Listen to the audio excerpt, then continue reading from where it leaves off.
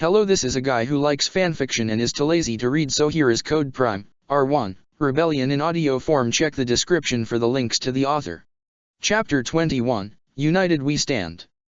Arky pulled onto the bridge of the Ark in her vehicle mode, this time however having 2 passengers with her instead of 1.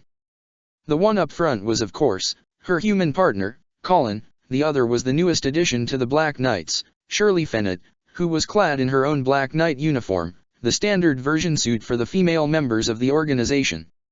You made it, we're glad.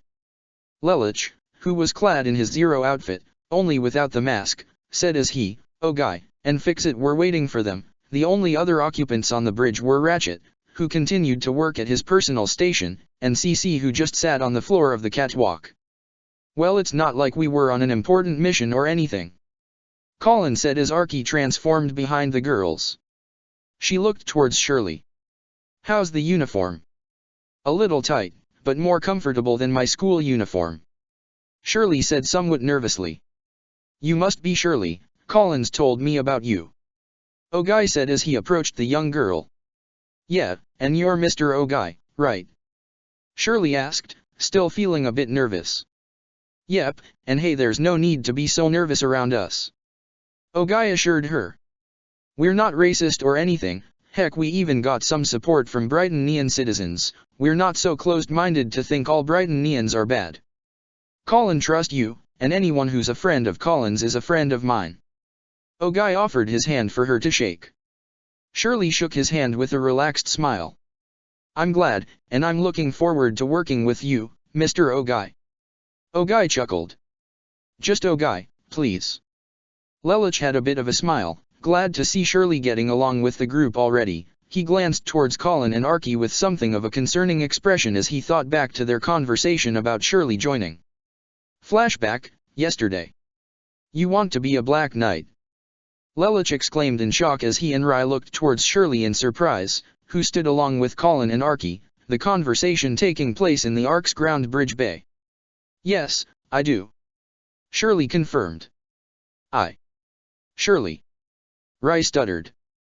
Look, I'm glad you want to help us, it's just. No. Absolutely not. Lelich protested immediately before turning to Colin and Arky. Why'd you two even bring her here? Why didn't you try talking her out of it? We tried. Arky shrugged. She's a lot more stubborn than she looks. She was practically begging us, Lelich. Colin confirmed. We even told her about the Decepticons, and even Arachnid, and what they can do, but she still insisted on it.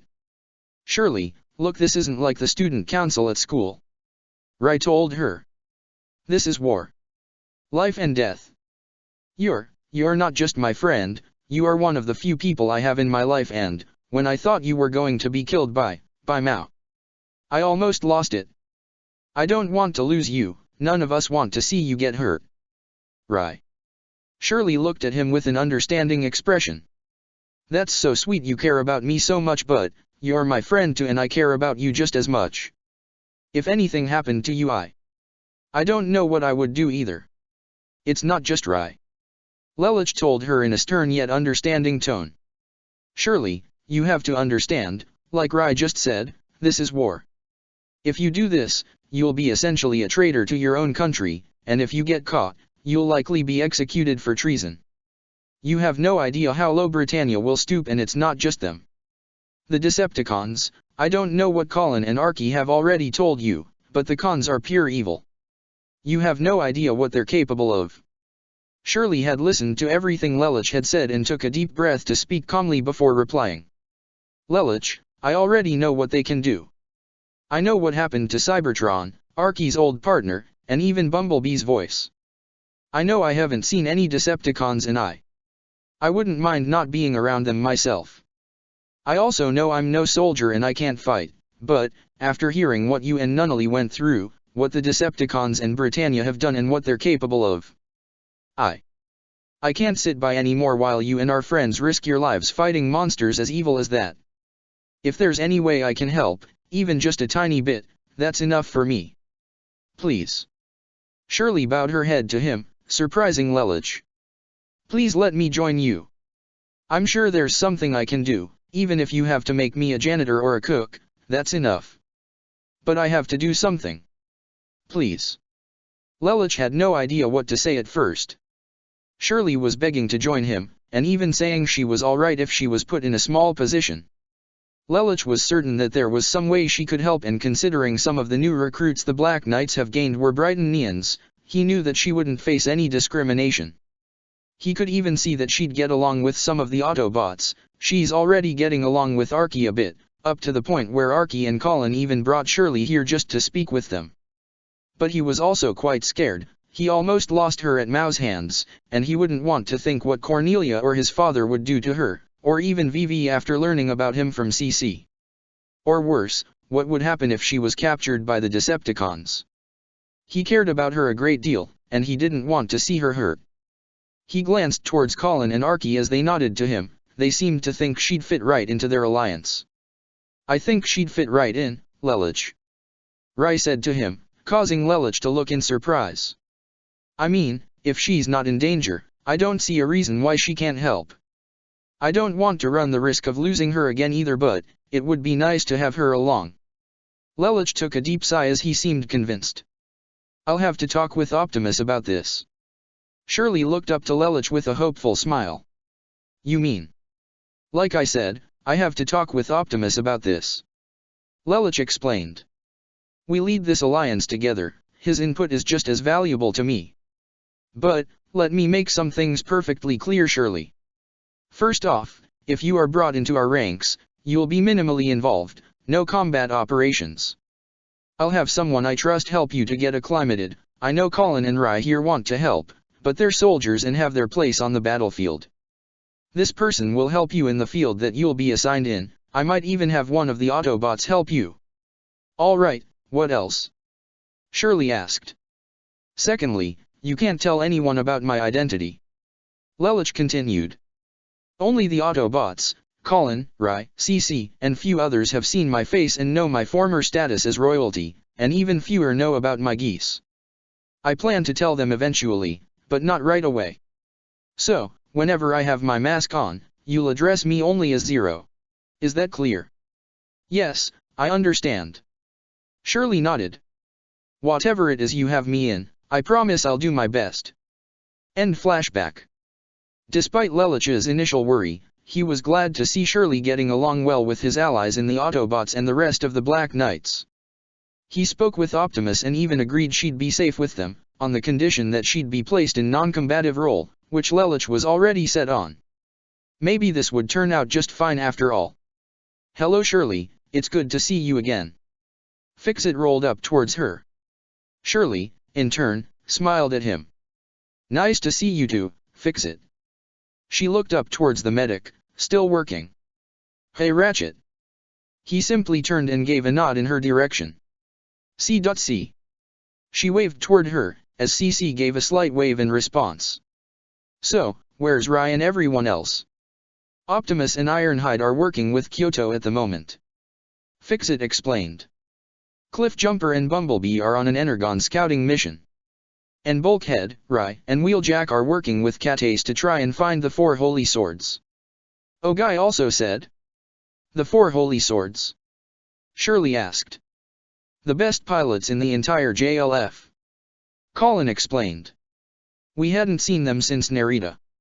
And considering the reputation their leader Todo has, not to mention they're good enough to hold their own against the cons in Boreas, they'd be valuable assets.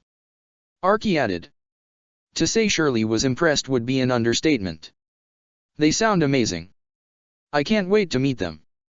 Meanwhile, CC walked toward Ratchet while he was still working. Looks like we got another lively new recruit. She teased the medic. Are you sure you can handle that? This place already has over 100 humans in it rather periodically, and the numbers are only growing larger. One additional human won't be an issue. Ratchet said logically. CC smirked slightly. You might be careful, Lelich might have her your new assistant. Ratchet shuddered slightly. Honestly, he preferred this immortal girl when she was stoic. Changing the subject, you are certain there isn't some type of connection between you and Vivi? C.C's smile faded at the mention of that name. We already talked about this. VV cannot track me. He might try to contact me and talk to me, but I just ignore him. He doesn't know the Ark's location, and neither does Charles for that matter. And you still have no idea what kind of geese the Emperor has? Ratchet asked. All I know is that Charles does indeed have a geese. CC explained. I don't know what type of geese he has, but he has one. I also know he's been working on something he doesn't want Megatron to find out about. And that is also the reason you left their group? Ratchet asked.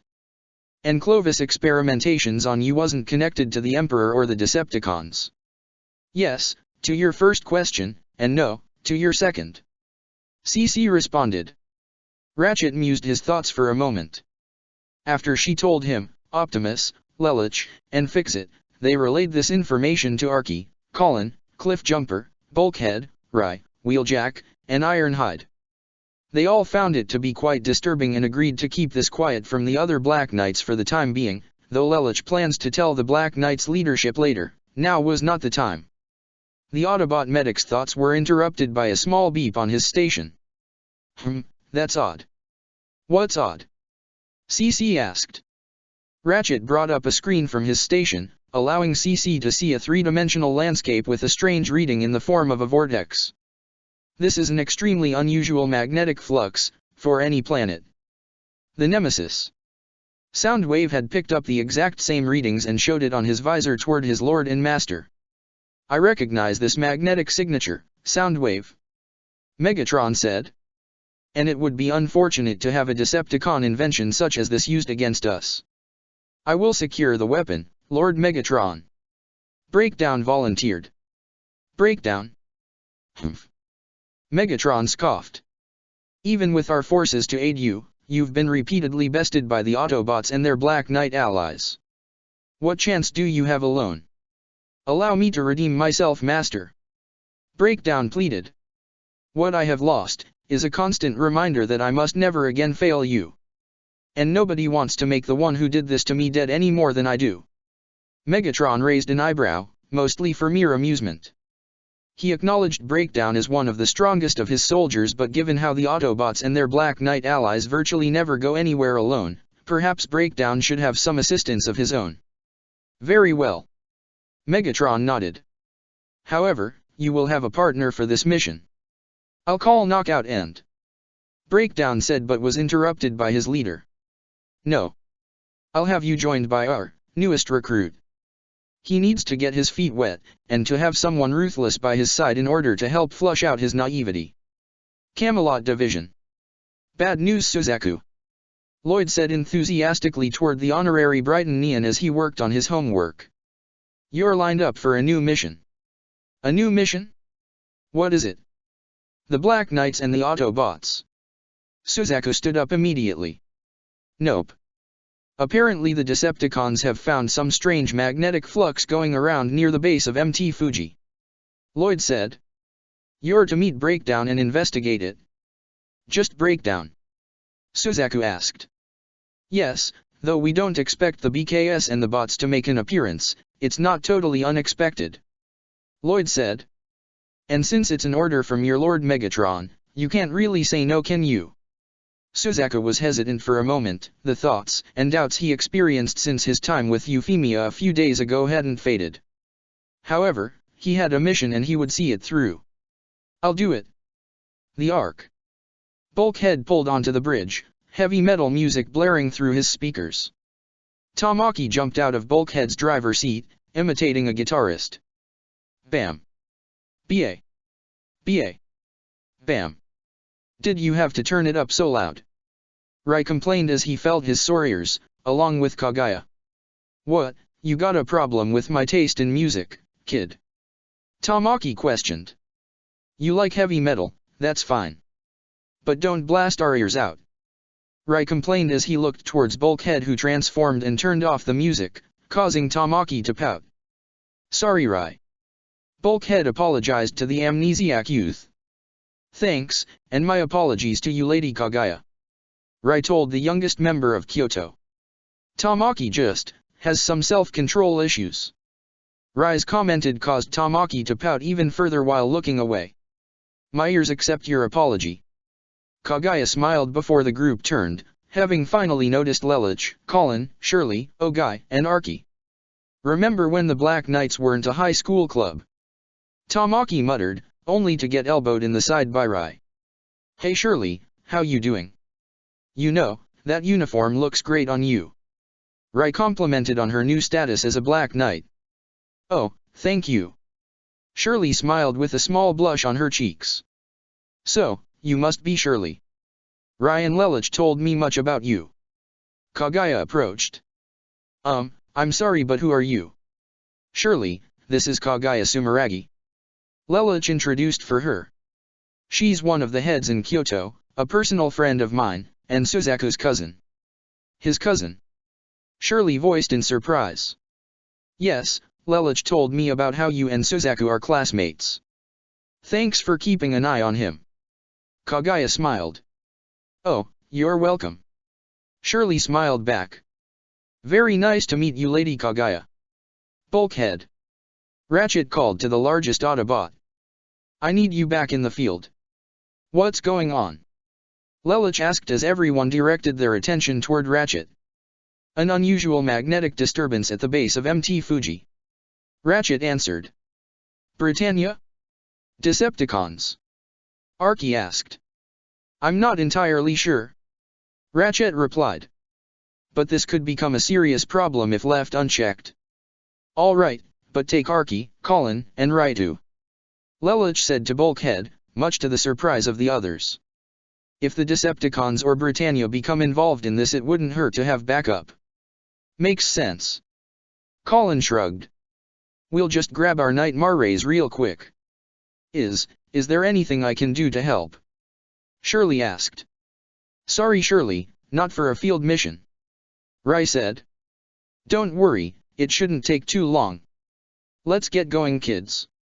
Bulkhead said as he and Arky both transformed, while Colin and Rai boarded their respective partners before driving from the bridge toward the Nightmare Bay. But they just got here. Shirley was a tad upset some of her friends were leaving before they even had a chance to talk. It's the price with being in this group. You never know when something's gonna come up. Ogai assured. Shirley, during this time you'll be working with Lady Kaguya. Lelouch told her. I've assigned you to the intelligence unit. Kaguya will help you get acclimated in that field. Really? Shirley asked in surprise, though it was a good one since Lelouch had already figured out a way where she can help. Yep, you and I are going to be spending quite a lot of time together, Shirley. Kaguya told as she held both the older girl's hands. But right now, time for some girl talk. Wait, hold on. Kaguya pulled the confused Shirley away, not sure what she meant by girl talk. Lelouch winced inwardly, though he knew Kaguya was a good person and would definitely help Shirley, as she was one of the few people he trusted around Nunnally during their stay at the Kururugi residence before the invasion. It didn't mean she can't she a bit, eccentric to say the least. God, Lelouch could only pray that Kaguya and Millie never meet. Looks like your girlfriends are getting along just fine. Tamaki teased Lelouch. I don't have a harem, Tamaki. Lelouch's eyelids lowered in annoyance. He then got serious before addressing Tamaki again.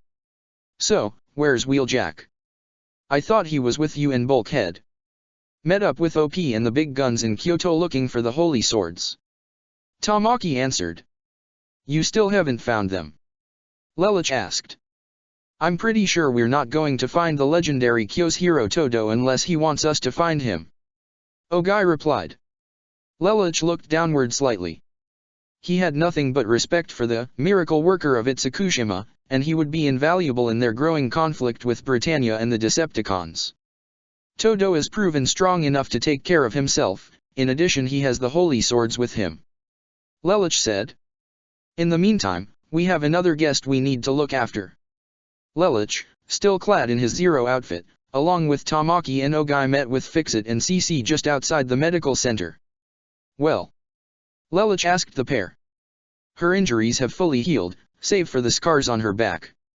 Fixit answered. And you're sure she doesn't remember anything? Lelouch asked once more. CC and our medics gave her a series of tests and it seems that's the base case. Fixit glitched. She doesn't even know her own name. She even asked me about my parents, thinking I was a teenager in high school. CC commented. Well, you do look really young. Tamaki pointed out. How old are you anyway? You tell me. CC replied. So, what are we going to do with her? Ogai asked. Has she seen any of the Autobots? Lelich asked. No, all her medics have been human, and myself. CC answered. She hasn't even seen Fix-It yet. Lelich began to think, until Ogai spoke. Hey Zero. If it's alright, I can look after her. That suggestion not only took Lelich and Tamaki by surprise, but even Fix-It and CC. Seriously? You wanna look after a dem pureblood? Tamaki questioned. It's like they've said, she doesn't remember anything. Ogai responded. By why do you want to look after her? Lelich asked. I don't know. Ogai rubbed the back of his head. I mean, I helped to find her. So I guess I feel a little responsible. I found her to Yano. Tamaki pointed out. Yes, but Ogai seems the least likely of the two of you to do something to her out of spite. CC said bluntly, causing Tamaki to scowl at the immortal. All right. Lelich nodded. I trust you, Ogai. But she can't stay here. He turned to Fix-It. Can she be moved? I need to conduct a few more tests before she's ready. Fix-It answered. Human biology is much more complicated to understand than Cybertronian. Okay, but Ogai, she shows any signs of regaining her memories, let us know immediately. Lelich made that last point rather clear. She was able to see my face, I want to know how she connected the dots so that no one else can follow the same trail. I understand. Ogai nodded. I'll go in and introduce myself to her. Is that alright? He asked Fix-It. She's fully conscious, so that would be alright. Fix-It responded before Ogai walked into the medical center to get acquainted with the amnesiac pureblood named Valletta. Breakdown held his own scanner as he walked along the rocky landscape at the base of Mt. Fuji, with the Lancelot slowly rolling by his side, piloted by none other than Suzaku. Breakdown's scanner seemed to pick up the source of the magnetic flux further down a small hill. Jackpot! Breakdown walked closer toward their target. As Suzaku trailed behind, he noticed the screens on the Lancelot glitching a little bit. Breakdown, something's wrong. My systems are slowing down. Probably the flux. Breakdown guessed. That little white nutcracker still working all right. The controls seem to work just fine. Suzaku answered. So, what exactly are we looking for? Oh, just your typical Decepticon WMD. Breakdown answered. WMD? Suzaku asked. Weapon of mass destruction, idiot. Breakdown told him. That took Suzaku by surprise, though Breakdown couldn't see the young honorary Britannian's face in the nightmare, he noticed it stopped briefly. Oh, don't act so surprised. In case you've forgot kid, you're piloting a WMD right now. Suzaku grunted. He couldn't deny that was true, the Lancelot was one of the most powerful Nightmare rays out there and it was capable of an enormous amount of destruction, even though Suzaku would want to avoid something like that. As he saw Breakdown move near a large pile of rocks, the large Decepticon's hand turned into a hammer as he began to smash and dig away at the boulders toward their intended target. Hey, Breakdown. This might be an odd question to ask, but why are you a Decepticon? Breakdown looked towards Lancelot questionably. Why? Doing a report at school or something? Just please tell me. Suzaku replied. The large Decepticon rolled his only optic. Because of Megatron, one of the few bots I ever lost to. That caught Suzaku's attention. What do you mean, lost to? Long story short, during the war on Cybertron, he and a bunch of cons took out this dam. Breakdown explained. I challenged Megatron to a fight, to see if he was tougher than I was. I told him if he beats me, I would join him. I didn't even last a full minute before I was on the ground. He scoffed slightly. But I don't expect anything less from the gladiator of Kaon. Suzaku's eyes widened slightly before they narrowed, almost accusingly. You joined the Decepticons, just because you lost a fight? I thought you... Kid, I ain't one of those philosophy jargons or whatever. Breakdown dismissed. But let me tell you something, you wanna get far in life, you gotta be strong. 'Cause at the end of the day... Breakdown gave a yell as he smashed the pile of boulders with his hammer, to reveal the device he and Suzaku have been looking for. It's the strongest that get all the perks. Breakdown held an odd-looking handheld device. Though Suzaku saw the device on the monitors of the Lancelot's cockpit, he was mostly thinking about what Breakdown just said. He pretty much openly admitted he doesn't care about anything else other than fighting and being the strongest. True, one would need strength to get far in life, but it wasn't the only real purpose to life, was it? Suddenly, there was a small ding on the radar. Breakdown, something's coming. Suzaku's warning was right and tuned with an odd sound that the large Decepticon heard across the area. Breakdown was on high alert as he produced his shoulder cannon. Heads up, kid. We got company. The Autobots. Black Knights. Suzaku wondered as he readied the Lancelot. Guess again. They both turned to see the rogue spider-con Arachnid perched in between several large rocks, just as she chuckled and used her spider legs to launch herself and land a kick in Breakdown's face to knock him down. Arachnid! Suzaku exclaimed in shock, and that shock was the opening she needed to pounce onto the Lancelot with her spider legs and kick it down with her own natural legs before scurrying to the downed gauntlet device and picking it up. Hello Suzaku. Arachnid greeted in a casual, yet sadistic tone. Led any massacres lately? In direct response to that, Suzaku shot the Lancelot straight at Arachnid, launching the nightmares/Harkins at her, but she used her spider legs to jump high into the air and avoid the Harkins that hit the ground. While airborne, she shot some of her webbing at the Lancelot's feet, trapping the tires underneath and halting its advance. Is that any way to treat a lady? Arachnid teased as she landed behind the Lancelot. After spending all that time together. Mind if I cut in? Breakdown grabbed Arachnid by the shoulder and knocked her back with the swing of his hammer, simultaneously knocking the gauntlet device out of her grip. Arachnid skidded for a moment but hissed at Breakdown. This also gave Suzaku an opening to draw one of the Lancelot's MVS blade to cut through and burn the webbing at the Lancelot's feet to free it. Suzaku drove behind Arachnid as Breakdown approached from the front, surrounding her. So, this is the Rogue Con giving you trouble, kid? Breakdown asked. Yes, that's her. Suzaku's eyes narrowed with a subtle hate at Arachnid. Tell you what. Help me hog-tie her and haul her in, and I'm sure the big boss will give you a promotion. Breakdown suggested as he and the Lancelot charged forward straight at Arachnid, who curved around both the hammer strike and sword slice from Breakdown and the Lancelot respective. She leapt back to gain some distance. 2-on-1 hardly seems fair. You boys sure know how to play dirty. Arachnid taunted. You're saying we fight dirty? Suzaku exclaimed in disbelief. After what you did in the ghettos. He shot at Arachnid at high speeds, who simply jumped over him with her spider legs, landed from behind and stuck to the Lancelot's back before pushing it into a large pile of rocks face first before climbing over it towards the top, literally looking down on both Suzaku and Breakdown. Still as emotional and naive as ever I see. Arachnid said before looking at Breakdown. And it seems like your partner isn't much for depth perception anymore, Suzaku. Arachnid taunted Breakdown and the fact he only had one eye left. Well, not much for looks anymore. Breakdown retorted with a missile blast from his shoulder cannon, but she simply leapt back to avoid the blast just as Suzaku pulled the Lancelot back up. Where'd she go? Suzaku's answer came in the form of a drilling noise from underneath him and his Decepticon partner. Before either of them could address what was happening, the entire ground collapsed under them before more dirt and rocks piled on top of them as they sunk even deeper. Within mere moments, both Breakdown and the Lancelot were completely buried. Arachnid then tunneled her way back to the surface.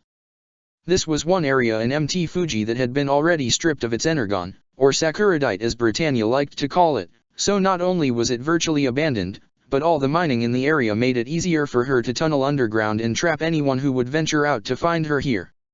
It was a lovely burial. Arachnid mused as she picked up the gauntlet device. Sorry we have to part ways Suzaku, but I never could stand the naive type. She proceeded to walk away where she heard Breakdown's muffled struggles from underground. "Sorry, can't quite understand you." Suddenly, a large explosion shook the entire area as a massive hole was blasted out from the ground. Arachnid looked up in surprise to see the Lancelot in the air, with the Varus in hand, while also spinning to deliver an airborne kick to Arachnid and send her flying and skidding across the ground. By the time she stopped, the Lancelot was directly over her as it aimed the Varus rifle at her face. "You've seen what this weapon can do, remember, Arachnid?" Suzaku reminded her. "Surrender now. I am placing you under arrest." Arachnid showed her hands, while also smirking. "Under arrest, am I? You still think you're the good guy?" She suddenly blasted a pair of energon blasts from her palms to blast the Varus out of the Lancelot's grip before Arachnid shot up her spider legs to pierce and destroy the weapon, while also shooting herself up to kick the Lancelot in the face before shooting her extra appendages at it to knock it back to the ground. However, before Arachnid could press further, Breakdown suddenly appeared over her to deliver an uppercut with his hammer and knock Arachnid back further. She looked up with a glare to see the Lancelot stand back up alongside Breakdown. "Kid, first rule of war, never give your enemy an opening," Breakdown told Suzaku. "Either you kill or get killed yourself," he said before he charged at Arachnid, who charged back. Suzaku hesitated for a second as Breakdown's words played in his head, but he ended up driving the Lancelot into the conflict as well. Archie and Bulkhead walked along the rocky landscape of the base of Mt. Fuji, along with Colin and Rai, who rolled in their Nightmare Rays, the Gurren MK2 and Gekka pre-production respectively. "You sure we should be out here in broad daylight?" Rai asked. "I know Kyoto's influence extends all the way to Mt. Fuji, but isn't Britannia also here? This is an abandoned mining area," Archie explained. "All the energon in this spot was already extracted, there's nothing left here." Colin saw the screens in her cockpit began to glitch up. "Hey, something's up with the Gurren, guys," she said as she tried to adjust the settings. "Yeah, the Gekka's screens are glitching up too," Rai reported. "It's probably the magnetic flux," Bulkhead guessed. "How are the controls?" Archie asked. "If you can't work the Nightmare Rays, we might have to send you guys back." "Controls work just fine," Colin confirmed. "Don't worry, we can still fight." "It's good to be prepared for a fight, but that doesn't mean you shouldn't be careful, Colin," Archie told her. "This is a recon mission, and a scout should be silent but deadly."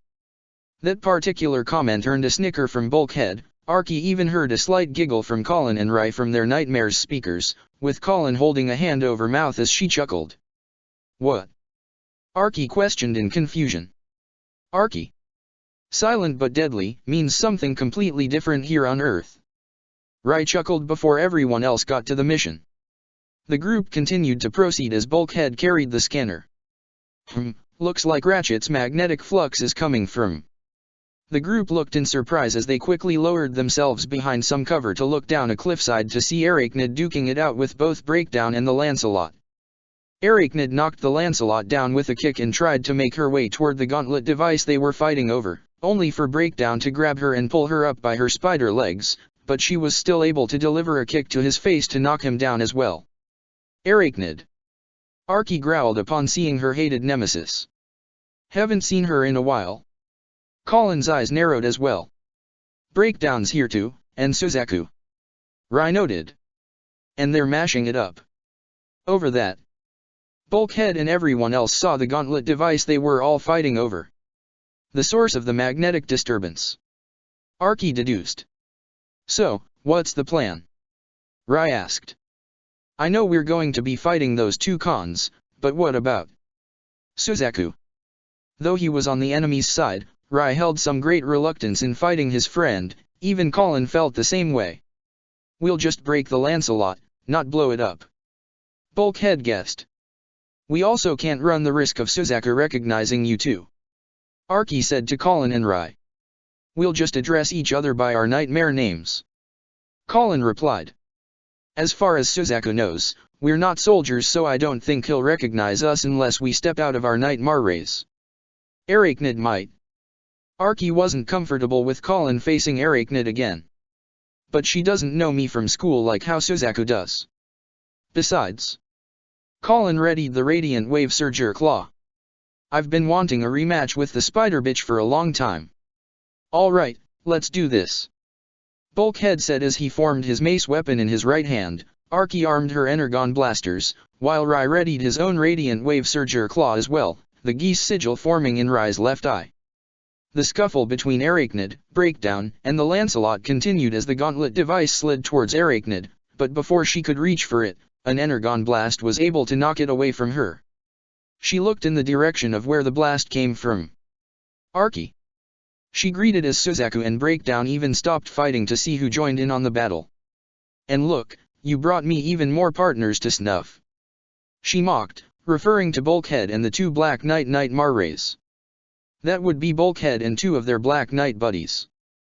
Breakdown said. Who asked you? Arachnid questioned. So, looks like they're here too. Suzaku's eyes narrowed at the enemy, completely unaware that the two Nightmare pilots were his classmates. Launch me. Arky said to Bulkhead. The largest Autobot held out his hand for Arky to step in, and with a thrust of his hand, he had launched Arky into the air where she opened fire with her Energon blasters at the three enemies, keeping them at a distance as she landed. The Lancelot was about to shoot right at Arky, but Arachnid stepped in Suzaku's way. No. She's mine. I can't let you. Before Suzaku could even stop Arachnid, however, Rai and his blue Gecko had leapt down from the ledge as Rai swung his Nightmare's revolving blade katana at the Lancelot, which it blocked with its blaze luminous shield before taking a step back to face the blue Nightmare. Breakdown was more than ready to charge at the Gecko pre-production, but Bulkhead had suddenly appeared to slam his mace across Breakdown's face. Arky produced her arm blades as she parried and blocked the strikes from the lunges of Arachnid's razor-sharp spider legs. Arachnid however soon found herself on the defensive as she just barely avoided the slice from the Gurren's knife as Colin tried to reach out with the Radiant Wave Surger Claw, but Arachnid kept her distance with an extra jump from her spider legs. The Gecko's katana locked with the Lancelot's MVS as the two Night Marrays pressed against each other. Though Suzaku narrowed his eyes, Rai had a conflicted look on his face. Suzaku. I'm sorry.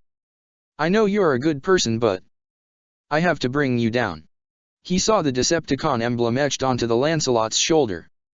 So long as you're with them. I don't know if I'll ever be able to trust you again. The Gecko rolled back slightly to avoid a slice from the Lancelot's two MVS blades as the Gecko only had one sword of its own. As the Lancelot tried to slice at the Gecko, it leapt into the air to flip and deliver a vertical axe kick, but the Lancelot rolled back to avoid the kick as it hit the ground. Even with Knockout's modifications, that thing's as fast as the Lancelot. Suzaku thought as he launched the Slash Harkins from its right hand at the charging Gecko pre-production, but Rai activated the Radiant Wave Surger as he raised its claw. The repulsing and heat-induced energy not only blocked but melted and destroyed the Harkins. The Gecko was suddenly right in front of the Lancelot with a slash from its katana, forcing the Lancelot on the defensive as it used its blaze luminous shield once again to block the strike. Bulkhead meanwhile blocked the hammer strikes from Breakdown with his arms before Bulkhead tried to deliver a mallet to Breakdown's fate again, only for Breakdown to catch Bulkhead's arm just as Bulkhead himself caught Breakdown's other arm and they pressed their strength against one another. Breakdown growled in anger, but Bulkhead delivered a headbutt, disorienting his enemy long enough for the wrecker to spin and slam both his arms into Breakdown's side and send him flying into a large pile of rocks. Meanwhile, Arachnid shot some web out to pin Arky to a pile of rocks and trap her.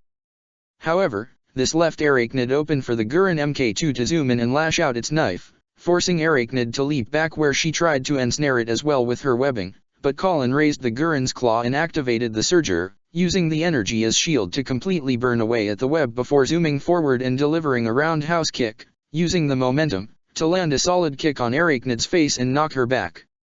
I recognize that ferocity. Arachnid thought as she picked herself back up. Is that you in there, Colin? You're damn right, it's me. Colin confirmed. Don't think that this is gonna be anything like last time, Arachnid. This time, I'm ready for you. Is that so? Arachnid mused. I have to admit, that's a nice toy you got right there.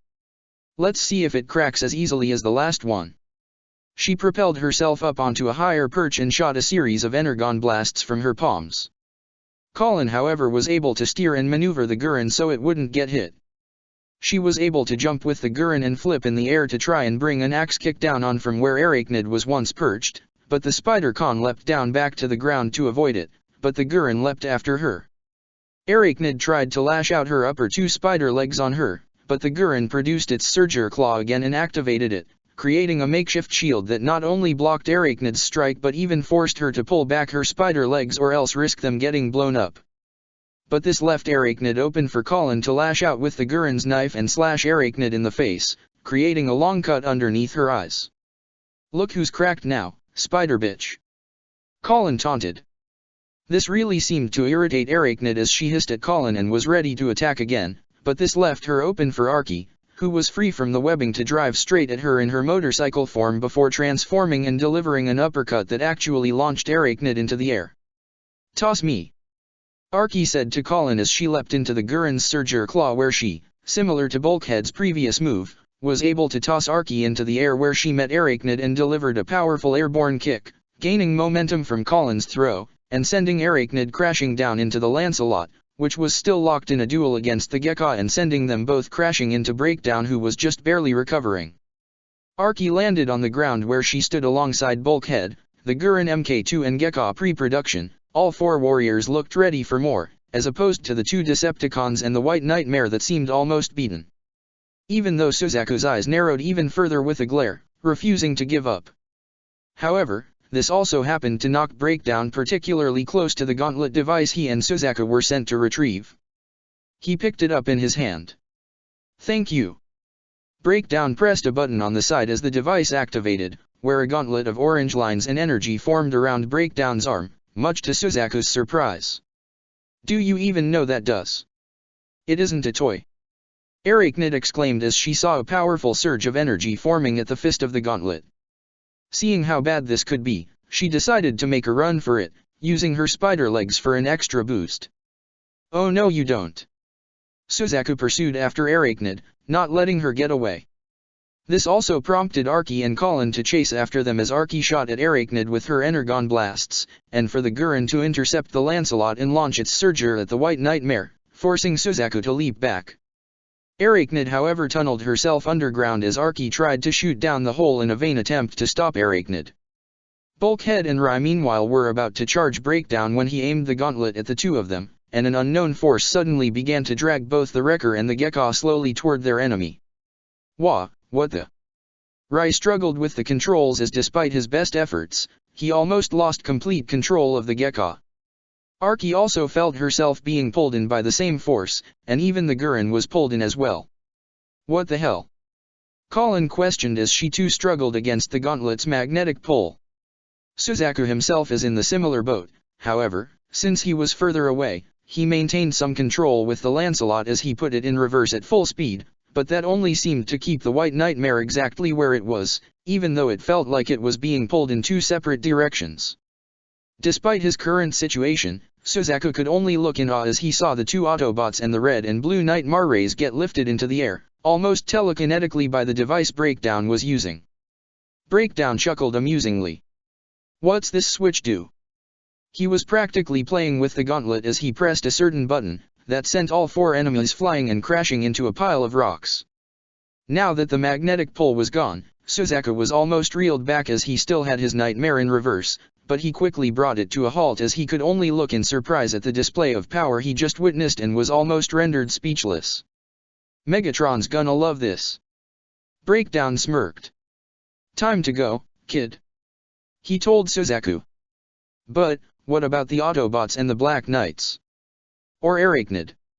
We have to arrest." Suzaku tried to protest. "I said we're leaving.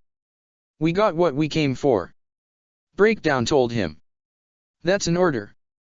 Suzaku was reluctant, but he knew Breakdown was his superior for this mission and he couldn't disobey an order. "Yes sir."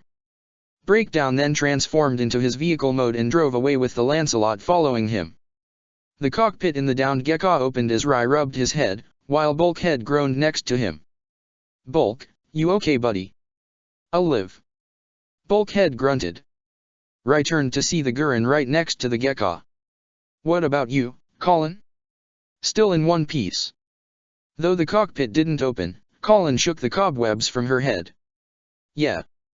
I'm alright. What about Arky? I don't see her. Bulkhead looked around. I'm right behind you. Where? Bulkhead still looked around but couldn't find her as he was already standing up. The moment he was back on his two legs, however, Rai winced slightly as he where Arky was. Let's just say, she's got your back. Bulkhead turned around to reveal Arky was completely stuck to the green Autobot's back. She wasn't tied or webbed to his back, but rather magnetized. Despite Arky's struggles, she couldn't pull herself free as she simply hung from her current predicament. Rai felt his Gekka shake up a bit, causing him to hold onto the open cockpit of the Blue Nightmare as Colin had pulled the Gurren back up. But Rai's eyes widened once he saw their Nightmare rays were in a similar position. Colin, our Nightmare rays are holding hands. What? Colin voiced in surprise as she saw that the Radiant Wave Surger Claw on her own Nightmare was stuck onto the Surger Claw attached to the Gekka. She tried to pull away on it, but only ended up dragging the Gekka with her as Rai sat back into the cockpit to avoid being thrown off. He tried to pull in a separate direction, only for both Nightmare rays to remain where they were, stuck together by their silver claws. Scrap. Colin cursed. Meanwhile, Breakdown drove in his vehicle mode, with the Lancelot beside him on an old road leading away from the mountain. The pair passed an old minion operation with several abandoned drills and stations. Breakdown, why did you just leave them? Suzaku questioned. 2 Autobots and 2 Black Knights were right there. We could have captured them. Our mission was to secure the weapon, and we did. Breakdown replied.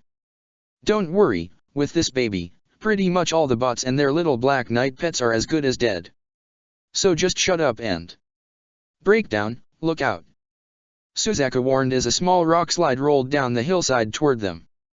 Breakdown attempted to swerve out of the way, as the Lancelot jumped over to try and cut through some of the rocks with an MVS, only for a strand of webbing to catch it by the foot and pull the Lancelot down into Breakdown, sending them both crashing onto the ground where even more webbing was shot down to pin them down. Even as Breakdown transformed back, it only tangled him and the Lancelot even more in the webbing as they looked up the hillside to see Arachnid smirking down at them. You've been magnetized. Together. Ratchet questioned over the communications as Colin stood on Bulkhead's right shoulder and tried to use a crowbar to give Arky some leeway and pull herself out. Rai meanwhile used a crowbar of his own to try and pry the Surger claws of the Gurren and Gekka off each other as well. Despite Colin's best efforts, the crowbar snapped, much to her frustration as she threw it away. They're inseparable. Even our Nightmare's Surger claws are stuck together. It's almost like the Gekka and Gurren are holding hands. Rai said in exhaustion as he couldn't separate them either. And the device that did this is on its way to Megatron. Bulkhead said. The Ark. A polarity gauntlet. Ratchet deduced, with Lelich, Ogai, Fixit, Tamaki, Shirley, CC, and Kagaya present as well. A deceptively simple yet diabolical creation. So, it's basically a weaponized magnet. Ogai asked. Yes, that is one way to describe it. Fixit confirmed. We had originally thought they were all destroyed during the war. Obviously, one survived. Lelich commented. Just tell me you can unhitch us, Ratchet. Arky hoped. It may simply be a residual magnetic charge providing your current attraction. Ratchet assumed. Tamaki snickered. Hey, did you guys hear that? You're attracted to each other. He laughed. Can someone please kick Tamaki in the shin for me? Colin exclaimed. CC shrugged before kicking Tamaki in the aforementioned shin. Ow. The hothead held his shin in comic pain. What the hell was that for? She asked me to. CC smirked, causing Tamaki to scowl. Ratchet briefly rolled his optics at this display before getting back to the topic at hand. But I'm afraid retrieving the gauntlet is our surest bet for reversing its effect. Once Megatron gets his hands on the gauntlet, he'll use it for a lot more than attaching notes and family photos to the fridge. Ogai said as he, Lelich, Kagaya, and Fixit looked understandably worried. Lelich. I'm not sure I follow. Shirley confessed embarrassingly. Shirley, think about it. Lelich explained to her. What do Autobots, Decepticons, and Nightmare Rays all have in common? They're made of metal. And this polarity gauntlet is basically a weaponized magnet. Yes, if Megatron can repel us with the flick of a switch, we might never again have another shot at him. Ratchet agreed. A near impenetrable defense. Kagaya voiced with worry. Or worse yet, if Megatron and Britannia found a way to mass-produce the gauntlet, not only could they meld our armies into a scrap pile, they might even be able to twist entire cities like pretzels. Lelich stated. Shirley seemed to get it as a look of terror formed on her face. Yeah, that does sound bad. Well, the good news is that the polarity gauntlet is still nearby. Fixit reported as he looked at the readings on the ARC's screen. In fact, it's no longer in transit. If you move now, you should be able to intercept it. You think we should call for help? Send backup? Ogai asked. No. Lelich said. With a weapon like this polarity gauntlet, both our Nightmare Rays and any other Autobots we send will only be put in danger. Even with the condition they're in, Colin, Arky, Rai, and Bulkhead are our best if not our only option. Are you sure, Lelich? Shirley asked with concern. You don't have to worry, Shirley. Lelich told her. Colin and Rai are the best Nightmare pilots in the entire organization, Bulkhead's a wrecker, and Arky is pretty much the equivalent of a kunoichi, a female ninja. If anyone can do it, they can. Not to mention the Gurren MK2 and the Gekka pre-production are some of the strongest Nightmare Rays Kyoto have produced thus far. Kagaya added. Glad we have your vote of confidence. Arky commented. Maybe if we used the Radiant Wave Surgers. Rai suggested. Whoa. Whoa. Whoa. And blow our Nightmare Rays up. Colin exclaimed. No. I mean, what if Colin and I use both our Surgers at the same time? Rai explained. Maybe the opposing charges could separate us? Or even affect the magnetic attraction. There is a possibility that could work. Ratchet said. Or a more likely outcome is that the combined energies from both Surgers could create an explosion that'll destroy both of you. Okay, sorry. Rai apologized. We'll get the gauntlet. Call you guys back when we get it. Bulkhead said before hanging up. Meanwhile, Arachnid had just finished securing her prisoners. It took quite a bit of effort, but Breakdown and the Lancelot were both pinned underneath a series of large, nightmare-sized, Sakuradite excavation drills, and even further secured by webbing that kept them all pinned together, and the drills stuck on them. Even the Lancelot's cockpit was webbed shut to prevent Suzaku from getting out. Arachnid now admired the polarity gauntlet she held in her hand. It fits. You know, a girl could never have too many accessories. You were a Decepticon, once. We could bring the prize to Megatron together. Breakdown tried to reason with her. You can't be serious. Suzaku exclaimed. After everything she's done. Do you have any idea how many people she butchered in the ghettos? I think you mean 11s, Suzaku. Arachnid taunted. As in, people that Britannia would never even lift a finger to save. He narrowed his eyes through his cockpit as Arachnid smirked. Plus, I already told you that I was made a Decepticon because of what I could do. But I'm not remotely interested in going back to that boys' club. She looked at the gauntlet as an idea came to her. You know, I've actually been getting a bit bored with hunting in the ghettos. Think I might move on to the Tokyo settlement next. What? Suzaku exclaimed. Sure, the military might try to give me trouble. Arachnid continued before holding up the gauntlet. But this will provide the perfect repellent against bots, cons, and Nightmare Rays alike. Bulkhead led the group toward the abandoned excavation site, with Arky still stuck to his back, with the Gurren and Gekka, still holding hands, slowly rolling down alongside the green Autobot as he held his scanner. Still hanging in there, Arky. Colin chuckled. Very funny. The blue fembot grunted in annoyance. Never had eyes in the back of my head before, or blasters to cover my rear. And you get a built-in shield. Bulkhead pounded his own chest for emphasis. Rai looked at how his and Colin's Nightmare Rays Surger claws were still locked together. This does kinda feel like we're holding hands, doesn't it? Colin sighed. Rai, you're an awesome guy, and I trust you completely, but you're not my type. I know, and you're pretty cool too, but I just see you as a friend too. Rai replied. So just friends. Just friends. Colin assured. Well, kids already got eyes on a certain exiled prince turned revolutionary, so I think Colin's all set. Archie smirked, causing Colin to blush. Fortunately, she was still inside her Gurren, so nobody saw it. Not funny, Archie. Hey, now we're even. Archie smirked. Bulkhead and Rai both chuckled slightly, until Bulkhead's scanner picked up their target. The gauntlets close. They stopped as they looked towards the area they were heading in. Doesn't seem like it's going anywhere. Could be a trap. Colin voiced.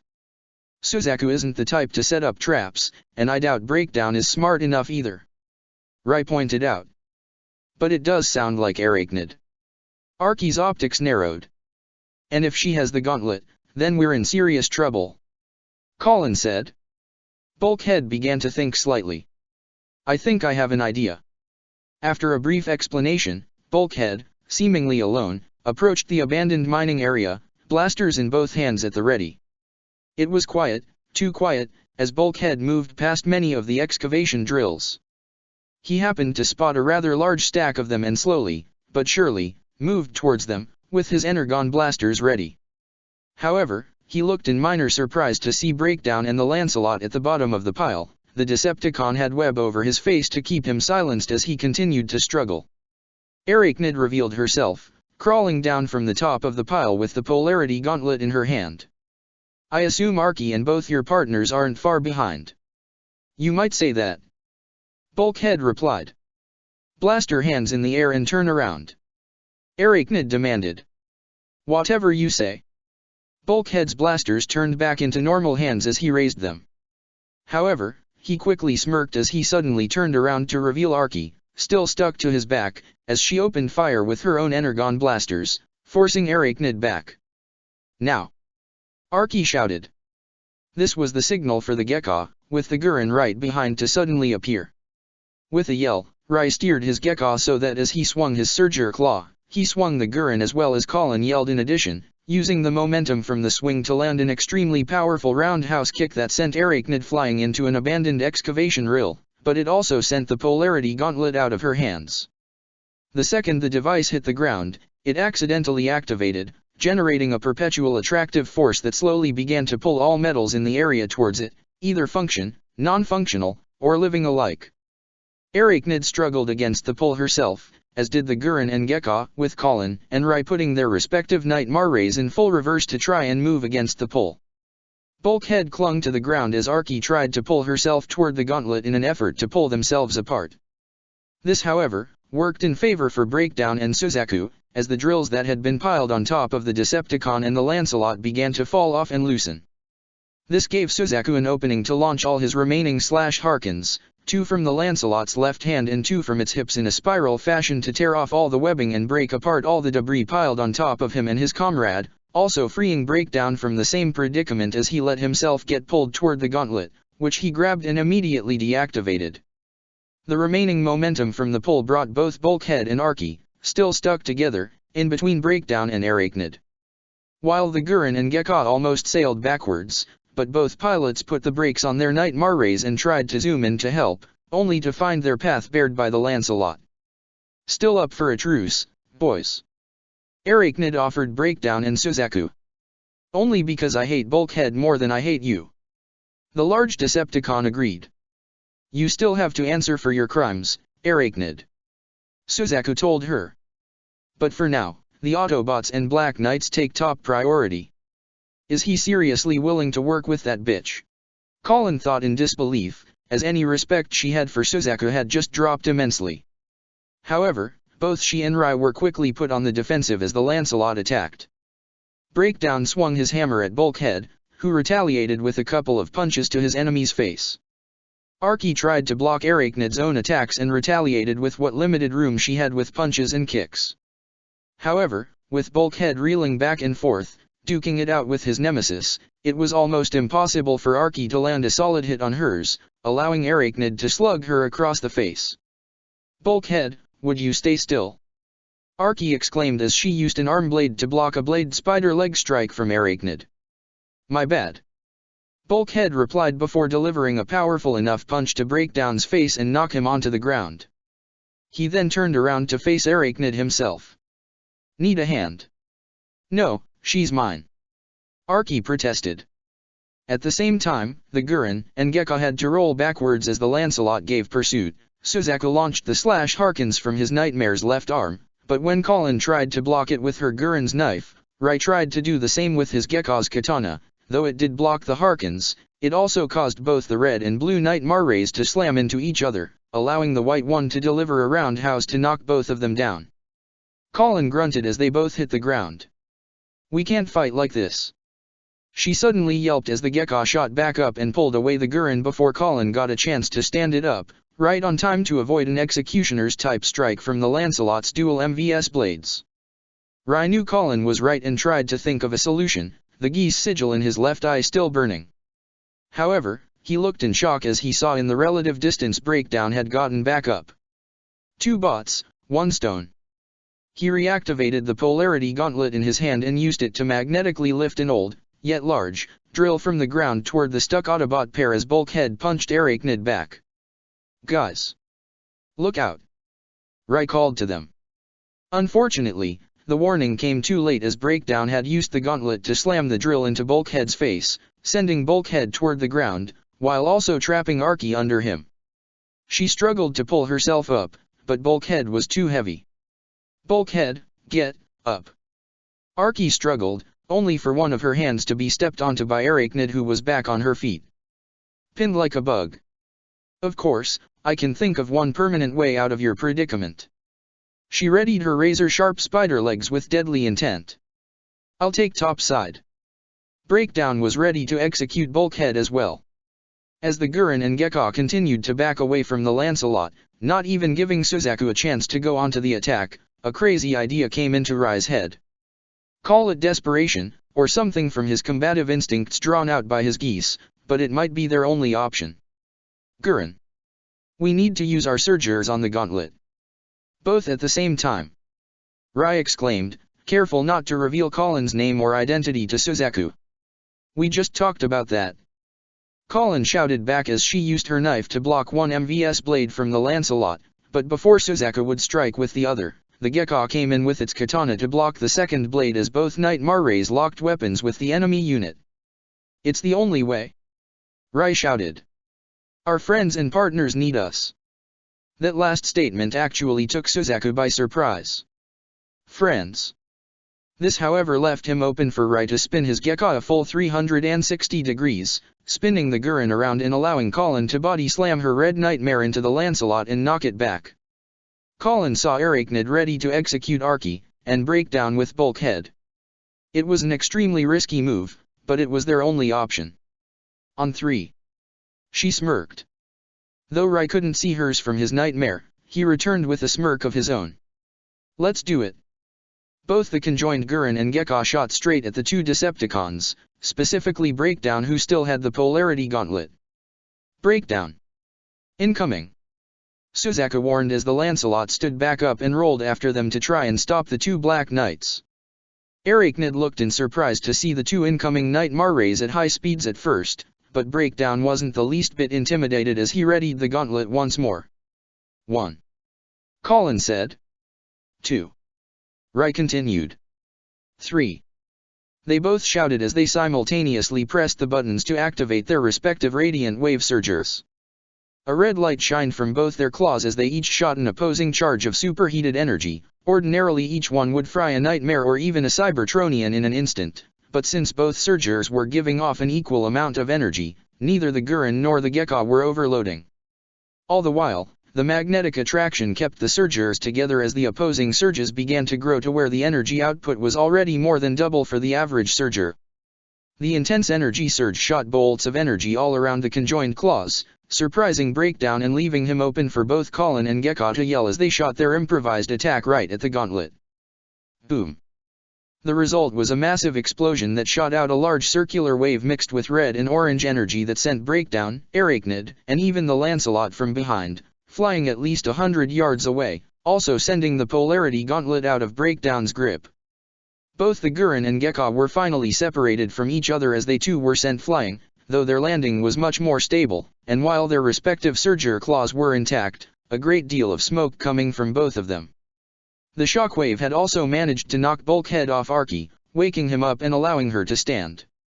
"I'm free," Archie stated as both the Gurren and Gekka rolled up, still appearing functional. "How are you guys?" "Everything still seems to be working just fine," Colin said. "My Surger is really overheated though and needs to cool off, but it's still good." "Yeah, same here," Rai confirmed. Bulkhead looked more than a little impressed. "Nice move, kids.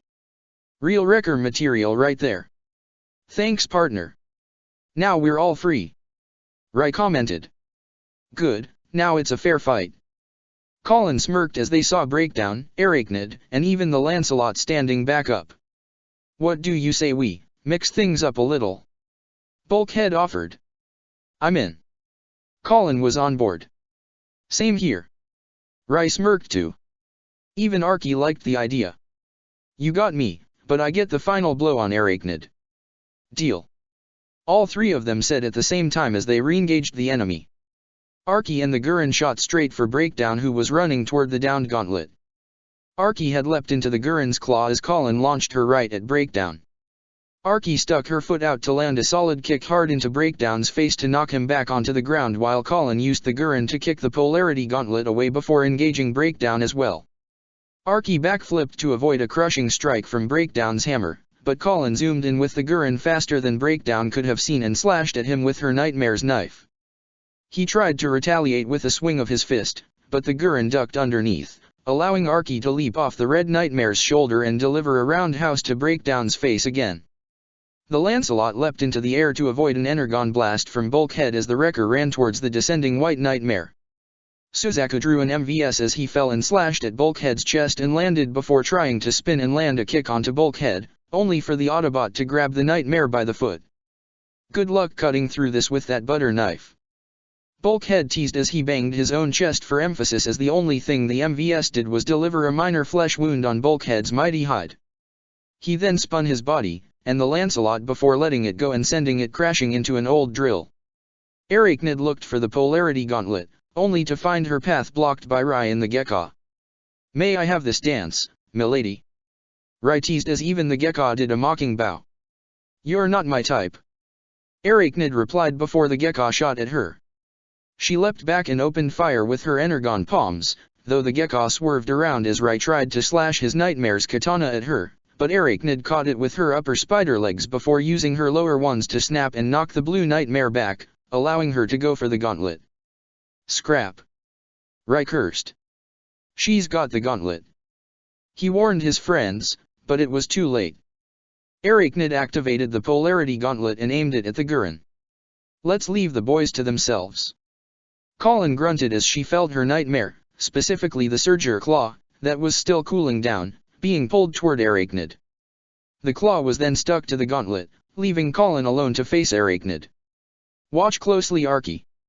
I'm about to send your new partner to join your old one," Arachnid called to Archie. However, the Gurren quickly rolled at high speeds, surprising Arachnid as the Red Nightmare drove her into a large old drill.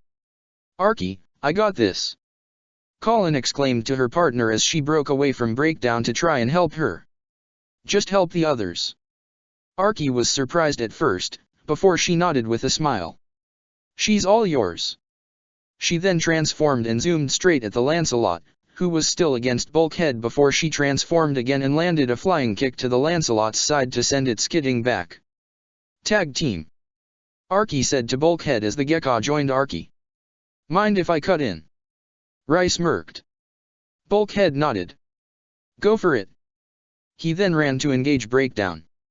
Archie drew her arm blades to parry the strikes from the Lancelot's MVS, but when Rai joined in with the Gekka's katana, it put Suzaku on the defensive as he tried to roll back before shooting his slash Harkins from both the Lancelot's left arm and hips, forcing the two to split. Archie opened fire with her energon blasters, which Suzaku blocked with the Lancelot's blaze luminous shields. Rai then rolled around the side and sliced down with his Gekka's katana, which Suzaku blocked with the shield on the Lancelot's right arm, but this left him open for Archie to slide in and sweep her feet to knock the Lancelot down onto the ground. Bulkhead and Breakdown roared at each other before the latter punched Bulkhead in the face and in his abs, but Bulkhead retaliated with a punch to his enemy's jaw and another to his face. Breakdown then slugged Bulkhead, who returned with his own slug before Breakdown landed a punch powerful enough to knock Bulkhead down. However, the Wrecker was able to get back up and charge a powerful enough Energon blast from his right cannon to blast and send Breakdown flying through multiple old drills. Arachnid had leapt up and lunged all her spider legs at the Gurren to knock it onto the ground as she stood on the nightmare itself in an attempt to keep Colin pinned. One hand tied, 5 more to play with. Arachnid tried to slash with her claws on her open hand, but the Gurren launched a slash Harken from her nightmare's left arm to knock Arachnid up. While both their hands were stuck, Colin pulled her Surger's claw in before using her Gurren's other arm to wrap around Arachnid in the form of a bear hug. Quality, not quantity, bitch. Colin replied before opening her cockpit, as the polarity gauntlet was so close. She was able to reach out with her own hand and press on the button to deactivate it. Before Arachnid could even respond, Colin had already sat back down and swept the Gurren's its feet to not only knock Arachnid down but also kick the polarity gauntlet while it was still airborne in one fluid motion toward her Autobot partner. Archie. Colin called to her. Archie turned around to see the gauntlet flying in her direction, where she leapt into the air to catch the gauntlet just as the Gurren backed up and came to a stop right by where Archie had landed as she activated the gauntlet herself, with both Archie and the Gurren Mk2 back to back. Gekka, go help Bulkhead. Archie called to Rai, who had leapt his blue nightmare back to avoid a slash from an MVS. All right. Rai turned his nightmare around to assist Bulkhead in his fight against Breakdown. Suzaku glared at Archie, seeing no good she could do with the gauntlet. He shot the Lancelot toward her, just as Arachnid quickly tried to rush Colin. However, almost as if reading each other's minds, the Gurren and Archie turned around to switch opponents. Colin used her Gurren's knife to block Suzaku's MVS just as Archie used the gauntlet to project a magnetic field that repelled Arachnid and sent her flying quite a distance. As the Gurren kept the Lancelot at bay, Colin quickly ducked her nightmare and allowed Archie to get a surprise attack as she used the same repulsion from the gauntlet to launch the Lancelot back as well. Opposites do not attract. Archie smirked as Colin smirked back in her partner's direction. Bulkhead ran toward Breakdown as the Gekka shot alongside his partner at the enemy Decepticon. As they clashed their respective mace, hammer, and katana however, a magnetic force sent all three of them sliding back before they even made contact with each other. Breakdown tried to launch a missile from his shoulder cannon at the Gekka, but it bounced away from him by the same repulsing charge, while also accidentally sending it in the direction of the Lancelot. Suzaku! Rai exclaimed, however, just like with him, the missile bounced away from him and shot into the air before it exploded. What? Suzaku voiced in surprise. We can't touch metal. Breakdown stated. We're polarized. All of us. Bulkhead deduced. However, the polarity gauntlet was snatched away from Archie's grip by a stand of webbing, that pulled it into Arachnid's hands. She deactivated the gauntlet, simultaneously cancelling out the polarity effects all 5 of them were experiencing. Always leave on a high note. Arachnid smirked as she transformed into her helicopter mode before trying to fly away. She's getting away. Archie exclaimed.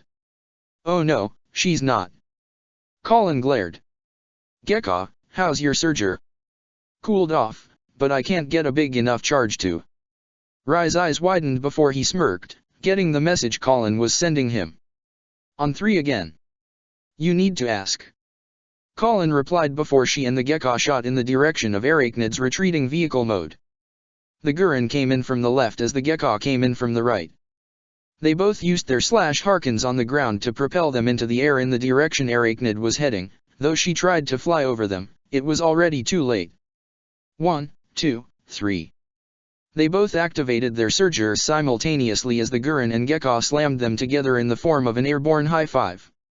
The shockwave wasn't as powerful as before, but it was strong enough to disorient Arachnid's flight path.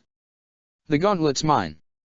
Suzaku rolled his Lancelot forward as he shot a slash Harken in the direction of the helicopter, only for it to be caught by Bulkhead as he actually pulled and used his own strength to spin the Lancelot by a makeshift tether and using the gathered momentum to slam the Lancelot into the helicopter mode of Arachnid and send them both crashing into breakdown.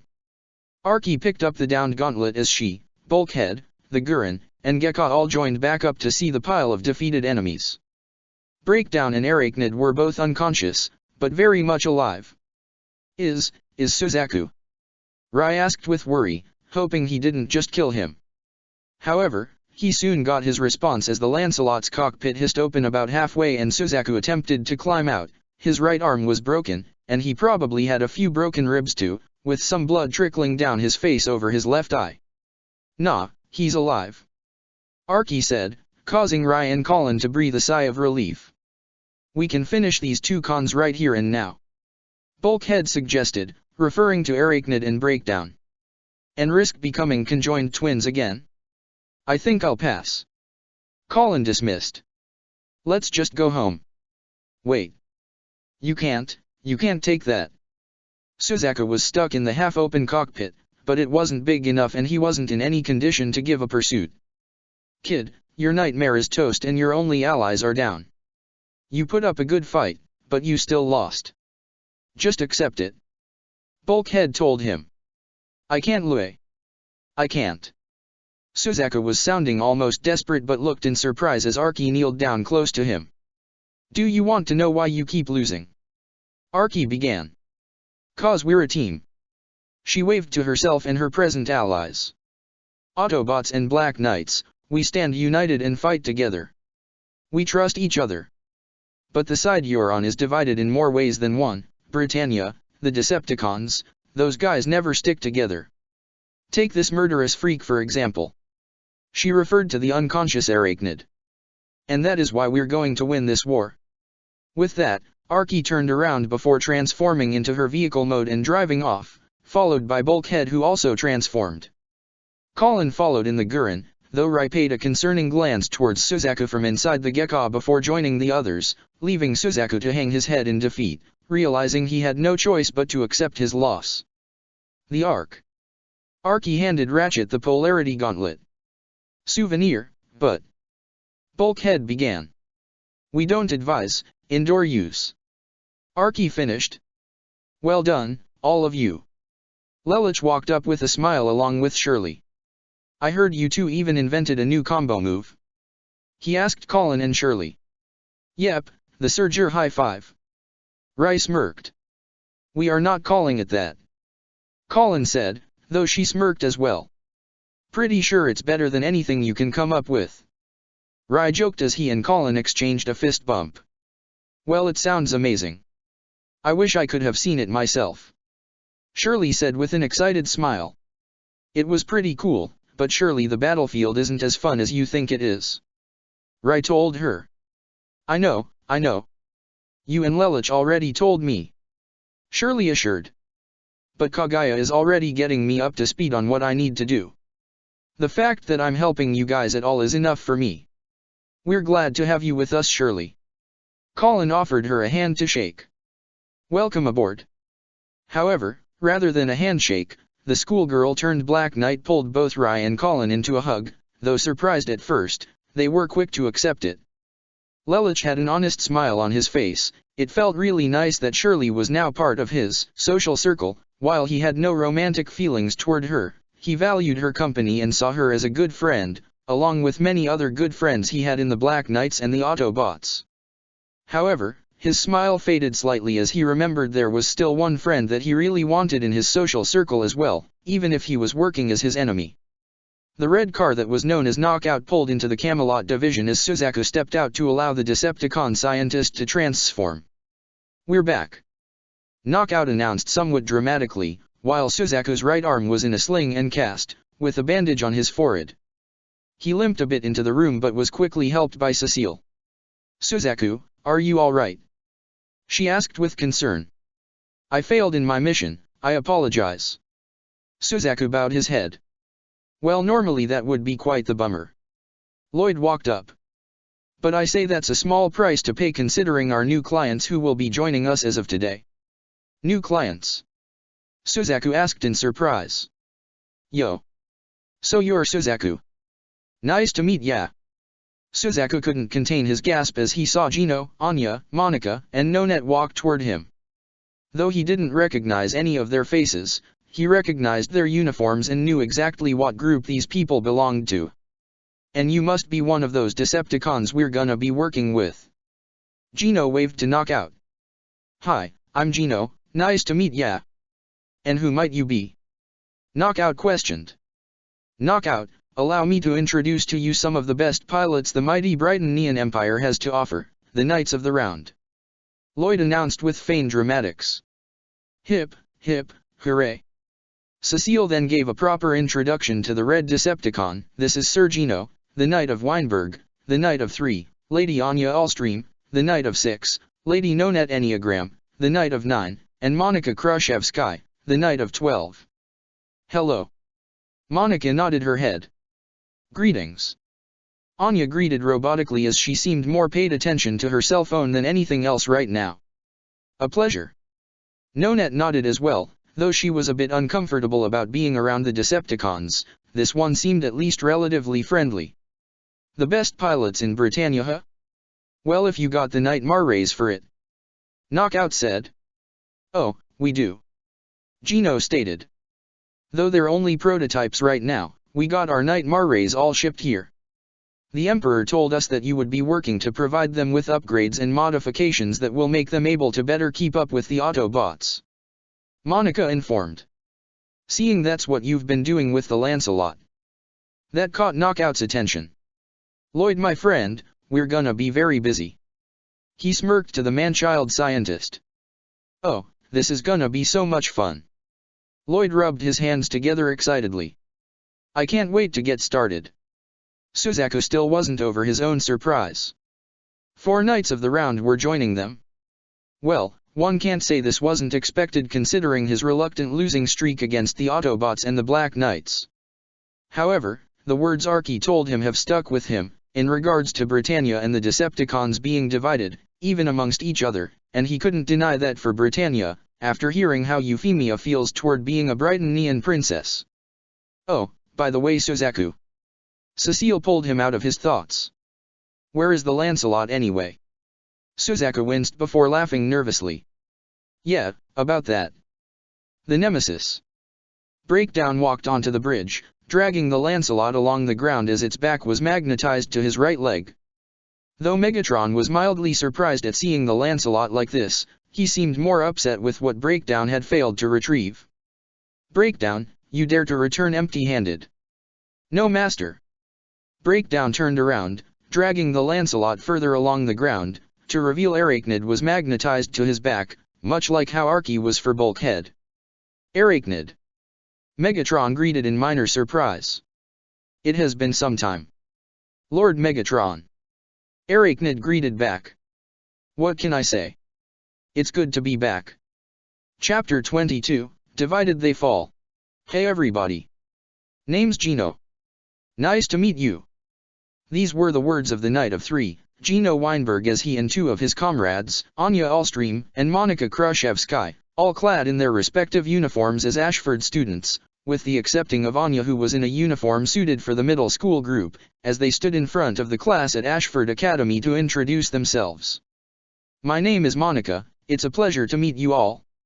Monica made a formal bow to the class after Gino's own introduction. Anya.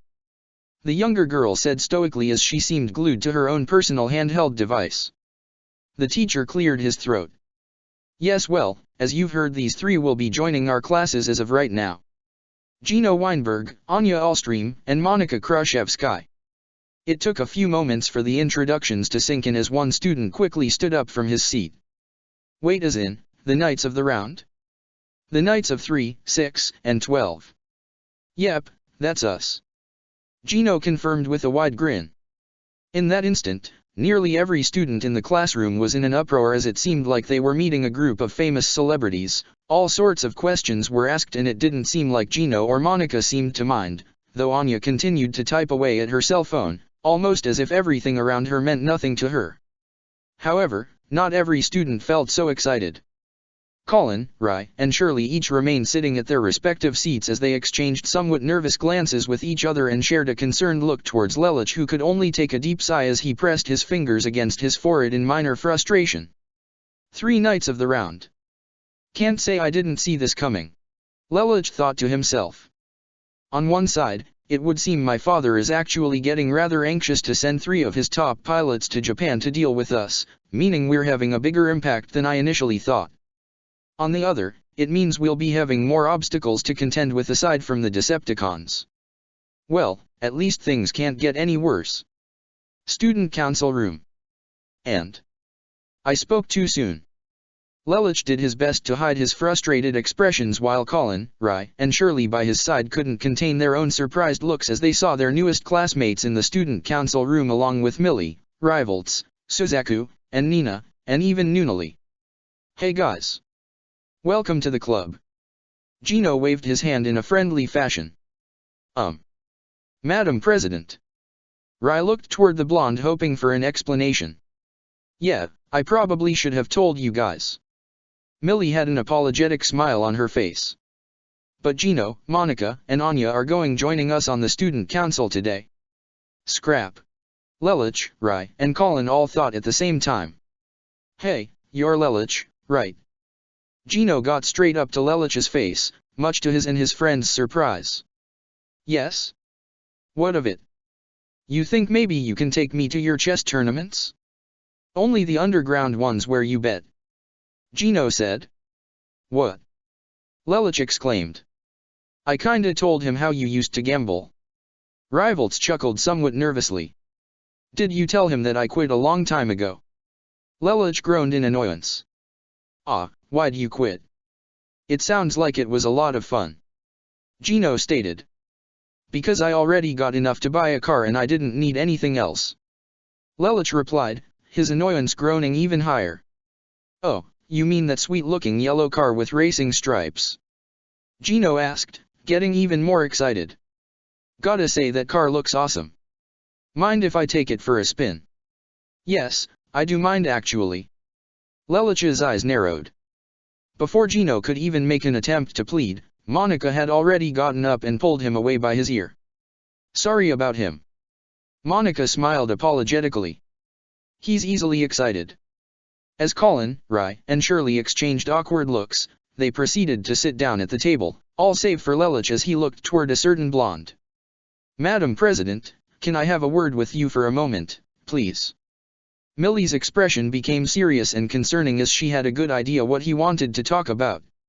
Sure thing. She and Lelich walked out into the empty hallway outside the classroom. Would you please explain to me why 3 knights of the round are joining us today? Lelich asked, doing his best to maintain a calm facade. Millie winced. Lelich, I know what you're thinking, but my parents and grandfather both insisted on it. I really had no choice in the matter. Guess it couldn't be helped then. But I still don't like it. Lelich said.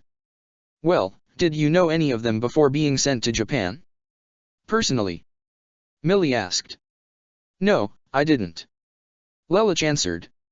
So, it's not like they're going to recognize you or anything. Millie said to him. Lelich, look, you know I wouldn't do anything that would put you or Nunali in any danger. I know that. I trust you, just wish I could say the same for your mother, no offense. Lelich replied. None taken. Millie said. They both knew how desperate her mother was at trying to re-establish the Ashford family name. Trying to marry Millie off in a loveless marriage was only proof of that. It was actually a miracle that she hadn't sold out Lelich or Nunali. Guess they had Millie's grandfather to thank for that. Ow. They both looked in surprise as they ran back into the room to see Gino hopping on his left foot while holding his right foot painfully. Oh, I'm sorry. Colin said in her sickly persona as she reached down to grab the books she dropped. What just happened? Lelich asked. Gino tried to flirt with Colin, and she accidentally dropped her books on his foot. Ry said with a sly smirk, causing Lelich to smirk as even Shirley did her best to hide her giggles. No harm done. Gino said as he set his foot back down. Man, first day here and it's already a ton of fun. Nonette would love this place. That caught Lelich's attention, as well as everyone else's. Who? Rai asked. Nonet Enneagram, the Knight of 9. She's in Area 11 too. Monica answered, earning surprised expressions from everyone in the room, especially Lelich. So how come we haven't seen her in class? Shirley asked. She's 29 years old, way too old to be in high school. Monica responded. But don't let that fool ya, she's a real looker. Gino said with a smirk, only to get elbowed in the side by Monica. The one person even Cornelia couldn't defeat. Lelich remembered Nonet, though he only met her once or twice. Everything he heard from either Cornelia herself or Euphemia during his childhood at the Ares Villa as one of the best nightmare pilots out there, rivaling even his mother. If she was in Japan too, this was going to be a problem. Lelich also happened to glance towards Nunnally, almost on instinct, and was surprised to see Anya sitting particularly close to her, with Arthur sitting comfortably on Nunnally's lap.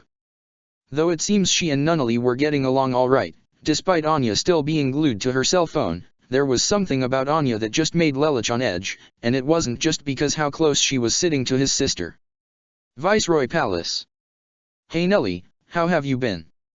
Nonet walked into Cornelia's throne room with a friendly smile, the Viceroy herself sitting on her throne, with her younger sister in the throne next to her, as well as her own personal knights Darlton and Guilford by Cornelia's side, and even Dreadwing standing by Euphemia's side.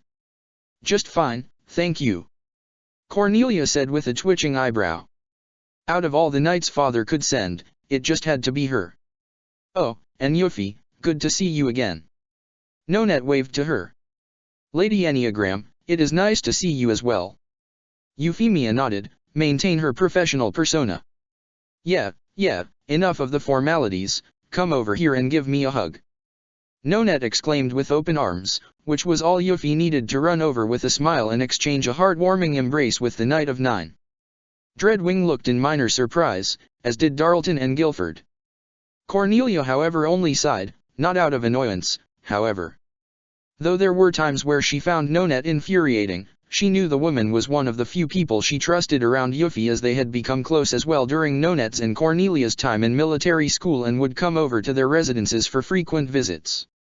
I've missed you so much. Euphy stated as she continued to hug Nonet. I've missed you too, Euphy. You've been doing okay? Your big sister not giving you a hard time? Nonet asked almost playfully. You do realize I can hear you, correct?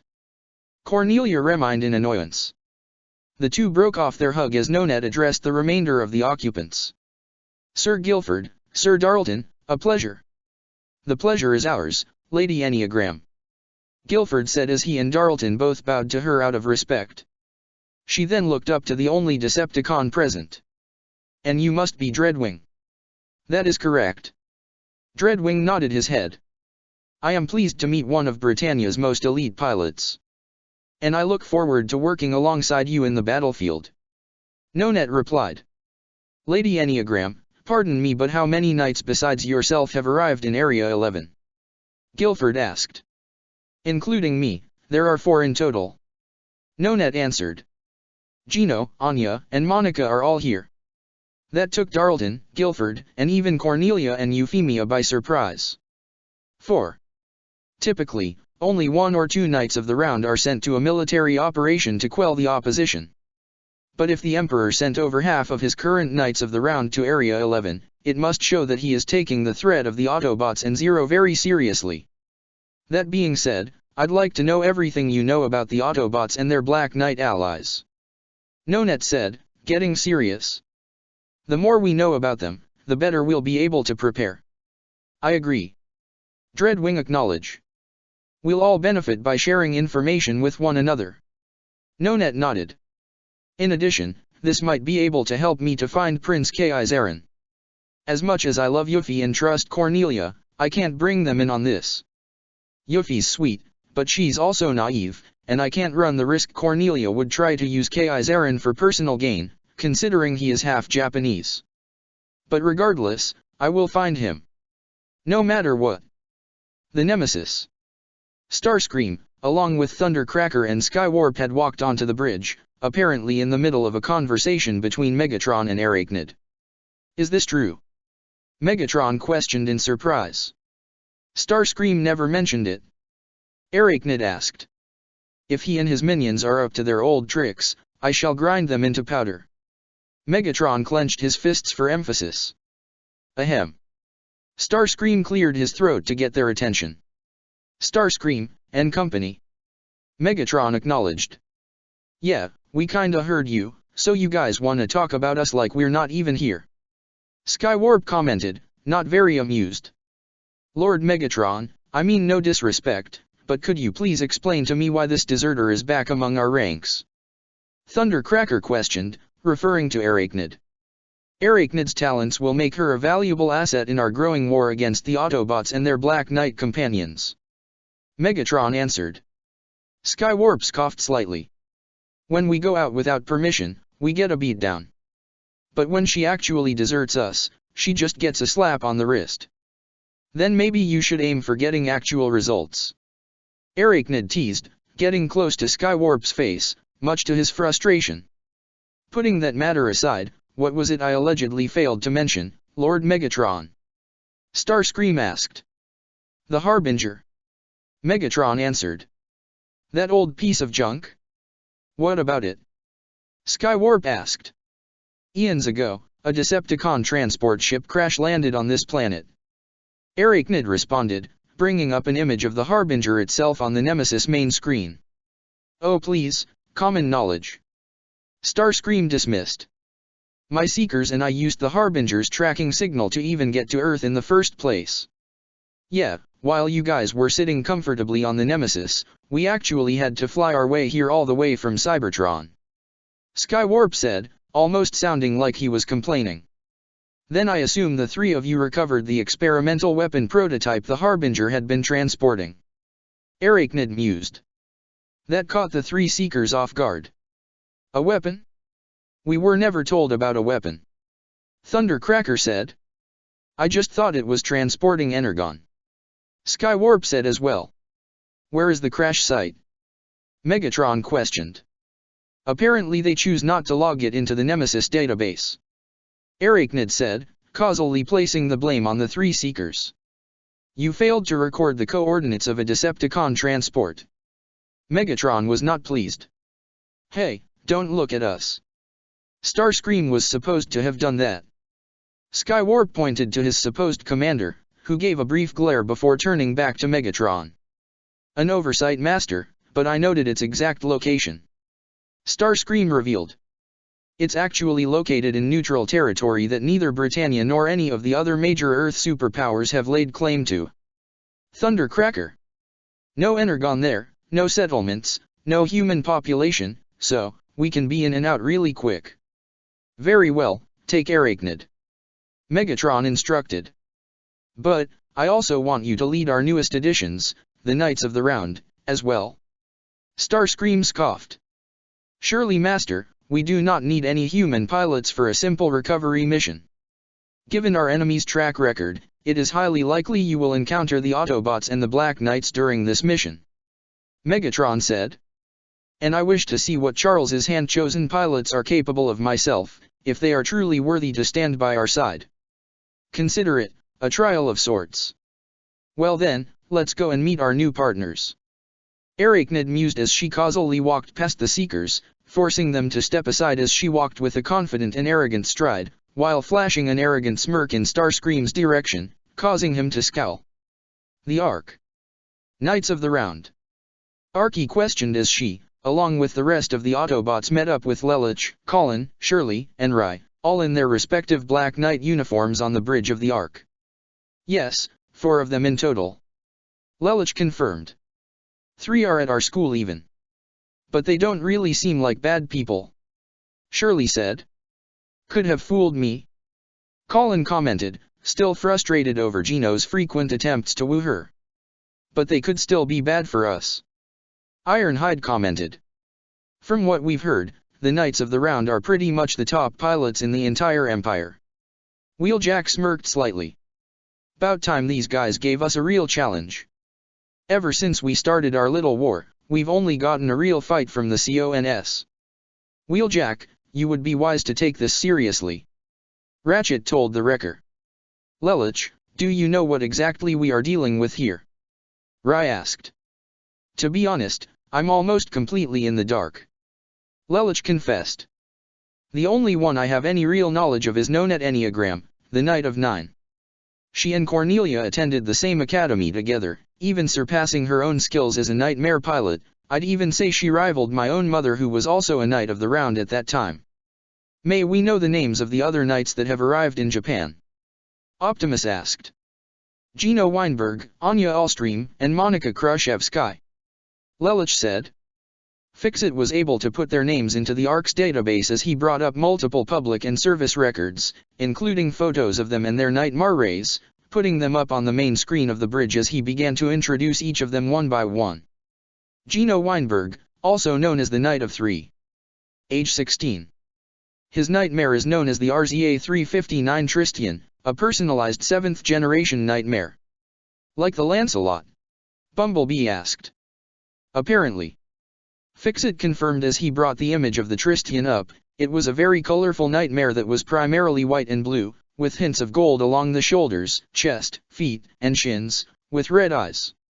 In fact, all the nightmare rays the Knights of the Round possess are based off not only the Lancelot, but another 7th generation known as the Gawain that the Empire has been studying. Unfortunately, our information on that particular model is very scarce as we've only been able to access public records. Gotta admit, that's actually a pretty cool looking nightmare. Cliff Jumper commented, earning looks of surprise and even tiny glares from the other Autobots and the 4 young Black Knights present. I mean, it's bad news for us since it's with the bad guys, but it still looks pretty cool. And the others? Ratchet asked the Orange Minicon. Next up, Fixit brought up the images of Anya as well as her own nightmare. Anya Alstream, the Knight of Six. Age 14. Her personal nightmare is known as the RZA-6DG Mordred, also a 7th generation unit. She's 14 years old.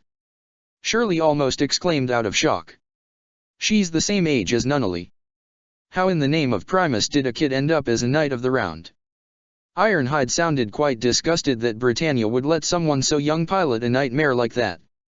And just look at that nightmare of hers. Bulkhead commented upon seeing the Mordred. It seemed to be just as bulky as Bulkhead himself, if only slightly less. It was primarily a dark magenta color with hints of white and gold, and 2 large shoulder pieces. Not much is known about Anya's time before being a Knight of the Round. Fixit continued. But she is widely feared among the other soldiers. Although, her records indicate she seems to suffer from a rare mental disorder that seems similar to a form of short-term memory loss. And the other two? Ratchet asked. Next is Nonet Enneagram, the Knight of Nine. Fixit brought up her profile on the bridge's main screen, as well as images of her nightmare. Age 29. Her unit is the 7th generation RPI-29 Galeschin. Is it just me or is that thing basically a blue Lancelot? Cliff Jumper asked. Yeah, it's almost like a twin. Arky seemed to agree as the Galeschin looked almost identical to the Lancelot, only instead of it being white and gold, it was white and blue, with a curved horn-like ornament on its forehead. Actually, according to these records, the unit was originally called the Lancelot Club. It was a prototype of the unit that Suzaku is currently piloting. Fixit said. But it was renamed upon Nonet claiming it. Shirley winced slightly as she looked down at the mention of her classmate's name, with Colin, Rai, and especially Lelich offering her sympathetic expressions. Shortly after her joining the organization, they already told her about Suzaku not only in the Brightonian military as the Lancelot's pilot, but also being involved with the Decepticons. As expected, she did not take the news very well. Though her friends were able to calm her down, it still left her in a great state of worry, as she silently prayed Suzaku would be alright. And, the final one? Lelich asked, getting back on point. Fixit brought up the photographs of the last night in her own nightmare. Monica Khrushchevsky, the Knight of 12. Age 17. Her unit is the RZX-12TM1 Florence. Apparently, she also serves as the leader to the Emperor's Royal Guard. Though Lelich's eyes narrowed at that particular description, he didn't let it bother him so much as they all looked at her own nightmare. It was mostly white with hints of gold along the head and shoulders, green arm blades along its arms, and black shoulders. They're all so young, Optimus noted in a grave tone. Not young enough for that scumbag of an emperor to make them his personal entourage, Colin stated with a hint of venom in her voice. And most of them are our classmates, Rai said in a worried tone. I don't think we have cause for concern with that, Lelouch said logically. Like I said, Nonet was the only one I actually knew before my exile, and even then we only met on the rarest of circumstances, so I don't think she'd recognize me or my sister. And since I've never met the others before, we should be safe there. That covers you, but what about the rest of us? Archie asked. Yeah, from what we've heard, these guys aren't going to be like any of the other Brightonnians we fought, Cliffjumper added. Hey, the fact that old guy sent 4 of his top soldiers against us shows how scared he is. Wheeljack smirked. Even Lelouch had to smirk at that. The very idea that he made his father scared brought a great deal of satisfaction. I feel it is best we approach the Knights of Round with caution, Optimus explained. Until we have full knowledge of their skills and their nightmares abilities, it may be best to leave them to the Autobots and only our top Black Knight pilots. So, just me and Colin then, Rai assumed.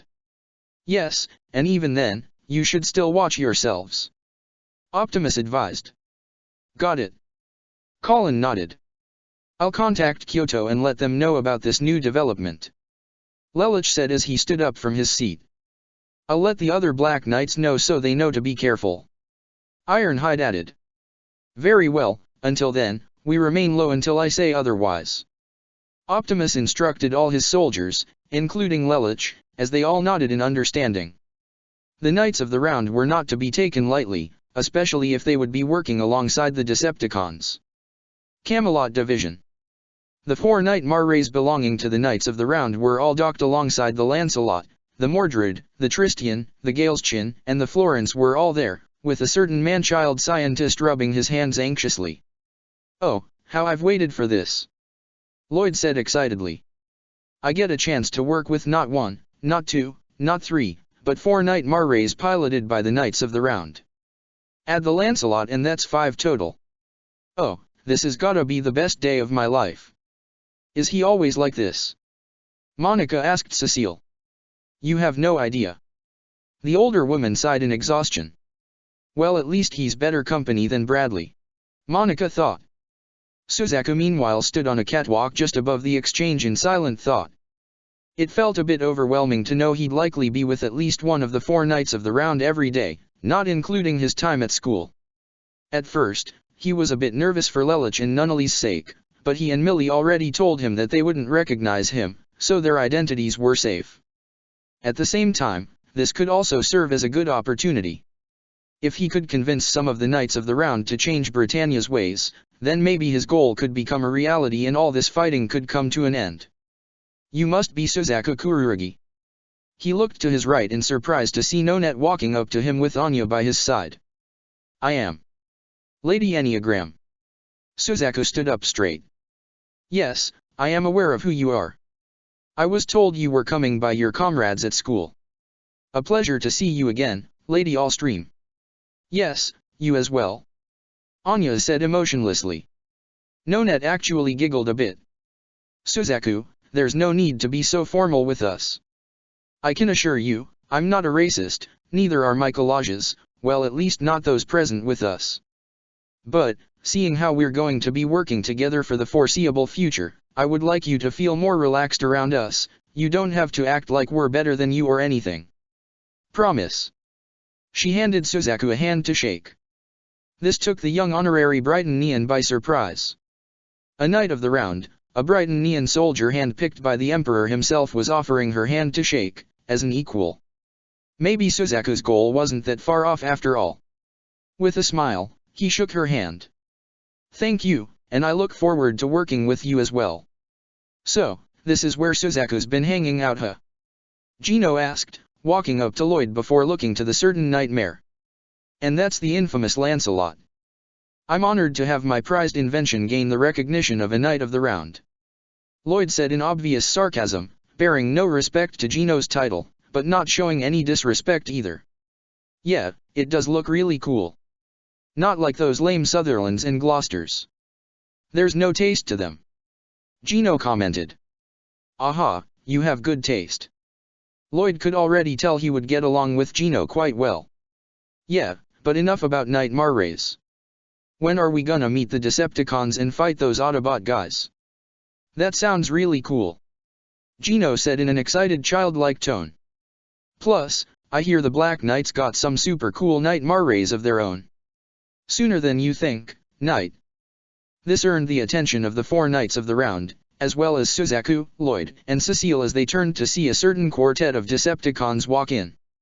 Though the 4 Knights could look in absolute surprise, or amazement in Gino's case as he had a wide grin, even Anya stopped typing as her mouth hung open slightly and her eyes slightly wavered. Suzaku stood straight once he saw Starscream, along with Thundercracker and Skywarp as they walked into the bay, however. Suzaku's pupils shrunk once he saw the smirking Arachnid with them. She noticed his presence as well. Hello Suzaku, did you miss me? Arachnid. Suzaku was about to run to his Lancelot until he heard Starscream call him. Stand down Kururugi. The Decepticon Fist Lieutenant exclaimed. Arachnid is with us. What? You can't be serious. Suzaku shouted. We're very serious. Thundercracker stated. Nonet placed a hand on Suzaku's shoulder. I'm assuming you two know each other. She asked, referring to him and Arachnid. She massacred countless innocent people in the ghettos. Suzaku exclaimed. She skinned them alive, dismembered them, and even attacked Brightonian soldiers. Though this took many by surprise, Lloyd still had an intrigued smile on his face. Aha, so you're the boogeyman of the ghettos, or bogeywoman in your case. I have to say you certainly among the most unique Transformers, what with your spider-like abilities. Arachnid leaned down close to Lloyd. And you must be Lloyd Asplund, a Brightonian Earl who has a certain habit of dismembering machinery. I wouldn't quite say that, but I do like to tinker. Lloyd said. Tell me, have you ever tinkered with a human? Arachnid mused. I've always taken a personal enjoyment from ripping people limb from limb. You could probably replace them with cyborg appendages if you want. I might even give a personal demonstration. Lloyd gulped as he nervously took a few steps back. I'll have to take a pass on that. Cecile also looked more than a little nervous as Monica stepped almost protectively in front of her as even Gino's smile faded at the sight of Arachnid's demeanor.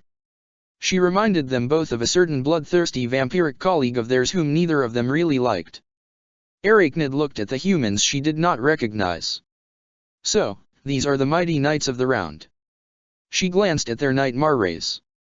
And these are your own personal Nightmare Rays. I've seen better. She wasn't all that impressed even as she walked toward the Lancelot. At the very least they have variety, much like this one. She purposely dragged her claws along the chest of the Lancelot, causing a screeching metal sound that made even Gino wince and Nonet cover her ears slightly. Even Lloyd's eyebrow twitched slightly at the sight of his precious Lancelot openly defiled. Why are you here, Arachnid? Suzaku glared. Isn't it obvious, Suzaku? Arachnid asked upon walking close towards him as he was still on the catwalk. We're on the same side now. I've rejoined the Decepticons. Thought you weren't interested. His eyes narrowed even further. Changed my mind. She shrugged. Listen, you wanna blame someone for that? How about a certain Autobot and her Black Knight pet who destroyed my ship and skinned my knee? Especially that pilot in the Red Nightmare that gave me this. Arachnid pointed to a vertical scar underneath her right eye when the Gurren cut her with its knife. I mean to pay them back in kind, both of them.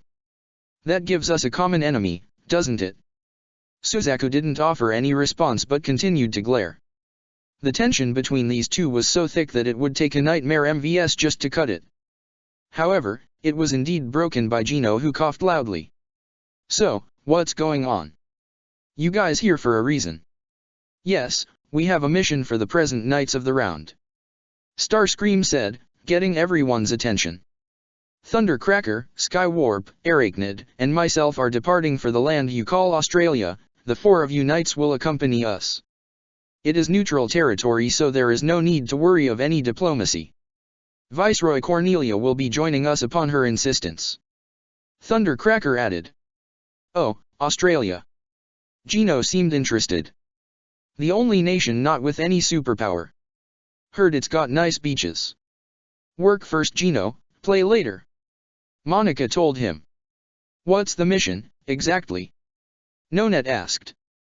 To locate an old Cybertronian ship and bring back something that it's been carrying. Skywarp said. Oh, more Cybertronian technology. Goody. Lloyd seemed quite excited.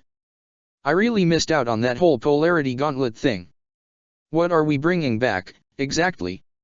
Suzaku asked in a suspicious tone.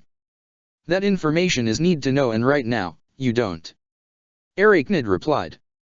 Especially you, considering you're not joining us Suzaku. What? Suzaku exclaimed as he and everyone else looked in surprise.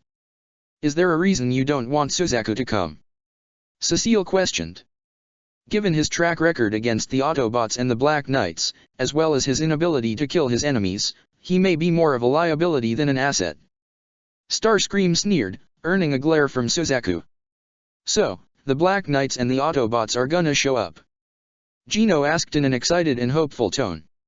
We have no confirmation, but it is likely. Thundercracker said.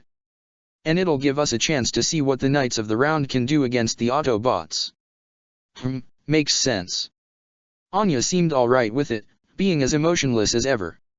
So, get in your Nightmare rays you so-called knights, we're moving out. Starscream ordered. If you say so. Nonet narrowed her eyes as she and Anya walked off the catwalk to join Gino and Monica in readying their respective Nightmare rays. Skywarp noticed the look of frustration on Suzaku's face. Kid, you got a problem with it, take it up with the big boss. It was his decision, not ours. Believe me, I will. Suzaku thought to himself as he was already on his way out the door, but not before catching one final look at Arachnid who merely smirked in his direction, causing him to scowl even further as he left. Ogai's residence.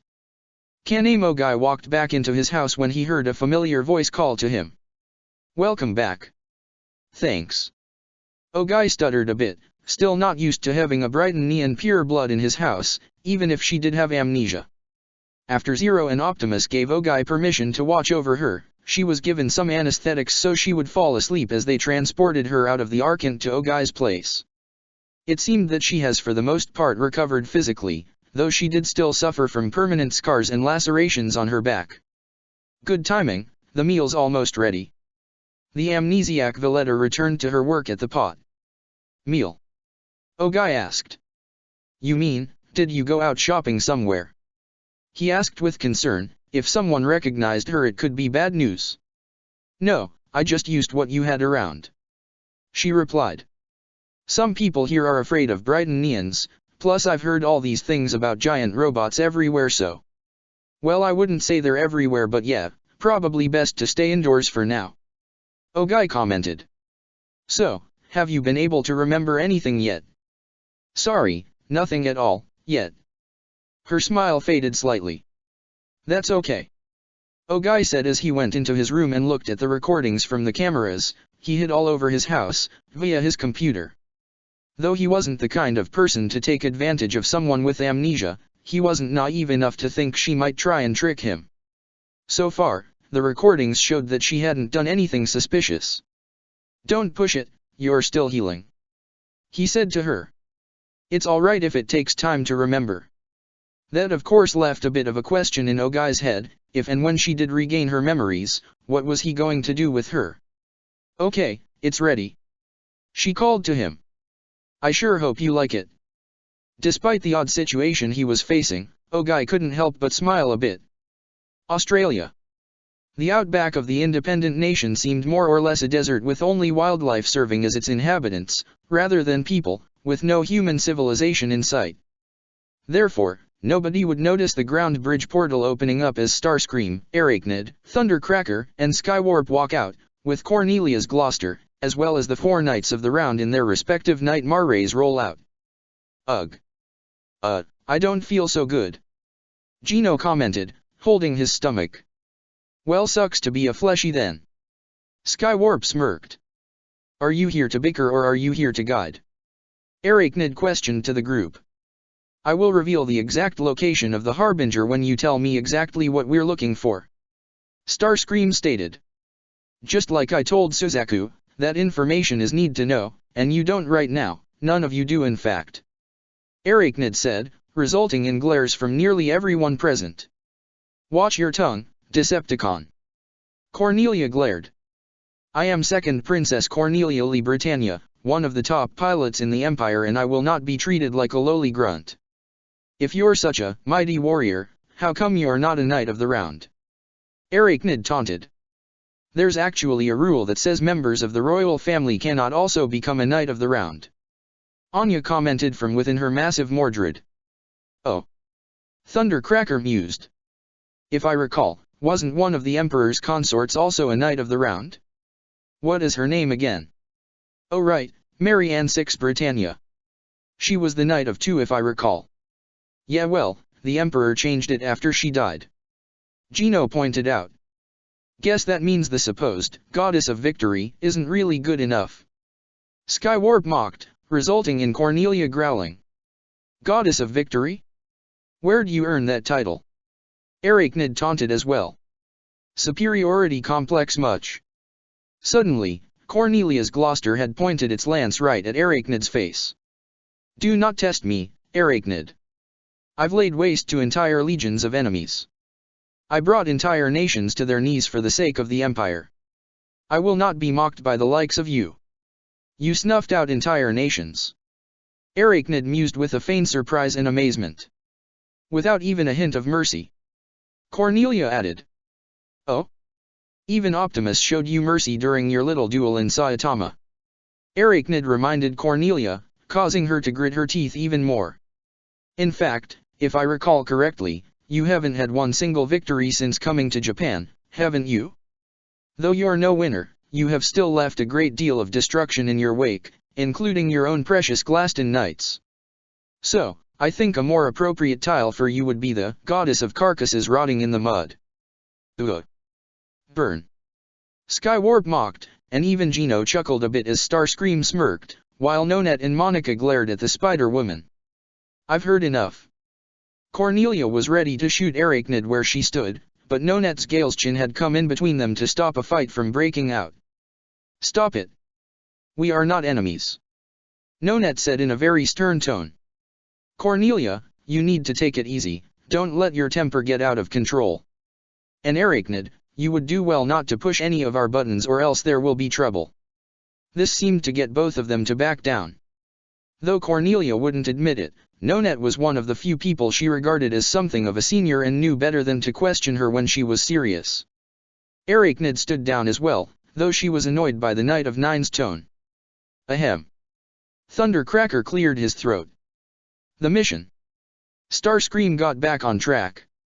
The wreckage lies just beneath where we stand, I will need to find a point of entry.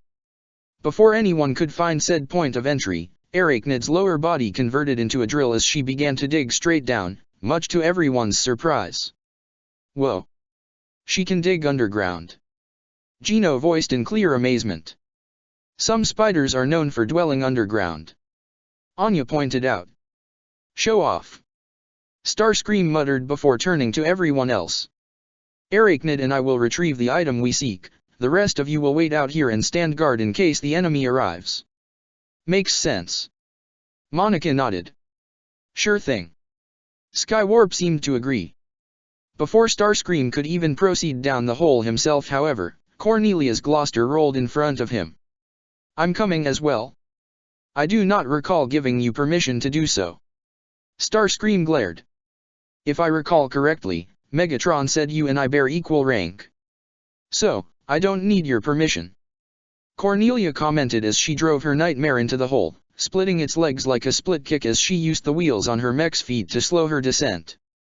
Starscream merely sighed in annoyance as he proceeded to climb down himself.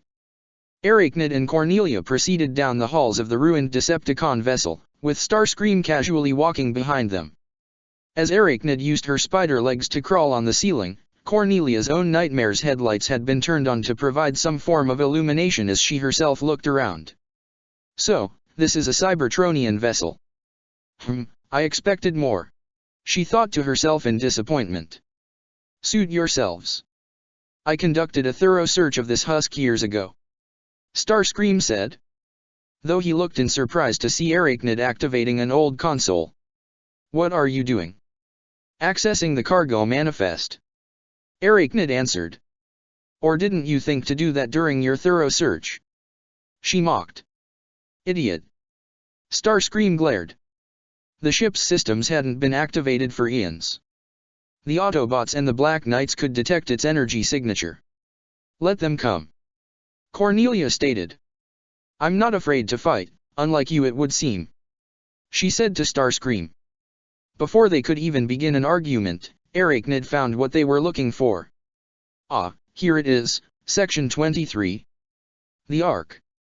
Just as Starscream predicted, the Autobots were able to detect the active energy signature as both Ratchet and Fix-It noticed the new signal on the bridge's main console. Optimus, Lelich, our scanners have detected a Decepticon energy profile. Ratchet got both their attention. But it's ancient. The past has a way of catching up with the present, Ratchet. Optimus commented. Should I contact the other Black Knights?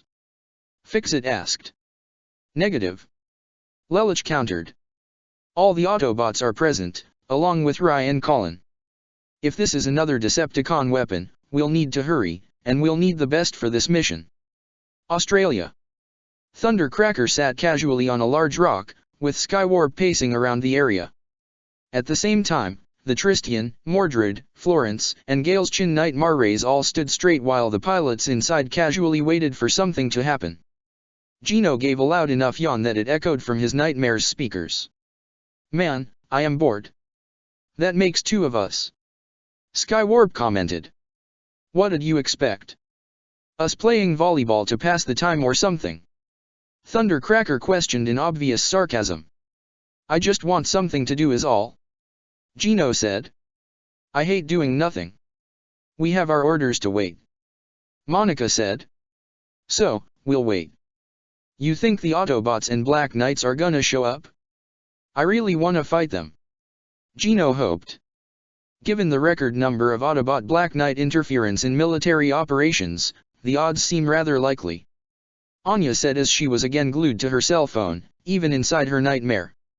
And we should take them seriously. Nonet said. They've completely demolished both the Pure Bloods and the Glaston Knights. People are taking notice all over the world and we're even seeing rises in resistances and rebellion in other areas as well, not just Area 11. Skywarp snickered. Sucks to be you guys.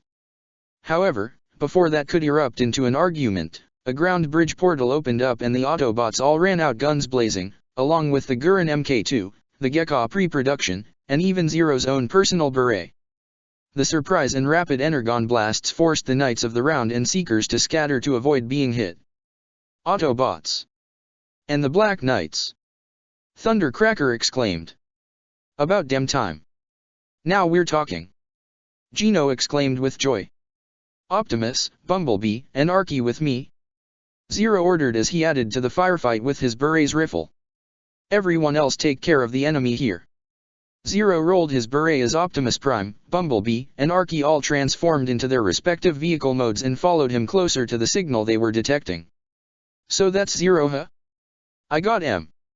Gino rolled his Tristian in pursuit, only for the Nightmare to get derailed and knocked to the side by Cliffjumper in his vehicle mode before he transformed and blocked his path.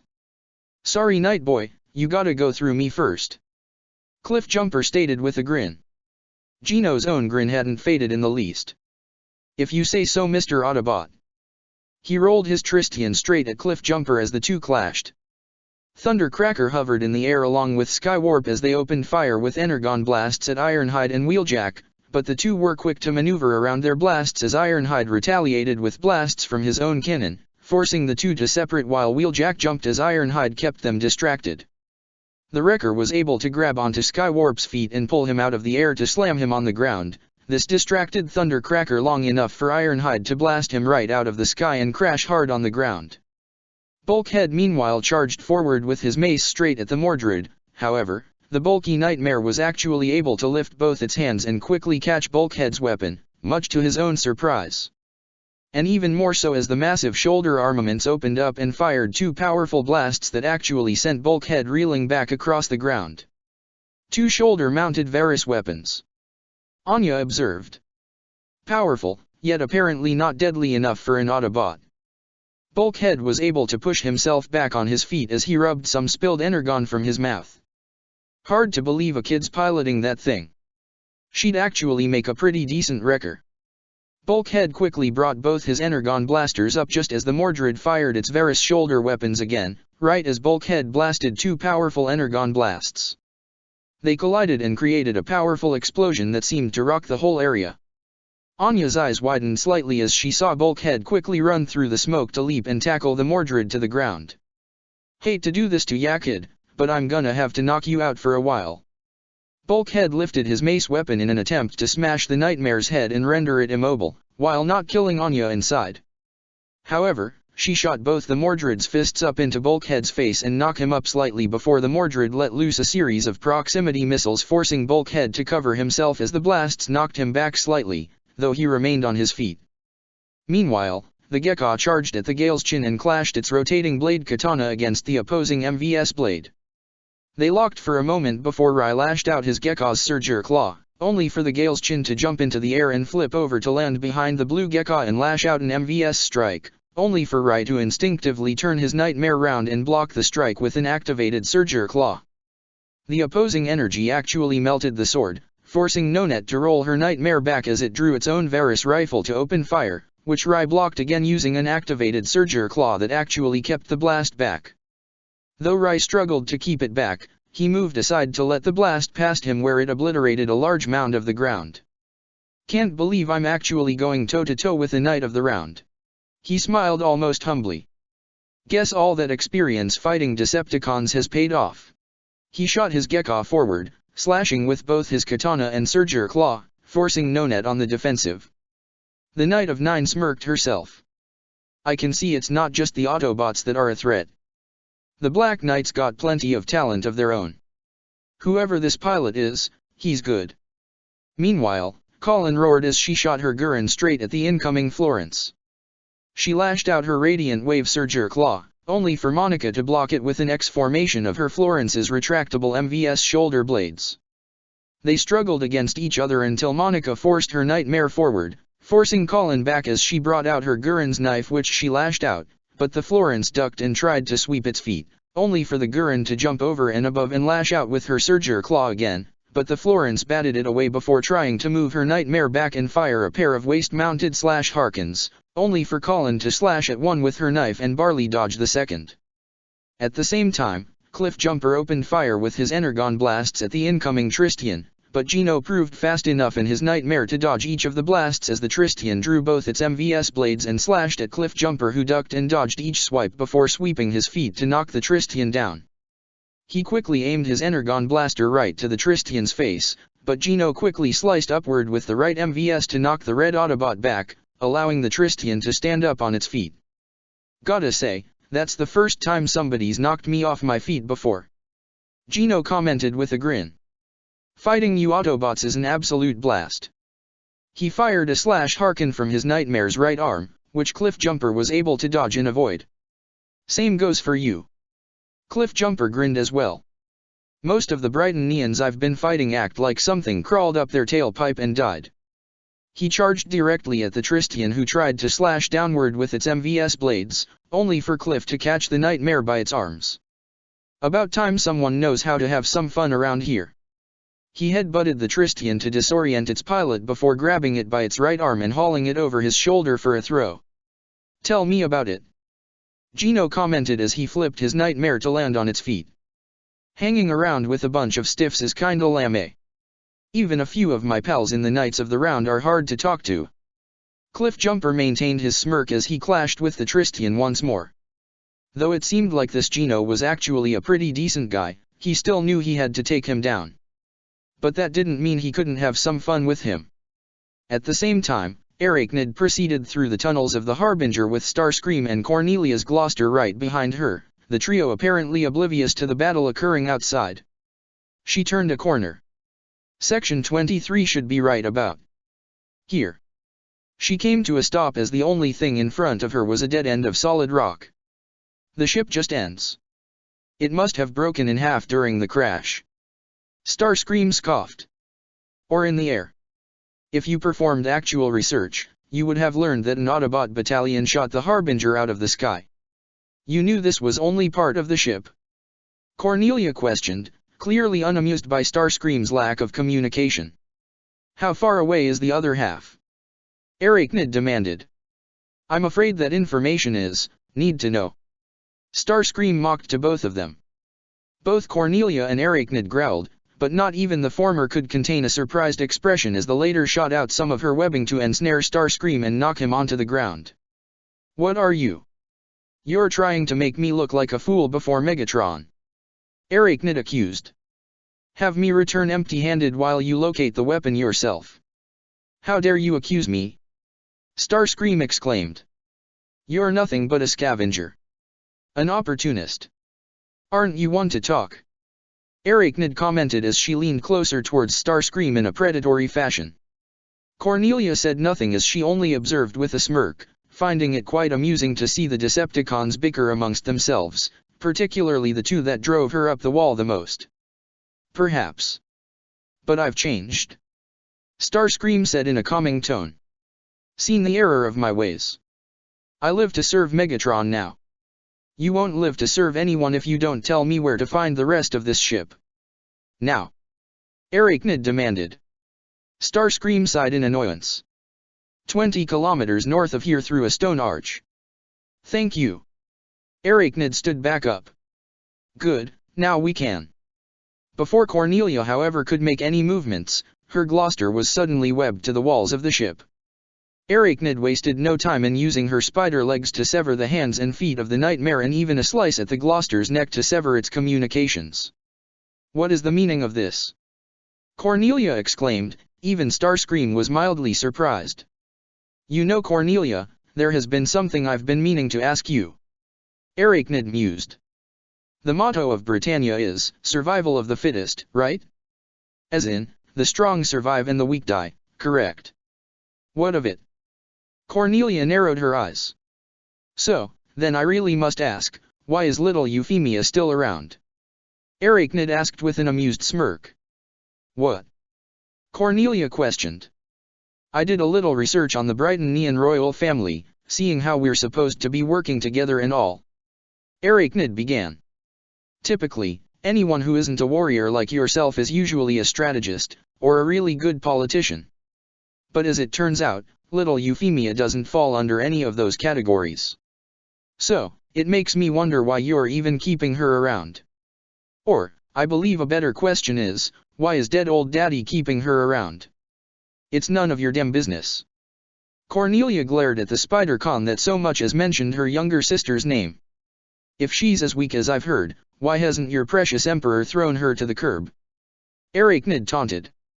After all, it's not the first time he's done it. What were their names again? Oh right. Lelich and Nunnally. Cornelia's eyes widened as she didn't even come up with a response as Arachnid continued.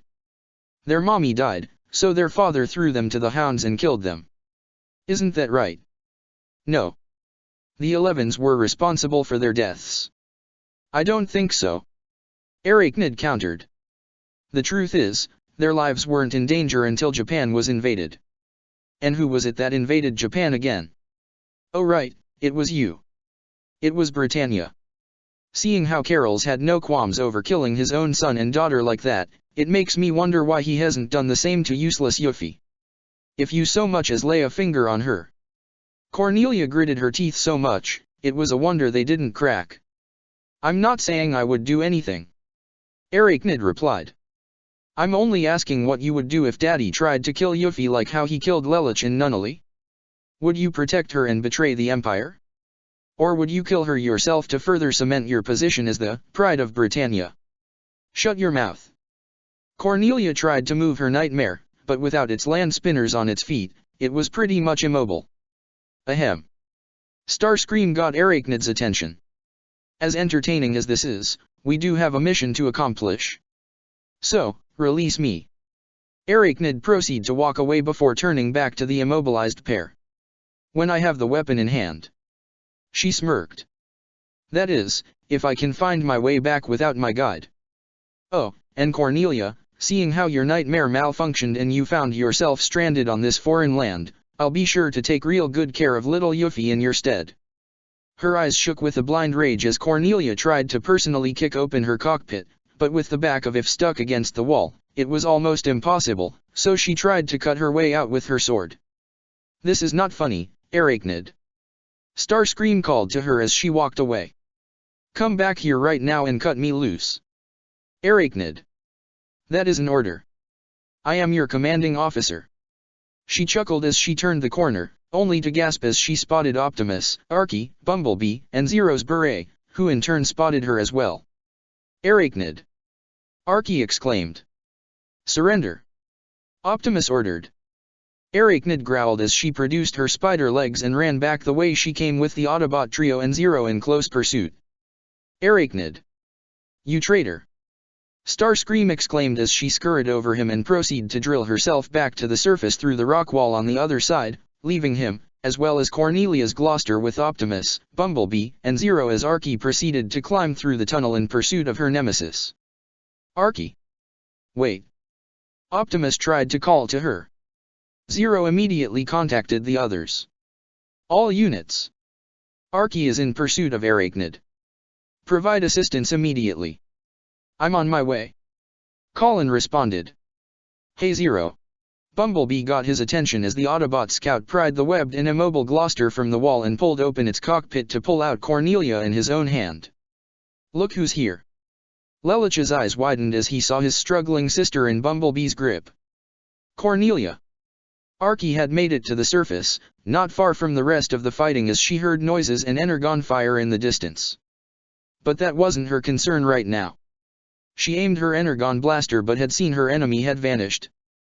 However, the ground under her exploded outward, knocking Archie back as she turned to see Arachnid greeting her. Archie. I didn't peg you for residing with the Decepticons. Archie commented as she charged her nemesis. A temporary arrangement, Archie. You know I prefer working alone. Arachnid replied as she dodged a punch and a flying kick from Archie, only for Arachnid to grab Archie's leg with her spider legs and slam her to the ground before throwing her away. But Archie flipped midair and landed on her feet before charging at Arachnid with her arm blades. However, as Archie slashed her blade, Arachnid dodged it and placed Archie in a neck lock. Speaking of, add any more deceased partners to your list. However, Arachnid was sent flying back with a kick to her back, forcing her to let go of Archie. As Arachnid got back up she saw her assailant was none other than the Gurren. Here's one, spider bitch. Colin exclaimed with a glare. Arachnid glared slightly. As much as I'd love to have another playdate with you Colin, I'm afraid I don't quite have the time. She transformed into her helicopter mode and proceeded to fly away with Archie and the Gurren in close pursuit, the former trying to shoot her down. Arachnid flew over the area where the remaining Seekers and the 4 Knights of the Round were duking it out with the Autobots as well as the single Gekka pre-production. Soundwave, I need a ground bridge. 20 kilometers north of my current position.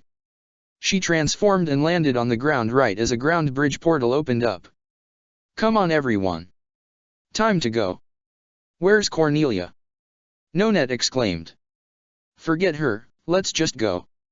Skywarp stated as he ran to grab the Gale's chin by its arm and pull it into the ground bridge as Skywarp, the Tristian, Mordred, and Florence all followed them, Thundercracker, and Arachnid into the ground bridge, which deactivated as the portal closed right as Archie and the Gurren regrouped with their comrades.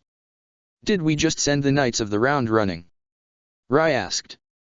Awesome. Doubt it. Ironhide shook his head. They probably got what they needed. Too bad, that was actually kinda fun. Cliffjumper said. I hear ya, Cliff. About time Britannia gave us a real challenge. Wheeljack shared a fist bump with the red Autobot. Colin shook her head with a smirk as she spared a glance in Archie's direction. Hey, you okay Archie? No. Not until I make her pay. Archie snarled.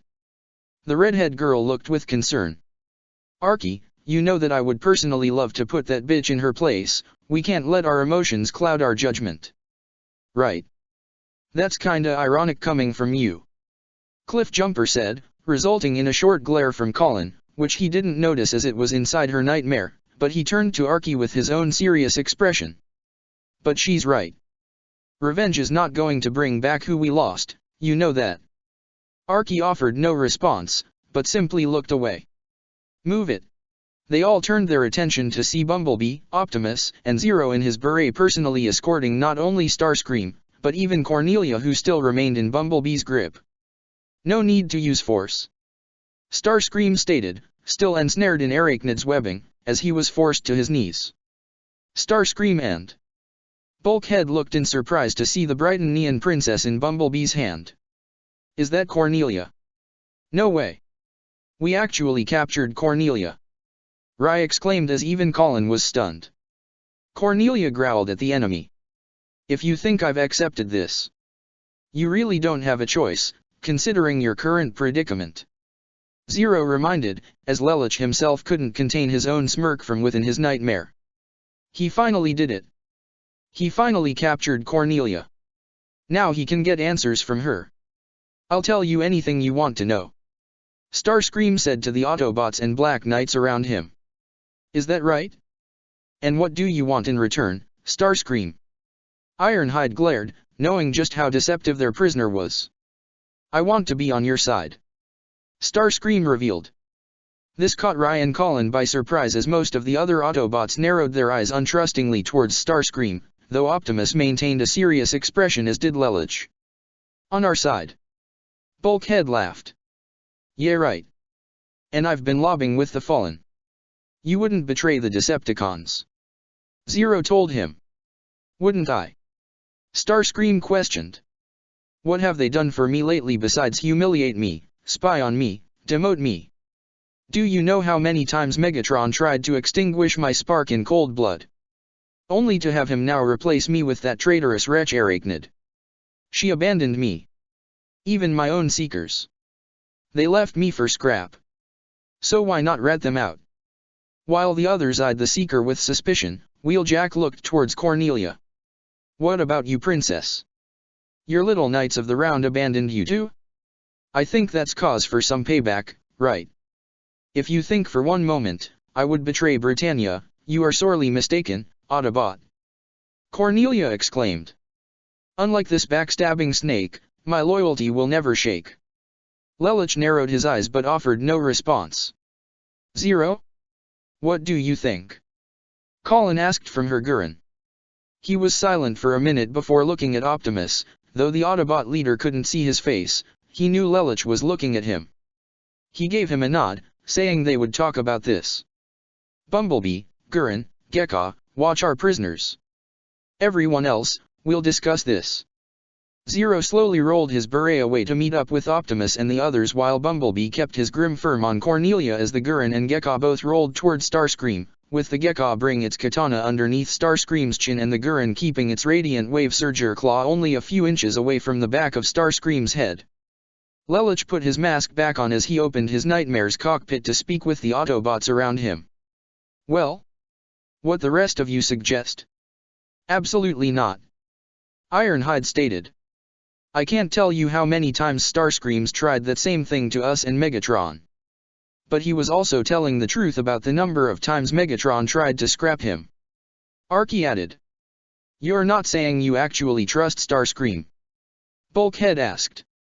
Never, not in a million years.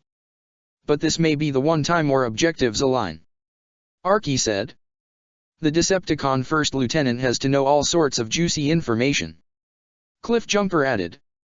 And considering his own soldiers abandoned him, I wouldn't at least say he's itching for payback. What about Cornelia? She has to know quite a bit too, right? Wheeljack asked. But I don't think she'd be willing to talk us. She doesn't seem like the backstabbing type. Leave her to me, I can get her to talk. Zero said. The Autobots, and even Optimus, knew what Lelouch was talking about. But given Cornelia's current status, it would make sense for him to use his geese on her. Think maybe your geese is strong enough to use on Cybertronians yet? Ironhide asked. At least that way, we'll know if Starscream is telling the truth. No, it's not strong enough. Zero shook his head. But like Cliffjumper and Arky have said, our objectives with Starscream align and he should have information that could prove to be invaluable to us. Bulkhead, Ironhide, you two are right to be wary. Optimus acknowledged. But I agree with Zero and the others. The two aforementioned Autobots glanced at each other. Though they knew their comrades made valued points and they trusted Optimus' judgment, it didn't mean they'd be willing to let their guard down around Starscream.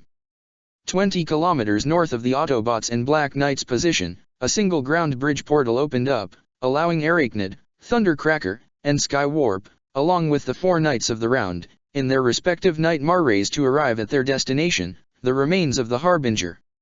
It appeared to be embedded in the rocks within a large canyon, almost completely buried with the back of its outer hull being only partially visible. Ah, there it is. Arachnid smirked. Whoa, an alien starship. That is so cool. Gino exclaimed with a grin. What about Cornelia or Starscream? We just left them there. Monica stated. Oh well, tough break for them. Skywarp shrugged. You would abandon one of your own. Nonet exclaimed in shock. What do you expect? If they can't keep up, they get left behind. Thundercracker stated. That's logical, right? It does make sense. Anya admitted. However, Gino's own smile faded as he looked in honest surprise. Whoa, that's a little cold, don't you think? It's reality. And it's how your empire operates, right? Arachnid reminded. What are you talking about? Gino narrowed his eyes. Your emperor said it himself. Arachnid began. Evolution is continuous, only the strong survive. But here's the thing, Britannia is not the exception, it should apply for you too. After all, that's happened to Lelich, Nunnally, and Clovis, right? They were weak so they died, even their own daddy didn't shed a tear. I'm pretty sure the same could be said for Cornelia if she died too. What? Monica was already becoming quite angry with Arachnid, with Nonet, and even Gino not far behind, though Anya remained as emotionless as ever. But I don't think the Autobots and their little friends are going to summarily execute her. Arachnid continued. After all, they're the Knights for Justice and Freedom. So, if you rescue her, you could use that to further your own status and gain even more power than you already have. A win-win situation if you ask me. Arachnid was suddenly silenced as the Galeskins brought its MVS blade to Arachnid's neck, prompting Skywarp and Thundercracker to aim its Energon blasters at the White and Blue Nightmare, in which the Tristian and Florence brought their own blade weapons to the two Seekers. Even Anya's Mordred readied its own proximity missiles. Let me make something perfectly clear, Arachnid. Nonet glared at her. I'm not in this for the glory. And contrary to what you might think, not everyone in Britannia is a merciless killer like you. If I have a chance to save Cornelia, I will take it regardless of what you might think. And, if you do anything to threaten her, Euphemia, or anyone else, I will kill you. Am I clear? Arachnid looked seriously as she used her fingers to gently lower the blade from her neck. Crystal. The Galeskin lowered its weapons, prompting Thundercracker and Skywarp to do the same, followed by the other Knights of the Round. Now wait here while I go retrieve the weapon. By yourself. Monica narrowed her eyes. Unless your Knight Marrays are prepared to traverse a derelict and structurally unstable warship, I suggest you stay back. Arachnid advised. Which is even more crucial if our enemies happen to catch up to us.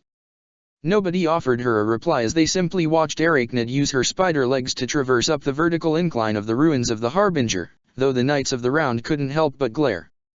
Humph, never thought there was someone I hated more than Luciano. Gino thought to himself. Arachnid seemed to traverse through the dusty insides of the Harbinger with little issue, making it rather easily into Section 23 where she tore open a storage compartment to find what she had been looking for. Be still my beating spark. She pulled out a rod-like device with a trident-like attachment at the end that began to spin around as it emanated a light blue energy vortex from its tip. The Autobots in their vehicle modes, along with Optimus carrying a trailer behind his truck mode, drove along with the Gurren, Gekka, and Beret, piloted by Colin, Rai, and Zero respectively toward their intended destination. They all came to a stop just before the large stone arch that Starscream described before. The Autobots, minus Bumblebee, all transformed back to their robot modes. Looks like he was telling the truth. Colin noticed. Don't let your guard down, could still be a trap. Archie advised. Starscream's loyalty to Megatron has always been questionable. Optimus commented as he left the trailer behind upon transforming. From your descriptions, however, the only one he appears to be truly loyal toward is himself. Zero replied. Ironic, considering most of his schemes end up backfiring in his face in the most explosive way. Cliffjumper added. Talk about being your own worst enemy. Rai commented. But that doesn't mean he's not dangerous. Ironhide said. In fact, his own insecurities are what make him unpredictable, which might arguably make him more dangerous than Megatron. That has to be an exaggeration, right? Colin asked. I mean, we've all seen Megatron, that guy is freaking huge. And Starscream looks like he has noodles for arms. Screamy might not be a gladiator, but he'll backstab you the first chance he gets.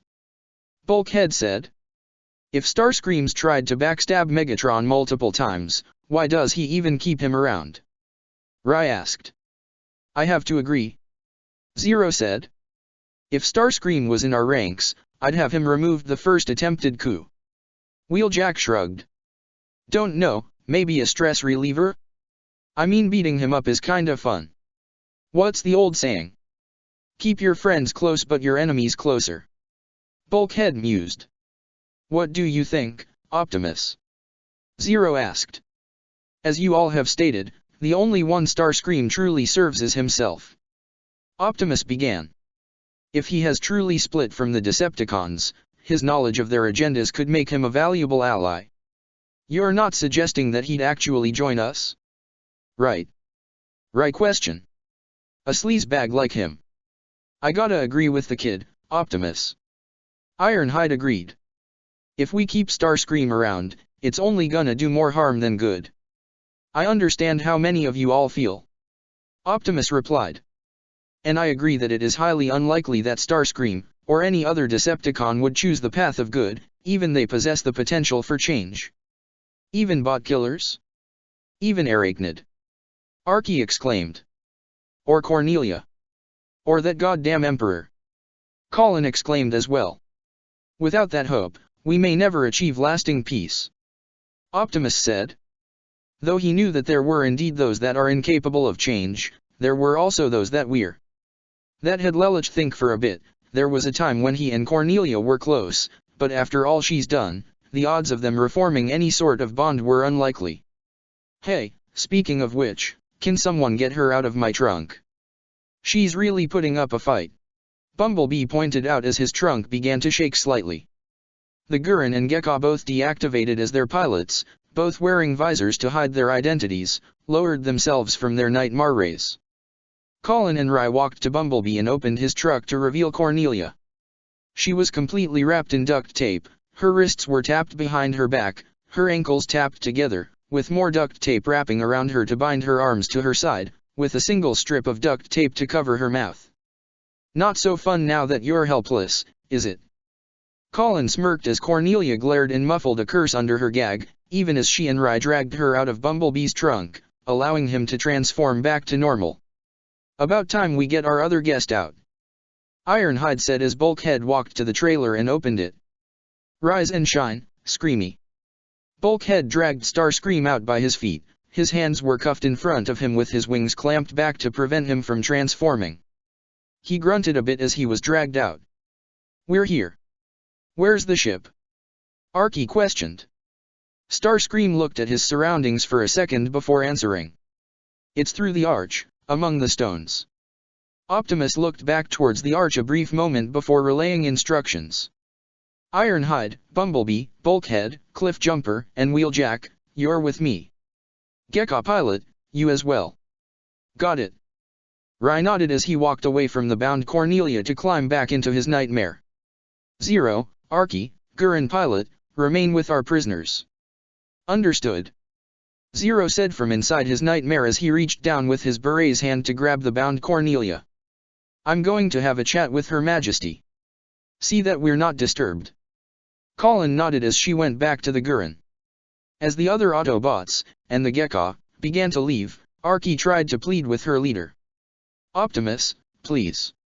For tailgate. Though Optimus did understand where she was coming from, and knew her spark was in the right place, they had to be careful in this situation. Your desire to avenge Tailgate will only continue to cloud your judgment, he said before walking away. Starscream ached a bit in pain. Is the clamp really necessary? He asked, getting Arky's and Colin's attention.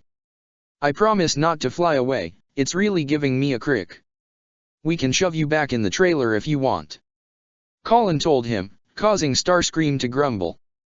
The trailer is currently occupied at the moment, Zero said as his beret, along with Cornelia literally in hand, were already inside. After the trailer door was closed behind, Cornelia was set down relatively gently in the far right corner before the beret kneeled down, while keeping its lights on for illumination. It deactivated, allowing Zero to step out now that he was sure he could speak with Cornelia privately. He slowly walked toward Cornelia, who glared daggers at him. He reached forward and painfully ripped the tape from her mouth, causing her to grunt. It's about time we finally met face to face, Zero said. Zero. If you think for 1 second that I'm going to beg for mercy, forget it, she exclaimed. No, you're not the type to beg, are you? Zero acknowledged. Not like Clovis, who begged for his own life, even after he so callously ordered the death of countless innocent people. Which you tried to do in Saitama if only to lure me out. Guess this apple truly did not fall far from the tree. Who are you to judge me? Cornelia exclaimed. A masked terrorist who claims to fight for justice. I don't claim to fight for anything. The cause I fight for is real. Which is more than I can say for yours. Zero shook his head with a sigh. It pains me to see just how far you've fallen. I truly did admire you. What? Are you some kind of fan? Cornelia questioned. No, but you and I were close. Zero took off his mask to reveal his face. Dear sister. Cornelia gasped as her eyes widened with absolute shock. Any anger from her face had morphed into complete and absolute surprise. L. Lelich. It's been a long time, hasn't it, Cornelia? Lelich glared at his elder half-sister. Optimus led the group consisting of Bumblebee, Rye, Ironhide, Bulkhead, Wheeljack, and Cliffjumper through a narrow path in the canyon-like area. The Autobots had their Energon blasters at the ready, while Rye's Gekka already had its katana unsheathed. Be alert, Arachnid is known to attack from below ground, Optimus advised. And we still know little of the Knights of the Round's battle strategies. We could be attacked at any moment. Right. Bulkhead said as everyone else nodded. They passed the rockiest area before coming to a large open area where they spotted the derelict Harbinger. Optimus raised his hand to silently halt the group's advance, before motioning to proceed forward. Rye however noticed some incoming dots on his Gekka's radar screen. Incoming at 3 o'clock. He exclaimed as the group dispersed to avoid multiple blasts shot at them. The Autobots looked in surprise to see the Tristian, Galeschin, Florence, and Mordred all roll down the hillside, each blasting missiles or Varys at the enemy, forcing the Autobots to find cover and return fire. But it wasn't just the 4 Knights of the Round on the attack. Skywarp and Thundercracker flew down in their jet modes to open fire as well right as the Knights made contact with the ground and engaged the Autobots and the Gekka. This was all meanwhile being observed by Arachnid, who smirked, seeing this as a perfect opportunity to test her new weapon. She aimed and opened fire on Bulkhead just as he knocked the Florence down with his mace. The weapon fired a spiral-like beam, and once it hit Bulkhead, he instantly became frozen and unable to move. Everyone, Autobot and Decepticon, Black Knight, or Brighton Neon Soldier, looked shocked at what just happened as Arachnid brandished her new weapon. The Immobilizer. True to its name, she said before resuming her trial run. Meanwhile, back in the trailer, Cornelia was rendered speechless at the sight of her younger half-brother's glaring face. What? No hello? No, how have you been, Lelich? Honestly, I'm hurt. Lelich. I don't, how? Cornelia stuttered. How are you? Alive? Lelich questioned. You mean since our father exiled me and Nunnally? Since you abandoned us? The mention of her younger sister's name caught Cornelia's attention. Nunnally. Is she? She's alive. Lelich told her. And she's safe, far away from our father, and far away from you. What? Why would you want to protect her from me? I would never hurt. Cornelia was still not over the shock. I used to think that. Lelich said, anger clear across his face. I used to think that our big sister would always protect us. Until you weren't there, until you just stood by and watched as Nunnally and I were practically sentenced to death. And even more despicable, the very thought that you would betray our mother. What? What does that mean? I would never betray your mother, Lelich. Cornelia exclaimed until her eyes widened with realization. Is that why you're Zero? She soon glared at her. Is that why you killed Clovis and betrayed your own nation? Your own family? Britannia betrayed us. Lelich shouted. Our father betrayed me and Nunnally. You betrayed me and Nunnally.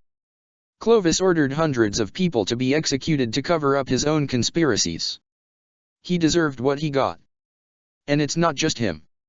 Countless innocent people are being killed and prejudiced against every day by Britannia. By our father. By you. How many people did you slaughter to get where you are now? Cornelia wasn't sure how to respond at first, her mind still racing over the fact not only were her brother and sister alive, but even Lelich admitted that he'd turn against Britannia. I cannot be part of that same world you and that monster you call our father are creating. Lelich continued. A world where the weak and helpless are just stepping stones for you. I'll destroy that world myself if I have to. So, you've allied yourself with alien monstrosities. Cornelia growled. You have no room to talk. Lelich exclaimed. Considering your partnership with Megatron, who is even worse than Charles Z.I. Britannia. Say what you will about me, but I won't let you speak a word of vanity in regard to the Autobots, especially Optimus Prime. He's been more of a father to me than Charles ever was. What? Cornelia couldn't fathom the idea of the same alien who bested her in battle being a father figure to her own brother. I already lost one parent at your hands, Cornelia, I'll be damned if I let you take another from me. Lelich stated. What are you talking about? Cornelia questioned. I'm talking about my mother. Whose death you were responsible for. Lelich shouted in pure ire. Cornelia's eyes widened, she looked to Lelich almost as if he had grown a second head. You think that I would? Lelich, I did not kill your mother. I asked Clovis about it. Lelich continued. His exact words were, my brother Schneeisel and my sister Cornelia, they can tell you, ... I did not kill your mother, Lelich. Cornelia shouted. I had nothing but absolute respect for her. I would never even think about hurting her. The fact that you think I would, or that I would even harm Nunnally is nothing short of insulting. It doesn't matter what you think. The truth cannot be hidden from me any longer. Lelich glared as the geese sigil manifested in his left eye. Starting now, you will tell me everything I want to know. The geese sigil flew into Cornelia's eyes and rewrote her brainwave patterns, where a red ring formed in both her eyes. Her face became almost emotionless as she addressed her brother. Of course, what do you wish to know? Did you kill my mother? Lelich glared. No, I did not. Cornelia revealed, much to Lelich's surprise. Did you have anything to do with it? Lelich questioned further. No. Cornelia responded. Lelich looked in surprise once more, before his look faded into frustration. What did Clovis mean then when he said you could tell me about it? He was likely referring to my investigations on the incident. Cornelia answered. That caught Lelich off guard. You were investigating her murder? Why? Because, as I said, I had nothing but respect for your mother. I would never think about laying a hand against her. Cornelia answered, still under the influence of his geese. Though Lelich was shocked by this revelation, he could still use this to get information from her. Tell me everything you know about the incident. I found nothing in my investigation. Cornelia began. though I've theorized that it is likely someone from the royal family, aside from myself, Euphemia, Clovis, and Schneeisel. Does that include the emperor? Lelich questioned further. No, though I cannot see a reason why he would, I remain quite suspicious of him. Cornelia said. Then why don't you do anything about it? Lelich asked.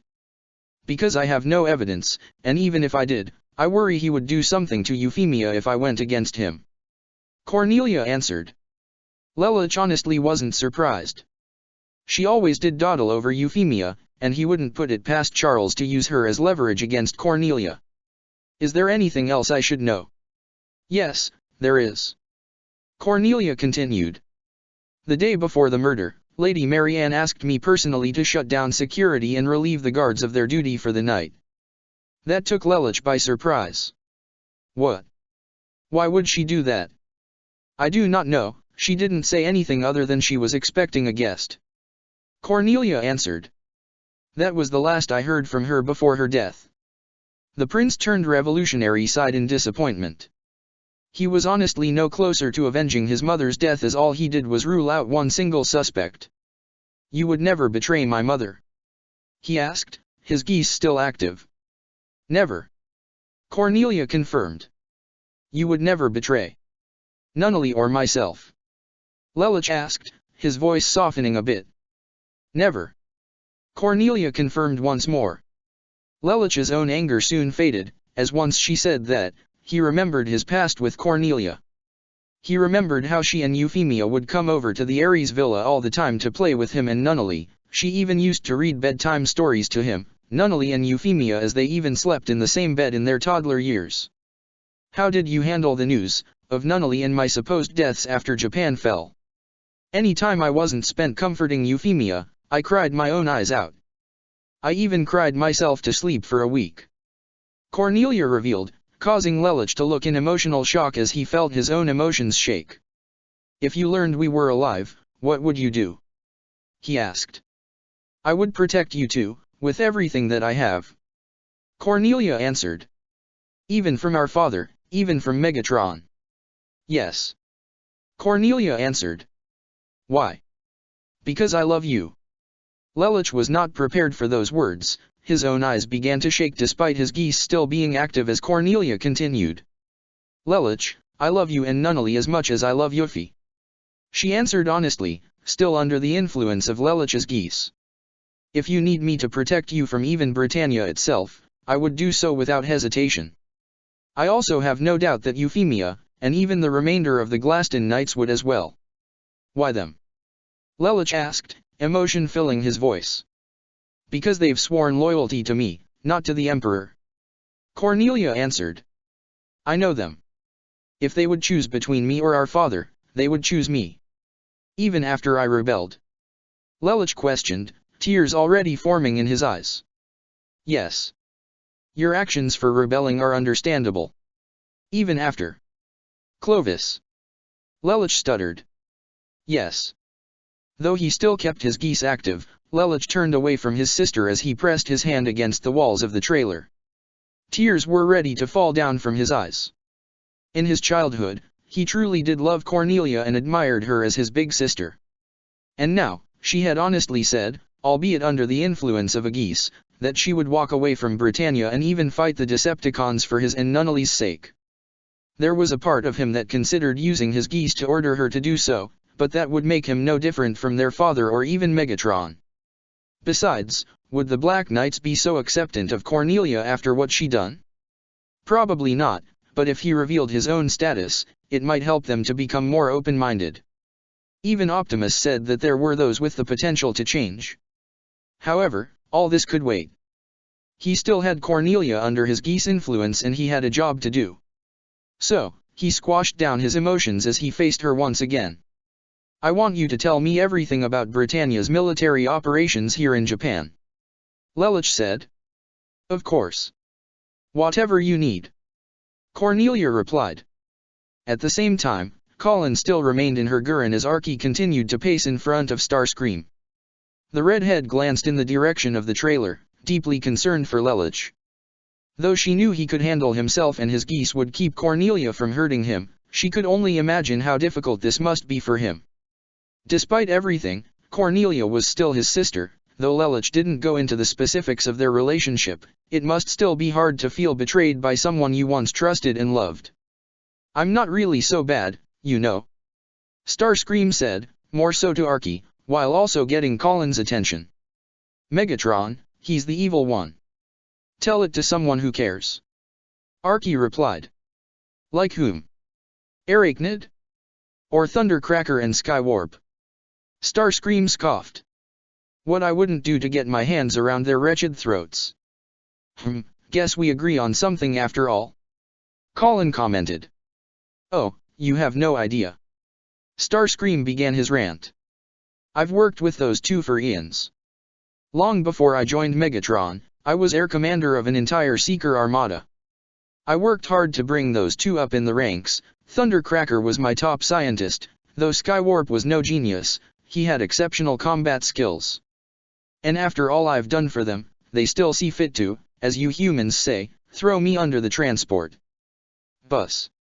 The phrase is under the bus," Colin corrected. "And don't even get me started on Arachnid," Starscream continued. "She showed up one day after deserting our cause, and the next thing you know she's acting like she runs the place. She whispered lies into Megatron's ear, maneuvered to rob me of my rightful place. Well, she terminated my partner." Archie looked down as Colin had her own sympathetic expression to give to Archie, despite nobody seeing it in her nightmare. "Oh, well, my apologies," Starscream said. "Don't act like you're any different," Archie exclaimed, getting right up to Starscream's face. "How many times have you backstabbed someone? Only to beg for your miserable life and end up doing it again?" Starscream stuttered. "I admit, I was not the most honest of bots, but I've changed." "Have you?" Colin questioned. "I know a rat when I see one. I know who you are. The Autobots told me and everyone else what you've done, Screamy. All the times you tried to usurp Megatron to make yourself leader of the Decepticons, only to crawl right back to his feet begging him to rejoin. Honestly, I'm surprised he's even keeping you around." "Oh? And would you rather have him as leader of the Decepticons?" Starscream questioned. "Did you know he was directly responsible for destroying our world? I never wanted Cybertron destroyed." "No, you just wanted to rule it yourself," Archie stated. "Everything you've done has solely been for yourself. You never once changed, Starscream. Not once in a million years since the war began. How can any of us trust that you're changing now?" Okay, it was a mistake. I've made many monumental ones. But I swear I've changed."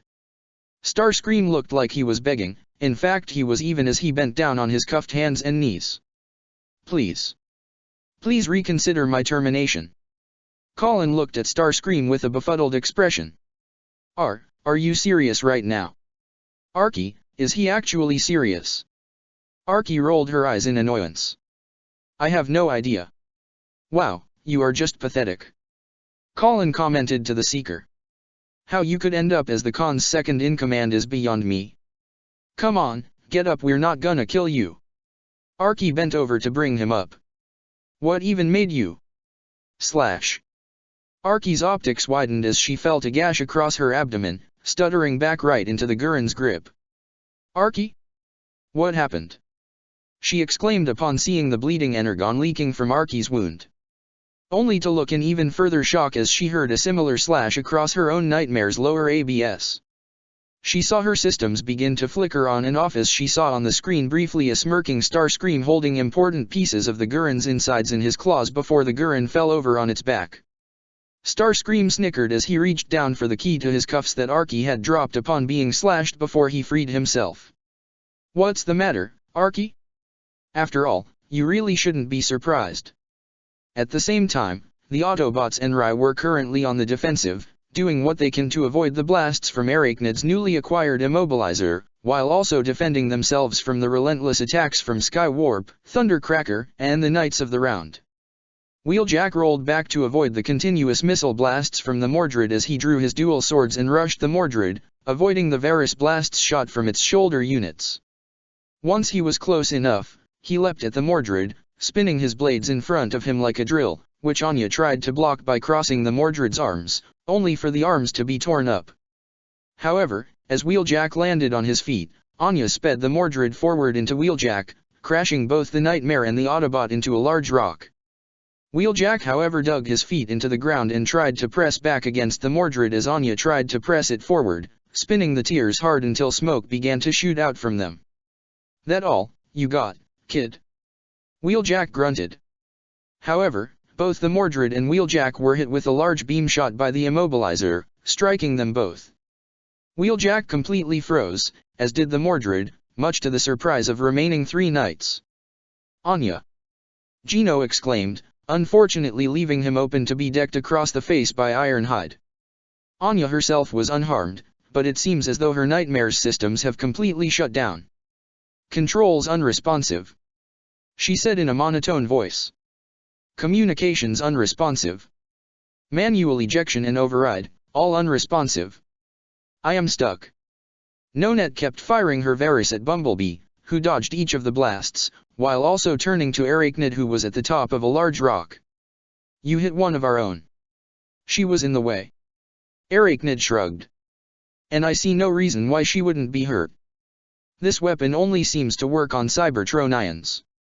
Since she's a human, she should be fine." Arachnid was caught off guard by a series of Harkins shot straight up at her as the Gekka pre-production leapt at Arachnid and tried to bring an axe kick down on her. But she leapt back off the rock just as the Gekka shattered it with its kick. "Let's see you try that thing on me." Rai shot his Gekka straight at Arachnid, hopping to hit her at a speed that she couldn't react in time. Unfortunately, her reaction time was better than he thought as she quickly hit the Blue Nightmare with a point-blank attack from the immobilizer, halting the Gekka in its tracks. Rai himself was fine, but his Nightmare was completely locked in place. "Scrap, kid!"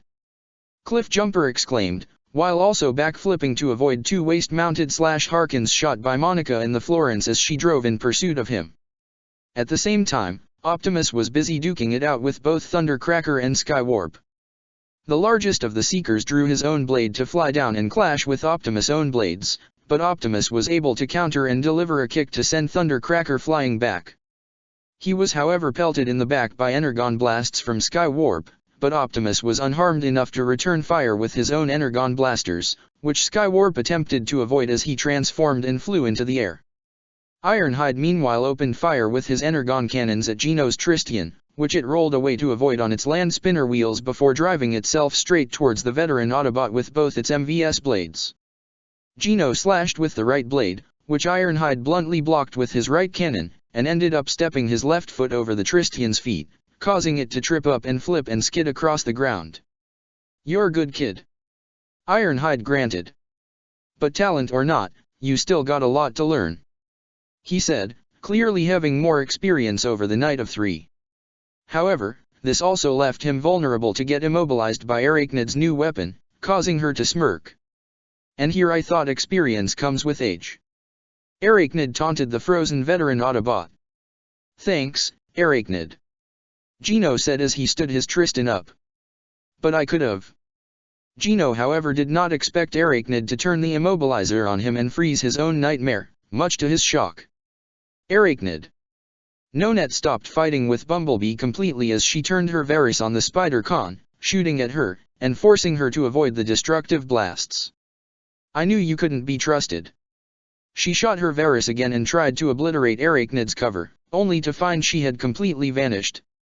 However, Arachnid tunneled her way back up from behind the Gale's chin. "You're only figuring that out now," she said as she zapped the Knight of Nine's Nightmare with her immobilizer to freeze it. Arachnid was then forced on the defensive once more as both Cliffjumper and the Florence shot Energon blasts and Harkins respectively. "Quick truce." The red Autobot offered the Knight of 12. "For now." Monis agreed as they attempted to double-team Arachnid, but much like before she tunneled underground as Cliffjumper tried to shoot her, he ran up alongside the Florence to look down in the hole to see she had vanished. "Welp, that sucks," Cliffjumper commented, only for the ground underneath them to shake even further. But not as much as that. Suddenly the ground below exploded, sending both Cliffjumper and Monica skidding in separate directions as Arachnid emerged from the ground, quickly using the immobilizer to freeze them both before they even got back up, bringing their truce to an end.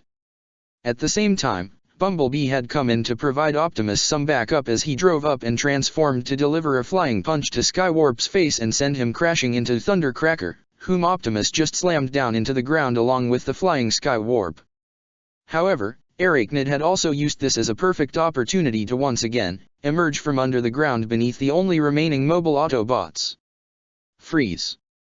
She shot the immobilizer at Optimus, rendering him immobile.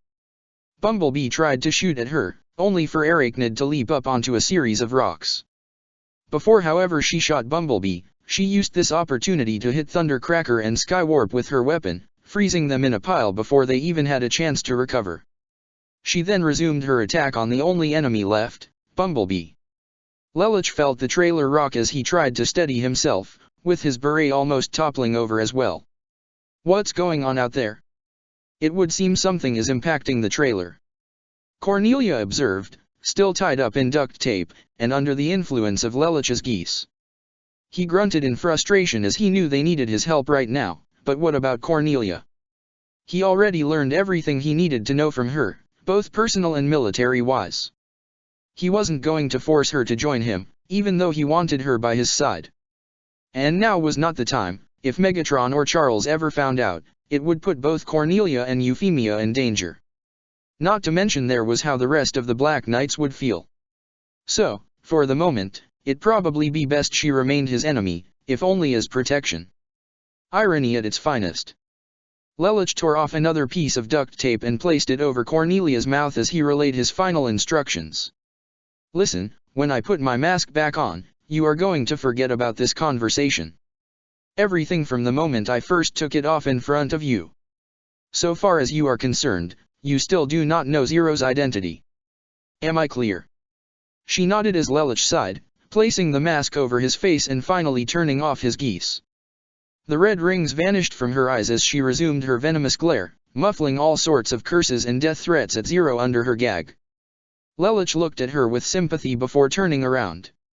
Stay here, he said as he got into his beret. However, what he didn't know was that Cornelia had a knife hidden in her sleeve, which she let slide out to begin cutting the restraints around her bound wrists. She had kept that hidden, ready to stab Zero at a moment's notice, but apparently, he wasn't giving her the time.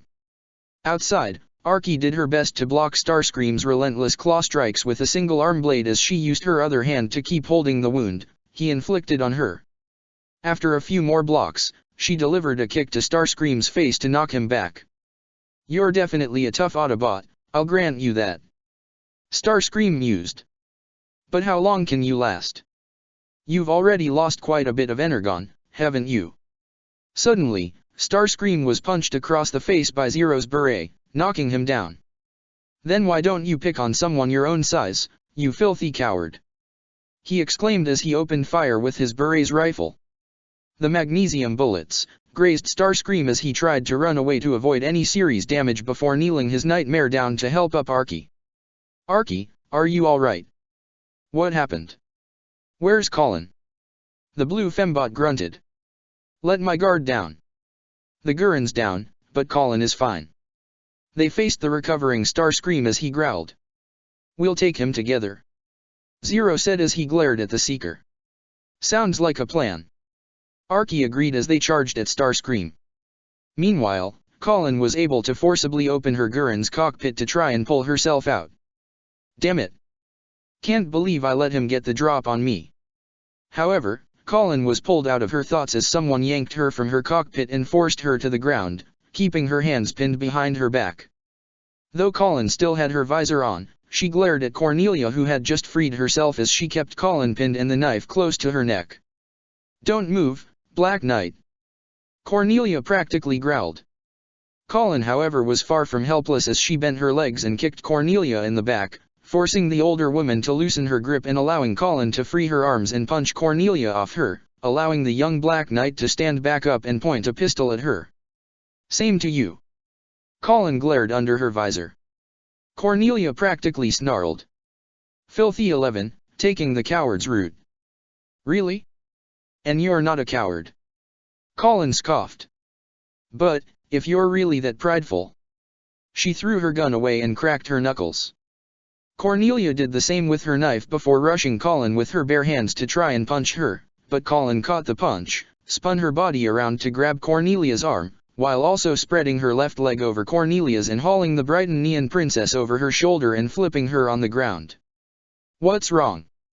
Colin taunted. Never thought an 11 could defend herself. She made her own martial arts stance as Cornelia tried to pull herself back up. Let's see how well you fight without your precious nightmare. Colin made a hand gesture to bring it on, which the angry Cornelia obliged. Tell me, Bug. Do you think Megatron will enjoy his new trophies? Arachnid called out to Bumblebee as he continued to hide. He'll probably use the bulky ones for target practice. She mused as she had not only tipped over a mobile bulkhead but did the same for the frozen Ironhide as well. As for the precious knights of the round. She mused aloud, as while their own Nightmare rays were inoperable, they themselves could still hear Arachnid's taunts as their own eyes narrowed. I'll let their precious emperor decide their fate for their failure. She tauntingly walked over to the frozen Gecko with the glaring Rai still inside. Though I might throw them a bone and hand them over one of the Black Knight's top pilots. She tauntingly tipped over the Gecko, knocking Rai inside. Say that to my face, bitch. Rai shouted, even though Arachnid couldn't hear him. Prime is the true prize. Arachnid continued as she crawled on top of his shoulders with her spider legs. Perhaps he'll adorn the prowl of Megatron's warship. She then opened fire with her energon palms at the spot where she glanced Bumblebee. However, the scout saw some stray blasts hit the rock in front of him and creating a small cloud of dust. This gave him an idea as he opened fire at the same rock with his own energon blasters, causing the entire rock to collapse and create an even larger dust cloud. Arachnid saw a few stray blasts coming her way, so she shot her immobilizer through the dust cloud until it began to clear. When it did, it would appear that she had successfully froze Bumblebee as he appeared stuck in mid-run. But you, Bug. Arachnid taunted as she walked closer to him. I suspect Megatron will simply dismantle you, the Wrecker, and your talkative friend for spare parts. She then walked over toward the still frozen Thundercracker and Skywarp, stuck in their pile. Tell me you two, what do you think? Two of the greatest seekers in Decepticon history, who abandoned their own commander for a weapon, only to be dealt with by a former deserter who chooses to turn you in to redeem herself? That sounds like a good deal, doesn't it? She then walked over towards Optimus' immobile form, still monologuing, not noticing that Bumblebee was in fact not frozen and quietly snuck his way closer to the rambling Decepticon. I mean, with prizes and results like this, I could earn Megatron's eternal trust. I don't think so. She turned around in surprise to see Bumblebee's fist before it made contact with her face to not only knock her down but also the immobilizer out her hands. Before she could even react, Bumblebee had grabbed the device and used it to freeze Arachnid herself. Not so fun, is it? Bumblebee bleeped. He then looked to Optimus and spoke in bleeps aloud to all his friends so they could hear him. Sorry guys. I'll call Ratchet later. I don't want to take any chances with something like this. But I gotta go check in on Zero and the others. Be back soon. He transformed and drove his way back to the spot where he left his remaining comrades. Starscream had delivered a knee to the injured Archie's ABS, before driving an elbow into her back to knock her down and later kick her down the hill. However, this also left Starscream open for Zero to open fire on him with his beret, forcing the Seeker to take cover behind the trailer. Zero tried to steer around the trailer and shoot Starscream again, but the Seeker had expected this and opened fire with a missile wrist to blast off the legs of the beret and send the remainder crashing across the ground. Starscream snickered as he walked toward the downed Nightmare. You may be a competent strategist, Zero. Starscream taunted. But your combat skills still leave a lot to be desired. Colin had punched down Cornelia and saw the state her friends were in. Archie. Zero. She tried to run and help, only for Cornelia to grab her by the shoulder and punch her across the face, almost knocking the visor off. Don't you dare turn your back on me. Cornelia tried to press her attack, only for Colin to grab her by the shoulders and slam her knee into her ABS before headbutting her and knocking her down. However, Cornelia swept her legs to knock Colin down and try to put her in a chokehold. Zero opened his cockpit only to see the smirking Starscream looming over him. "If you think I'm going to beg for mercy, Starscream, forget it." He glared from underneath his mask. Starscream was slightly caught off guard by Zero's defiance. Yes. Begging for mercy would be quite pathetic, wouldn't it? He kneeled down closer to Zero, who stood up fully from the remains of his beret. "Well, you're much more valuable to me alive. Imagine Megatron's appreciation, when I not only deliver him an invaluable weapon, but even the ever-elusive Zero. I think that would restore my stature quite nicely." However, the Seeker was suddenly blasted in the back, and his shocked expression was the one that would be frozen with the rest of his immobile body for the time being, much to Zero's surprise. He looked past the immobile Seeker to see the one responsible. Bumblebee. The yellow Autobot was also above Cornelia, pointing his energon blasters at her, motioning for her to let Colin go and stand up. With great reluctance, Cornelia raised her hands, knowing she couldn't best an Autobot, leaving her open for Colin to slug her in the face and knock her unconscious. That felt good. Colin smirked, only for her to look in fear and concern as she, and Zero heard Arky's painful grunt. "Arky!" Zero exclaimed as he, Colin and Bumblebee all ran to help her. "Are you all right?" "Alive," she grunted as Bumblebee helped her on his feet. "What the heck happened to everyone else?" Colin asked Bumblebee. "Same thing that happened to him." Bumblebee pointed to the frozen Starscream. "With this, let me guess, a Decepticon weapon that can immobilize both Cybertronians and apparently Nightmare rays." Zero assumed. "Yup." Bumblebee confirmed. "Can you reverse it?" Colin asked. "Ratchet might be able to. But we'll need backup to haul everyone back to the Ark." Bumblebee answered. What about her?" the injured Arky asked, referring to Cornelia. "And the Cons and the Knights. Leave them," Zero said. "I got everything I need from Cornelia. Let the Knights and Decepticons go back to their masters in disgrace." Bumblebee contacted the Ark. "Ratchet, we need a ground bridge. And some extra help, we've got a heavy haul." As Bumblebee tried to explain everything to Ratchet back at the Ark, Lelich paid one final glance to his elder sister, a feeling of remorse filling his entire body. The Nemesis, 1 hour later. After receiving no response from their forces, Soundwave had located the immobile Decepticon quartet, as well as those in the Knights of the Round, and even Cornelia herself, who had regained consciousness. Knockout was able to effectively reverse the stasis lock on everyone present, before Soundwave returned Cornelia and the Knights to Japan, while also transporting Starscream, Arachnid, Thundercracker, and Skywarp to Megatron, who was less than pleased over what happened. After Soundwave was told what happened by all the Knights, with Soundwave himself confirming they weren't lying, Megatron knew exactly what happened. Starscream was thrown against the wall, Arachnid slammed against the ground, while Thundercracker and Skywarp's faces were pounded together before all four of them were on their hands and knees before their enraged master. "It would seem that deceit is in all your nature," Megatron muttered. "I am the victim here," Starscream protested. "They abounded me. I was only..." He was sent flying by a slap from Megatron. "I will not tolerate your excuses," the Decepticon leader shouted. "My lordship, it was the incompetence of the Knights that cost us the immobilizer," Arachnid stated. "No. You turned it on us," Thundercracker argued. "Yeah. This whole mess was your fault," Skywarp agreed, only for all three of them to be smacked into the recovering Starscream by Megatron. "I've heard this same excuse multiple times before," Megatron stated as he walked toward all four of them, grabbing Skywarp and Thundercracker by their throats, while also stepping on Starscream's body and Arachnid's head to squeeze them further. "It's not my fault, if only it weren't for them, if only they'd listened to me. It's just one excuse after another. This is why our enemies continue to best us. Because you are each so busy trying to usurp the others, you allow the enemy to take advantage of our divided nature." He slammed both Thundercracker and Skywarp down onto Arachnid and Starscream. "But I will not tolerate this any longer. Listen to me well, All of you. Megatron told the four of them as they tried to recover. You will find a way to work together. There will be no further fighting among our own ranks. If any of you try this again, you will all perish. Even if the others weren't involved. The fates of you four are now linked together.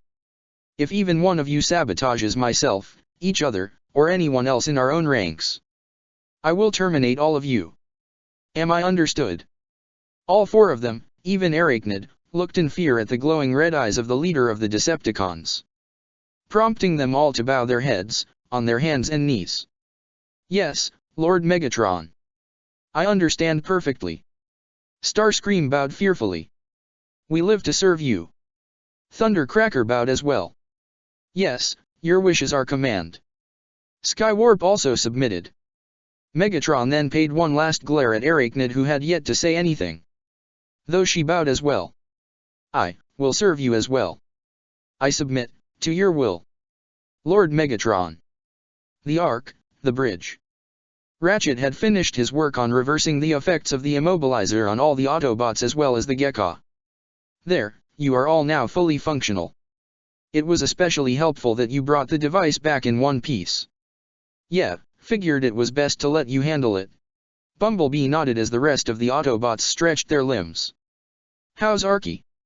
Cliffjumper asked. She'll make a full recovery, don't worry. Ratchet assured.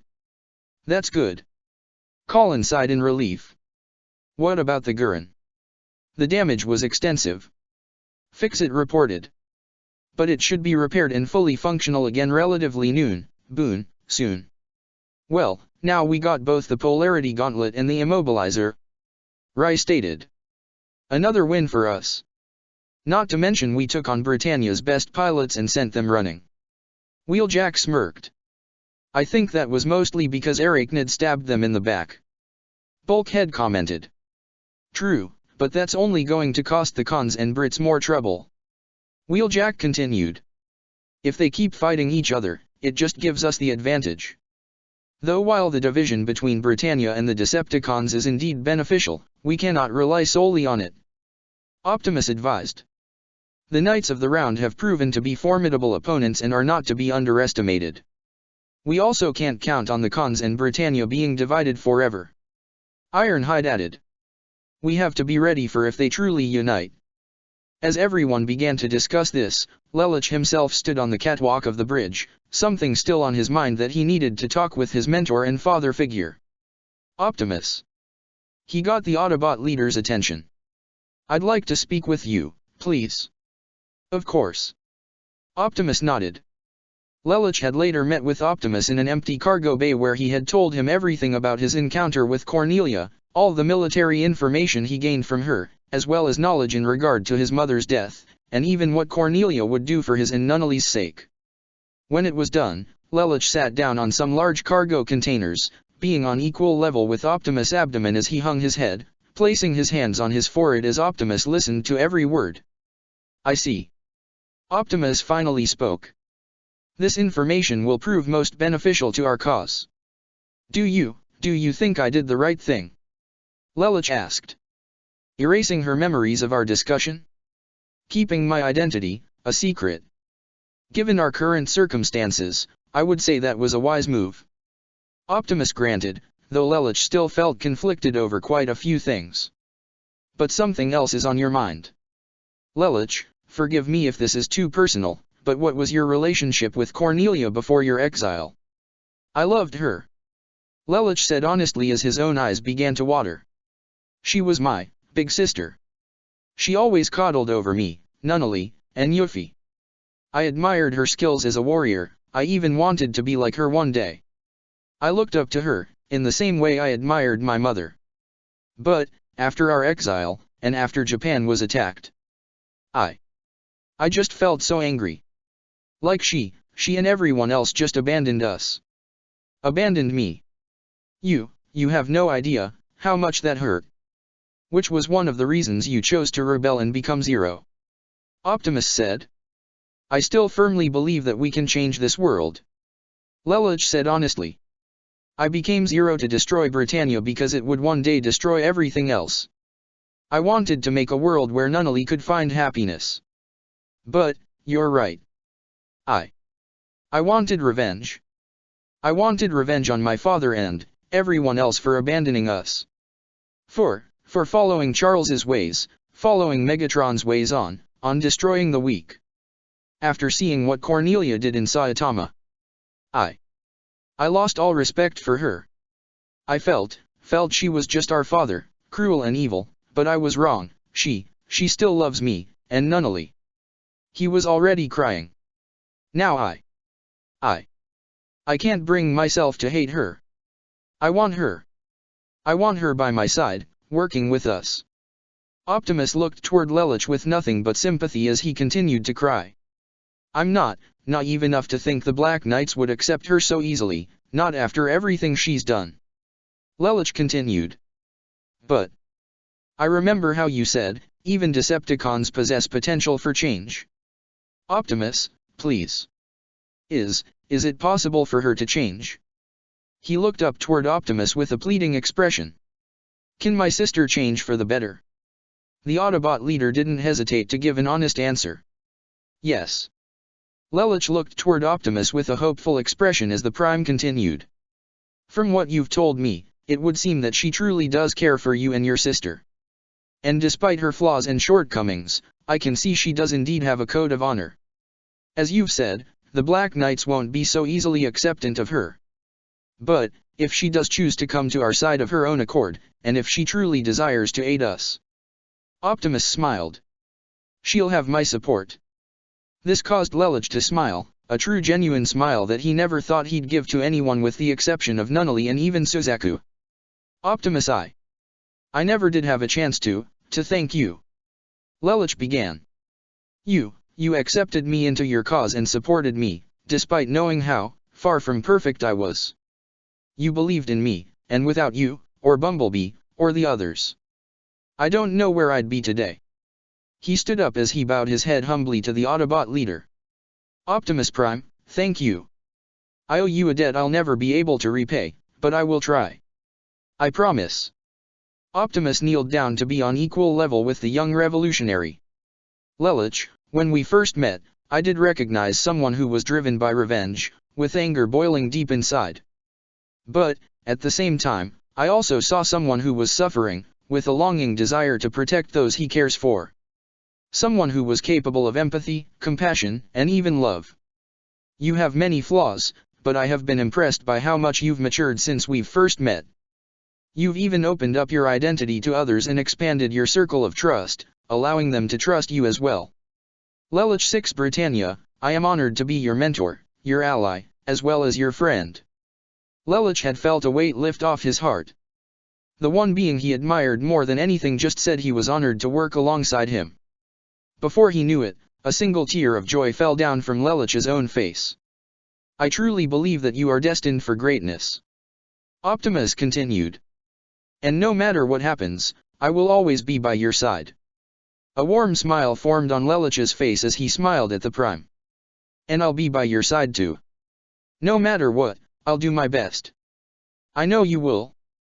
Optimus smiled back. Chapter 23, Nunnally held hostage. Lelich hung by the wall in Area 11's International Airport as he waited for his partner, while also on the phone with a few other close associates of his. The Gurren MKII's repairs have proceeded on schedule. Optimus relayed. Ironhide has also taken the necessary steps towards training our new recruits. So far, things appear to be proceeding rather nicely. Anything about Rise Geese? Lelich asked. Fix-It and I have managed to subject Rai to a thorough testing of his own neural net. Ratchet responded. From what we've gathered, it would appear his geese is near identical to yours. Only it seems his is more auditory, rather than visual. Simply put, they only need hear Rai's voice in order to be affected by his geese, unlike yours which needs direct eye contact. But the command has to come directly from Rai, and it can't be broadcasted through communication or even recorded devices. I see. Lelich nodded, this could be incredibly useful. What about his potency?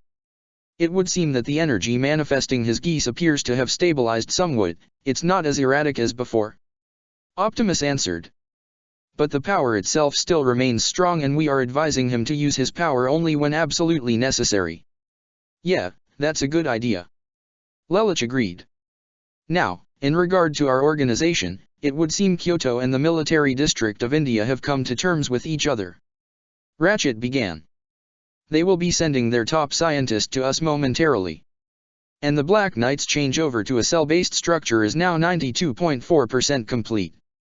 The members have been ranked into 14 tiers, and we've managed to infiltrate all Brightonian military warehouses, thanks to the information you were able to gather from Cornelia.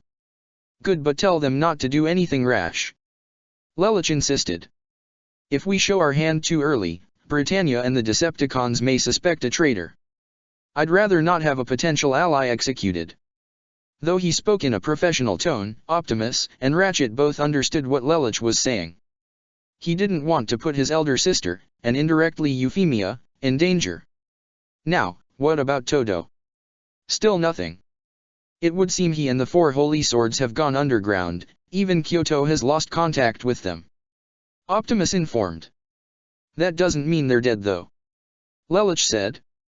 Pretty sure Britannia would want to make an example out of Todo the Miracle Worker, rather than keep it quiet. If you find anything, let me know immediately. Now, what about Ogai and his house guest? Still nothing. Ratchet answered. The woman he's with appears to have completely recovered physically, but her memories still haven't returned. Understood, continue with the work, all right. Lelich then hung up as he saw the disguised CC arrive. She wore a dark blue business suit with a dress, black-heeled shoes, along with glasses and a black wig. Are you sure you want me to be the messenger? She asked him. And why have me take a plane? I could just go there via ground bridge. I'd rather not tip off the Decepticons or my so-called uncle about you just yet, this is the safest way. Lelich explained. And if you look humble, they'll look down on you. That's how it works in the Chinese Federation. I don't know about that, but I have some humility. CC responded. Good, now you can put it to use. How's your passport? He asked. Not a bad forgery, I'm all set. CC said. Be careful out there, all right. Lelich told her before they went their literal separate ways. The young revolutionary left the airport where he saw Bumblebee's vehicle form parked outside. He entered the driver's seat as the yellow scout began to drive off. Well, she's on her way. With any luck, we might establish some allies in one of the world's major superpowers. Lelich responded. From what you've told me though about these high eunuchs, they're not all that different from the Brightonian Emperor. Is that going to be a problem? Bumblebee asked. We'll cross that bridge when we get to it. Lelich answered. But if we play our cards right, we might just gain a valuable ally. But we also gotta be aware if things go south, right? Bumblebee asked. Trust me, I know.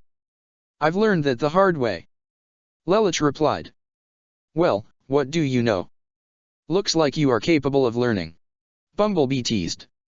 Even though the translator could only translate the Autobot scout's bleeps into monotone words, Lelich had been with Bumblebee long enough to know when he was being serious, sarcastic, or just plain teasing, in which case Lelich chuckled.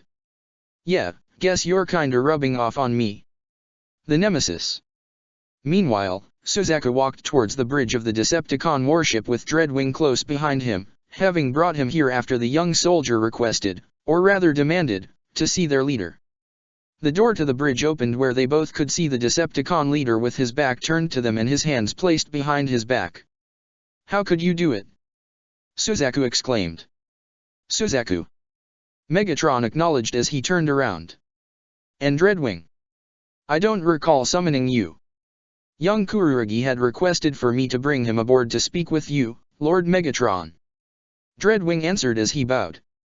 Actually, I wish to speak with you as well on the same subject. And what, pray tell, would that be? Megatron looked directly at Suzaku, who narrowed his eyes. How could you let Arachnid back into the Decepticons? Suzaku shouted. Ah, so you've met with her. Megatron noted. Do you have any idea what she's done? What kind of person is she? Suzaku exclaimed. A sadist, a butcher, a hunter, and an infiltrator. Megatron answered. I'm well aware of whom I bring into our ranks.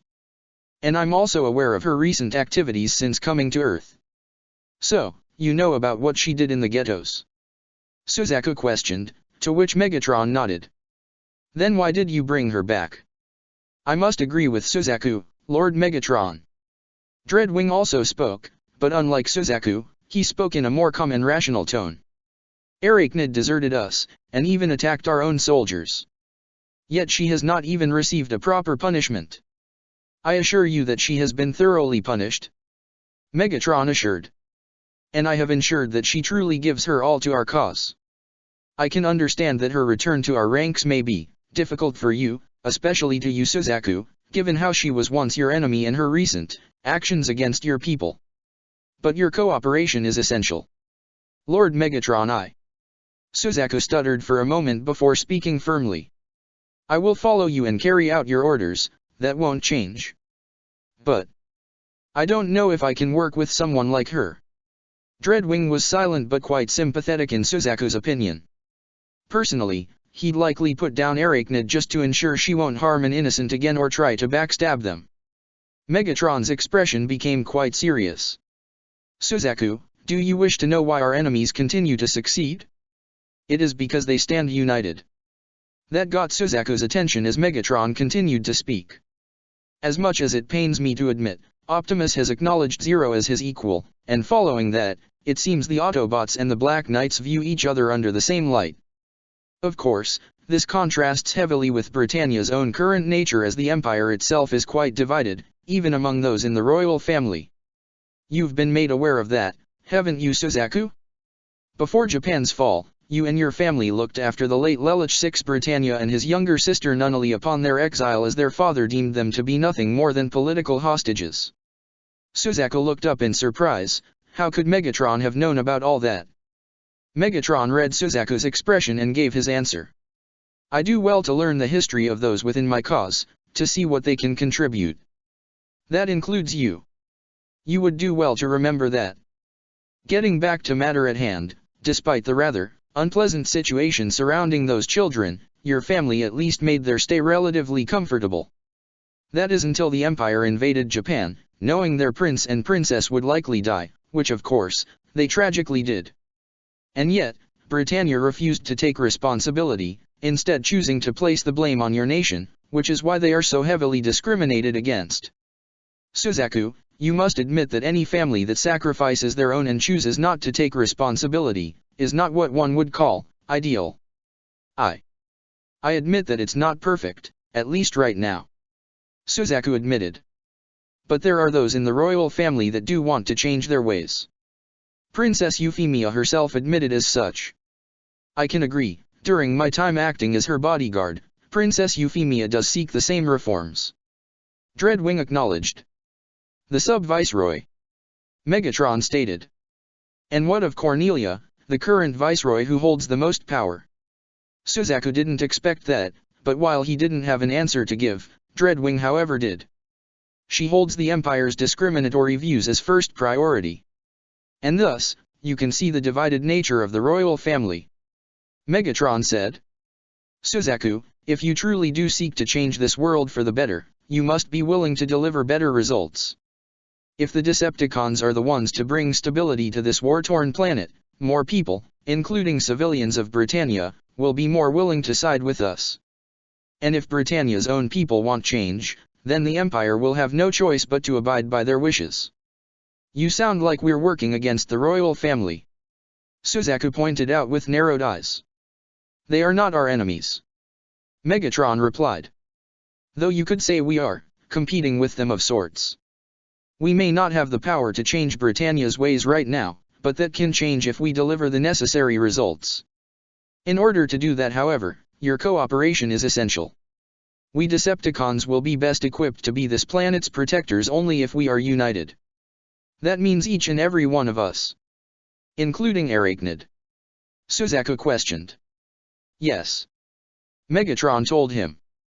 Both Suzaku and Dreadwing were rendered silent with that declaration. They both saw the logic in Megatron's explanation, but that didn't mean they were alright with it. Is there anything else? The Decepticon leader asked the pair. No, my liege. Dreadwing bowed his head. Then you may go. I will contact you should I need you. Megatron turned around. Dreadwing bowed before leaving. Suzaku was right behind him. Once the door closed automatically behind them, the words Megatron told him brought up a certain memory from Suzaku's childhood. It wasn't a pleasant memory, but it wasn't a necessarily bad one either. Flashback, 7 years ago. The 10-year-old Lelouch and Suzaku, along with the 7-year-old Nunnally whom Lelouch gave a piggyback as she couldn't walk, trekked through a barren wasteland riddled with corpses of men, women, and children. Where are we going? Are we getting moved to another place again? The blind little girl asked as Lelouch carried her. It's one of the Kururugi's homes. Lelouch answered. This time, it's the main house, okay. Suzaku stopped for a moment as he saw all the dead bodies around him, his face filled with so many emotions, sorrow, regret, terror, grief, and overall shock. Keep on walking, Suzaku. Lelouch told his friend once he noticed his hesitancy. But Suzaku stuttered. Keep walking. Lelouch told him firmly. Truth was, Lelouch did feel bad for all these people, but Nunnally was his first priority and he would see to it that she was safe. Where are we? It smells really bad here. Nunnally wondered. We're going by a garbage dump, right Suzaku? Lelouch turned around, only to see his friend crying. A sympathetic expression formed on the young exiled prince's face as he walked towards his friend. What's wrong, Suzaku? Nunnally could hear his subtle sobs. When he didn't have an answer to give, she reached out her hand to caress his face in an attempt to comfort him. Nunnally.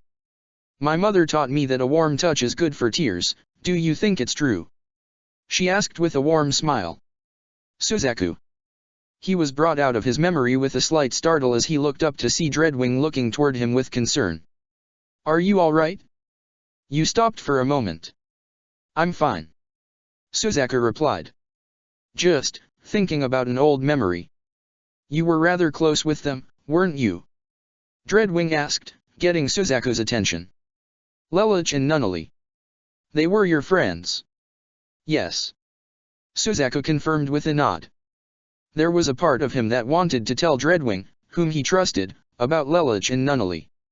But now with Arachnid back among the Decepticons, he didn't want to take any chances. I am sorry for your loss. Dreadwing apologized. I can understand what that loss is like. During the war for Cybertron, my brother Skyquake died on the battlefield. That completely caught Suzaku off guard as he looked to Dreadwing in surprise. My twin and I shared a split spark. Dreadwing explained. Metal but two halves of the same life force. Even across our warring planet we could sense each other, so to speak, and when his spark was no more. I'm sorry. Suzaku said sincerely. I understand your origins as well as your ambitions. Dreadwing told the boy. If you feel that you need to talk to someone, I am here. Both as a fellow soldier, and as a friend. Suzaku smiled. Thank you Dreadwing. I appreciate that. The next day, Ashford Academy. Lelouch and Rai walked towards the building about 10 minutes before classes started. So, what did Ratchet say? Lelouch asked. Oh, just the typical, I needed that, dot. Rai joked but became serious when he saw the look on Lelouch's face. But, pretty much what you and everyone else are telling me, don't use my geese unless absolutely necessary. Trust me, I know. Just making sure, especially considering who you're apparently contracted with. Lelouch commented. Speaking of which, you still don't remember that. Sorry, but, I don't. Rai confirmed. But when I do know, you and everyone else will be the first to know. Lelouch nodded, but soon heard a familiar voice call to them. Lelouch. Rai. They both turned to see Suzaku running toward them. What's up? You know, they're gonna hold you back if you don't start coming to class, Lelouch. In fact, I think you've been skipping out too, Rai. You're one to talk. Rai commented in a friendly tone, while also hiding a slight hint of resentment. You've been skipping here and there too. I have work to do. Suzaku replied. It's just the Black Knights and those Autobots have really been on the move, lately. Hey, I thought you were in engineering. Lelouch said, feigning an expression of ignorance, which Suzaku seemed to buy. We're short-handed, so they move me around. Suzaku answered. Both Lelouch and Rai inwardly winced, knowing exactly where Suzaku has really been. Lelouch still held out hope that his friend could be saved and redeemed, while Rai was slowly beginning to lose trust in Suzaku, but that didn't mean that he thought that he couldn't be saved. Still, how about dropping by for dinner more often? Lelouch asked. Nunnally misses you. Are you free this evening? Yeah, I could come tonight. But are you sure it's okay? I don't want to cause. Suddenly Rivalts pulled up to the three boys in his personal vehicle, much to their surprise. Hey, Lelouch. Geez, you almost ran us over. Rai exclaimed. What's wrong? Lelouch asked Rivalts. I heard the president's out doing a blind date thing again. Rivalts exclaimed in distress. Yeah, today. Lelouch confirmed. Today. Why didn't you tell me about it? Rivalts pulled Lelouch in by the collar. Because you would have a spaz attack, kinda like right now. Lelouch answered as he gently freed himself from his friend's grip. I'm not having a spaz attack. Rivalts practically screamed. Then what would you call driving in here like a maniac and freaking out like this? Rai questioned irritably. As much as he liked Rivalts as a friend, he could be quite the drama queen. Personally, he'd considered introducing him to Ironhide or even Ratchet just so they can hammer that out of him. It's okay, I didn't know about it either. Suzaku tried to give some form of compassion himself, which Rivalts didn't seem to take. Don't give me your emo routine. Emo. Suzaku didn't know how to respond to that. Guess compassion's not a fashion these days. Rai muttered disapprovingly. Lelouch sighed at his friend's antics. Look Rivalts, if it's any consolation, Millie doesn't have much of a choice in this either. That doesn't help. Rivalts commented, lowering his head. The young revolutionary simply shook his head and decided to move past this. So anyways, are we on for dinner tonight with Nunnally? Lelouch asked Suzaku. Sure. Suzaku answered but was surprised to see Lelouch running away toward the clubhouse. What about school? He called out to him. Don't worry, I'll be right back. I'm just gonna go tell her about it. Lelouch called back as he ran off. I'll go make sure he doesn't forget about his classes. Rai said to Suzaku and Rivalts as he ran to catch up with Lelouch. While Suzaku seemed to understand, Rivalts fell to the ground in comic despair. My life is over, and they're worried about dinner. In the dining room of the clubhouse, Nunnally held an origami crane in her hand with a smile, when she heard the door open. My classes don't start till second period, Sayoko.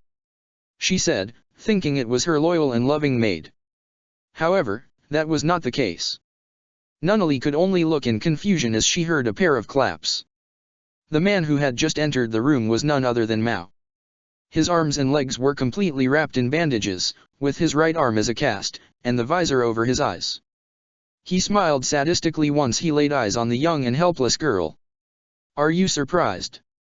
Lloyd asked the stunned Millie. Matchmaking dates are usually in hotels or restaurants. Earl Lloyd Asplund was in fact the arranged blind date that Millie's parents had set her up for. While she dressed rather nicely, he was in his casual lab attire. And as Lloyd said, they weren't in any nice restaurants or hotels, but rather in the Camelot division. Of course, Cecile had made sure there were no Decepticons present during Millie's visit. As per Cornelia's instructions, the Decepticons' existence was to be hidden from the public so that it would be Brighton Neon forces that were fighting the Autobots and the Black Knights. I suppose that's true, but I'd heard that you were a very unique person, Lord Asplund. Millie said. Unique, what a delightfully artful way to put it. Lloyd said as he went back to work on his computer. I'm surprised you're interested in a girl from the downgraded Ashford family after it lost its rank. Millie said. Oh, but I couldn't care less for loss of rank. Lloyd replied. Excuse me. Cecile had walked over and provided a tray of tea for the pair. I'm sorry to trouble you. Millie said to the older woman. Not at all, take your time. Cecile replied. No need for that. Why draw it out, let's get married. Lloyd said bluntly. Huh. That's it. Millie had not expected that at all. Getting cold feet. Lloyd said with his typical indifference. Ashford Academy, Clubhouse. Lelich and Rai had entered the building and were walking down the hallways. We can't keep this up forever, Lelich. Rai told him. You know things might escalate with Britannia and the cons soon. I know. Lelich acknowledged. That's why I plan to tell Nunnally tonight after dinner. You're really going to tell her? Rai asked. I know you said you were planning on it when we brought Shirley in, but... Like you said, Rai. Things will likely escalate. Lelich explained. Millie's done a great deal many things to keep us safe, but not even she will protect us from the Decepticons. And personally. A small smile formed on his face. I've been waiting to introduce Nunnally to Optimus for a while. What about Suzaku? Rai asked, causing Lelich's smile to face. You know he's going to find out sooner or later. We both know that's going to be a lot more complicated. Lelich commented. That's an understatement. Rai said. Not only is he a Brightonian soldier, but he's been working with the Decepticons too. They even have their symbol engraved in his nightmare. Who knows what lies Megatron has told him? I know he's your friend and I still care about him too. It's just, if we're not careful, he might end up becoming our worst enemy. Lelich's face indicated he was contemplating a great deal of thought. I know.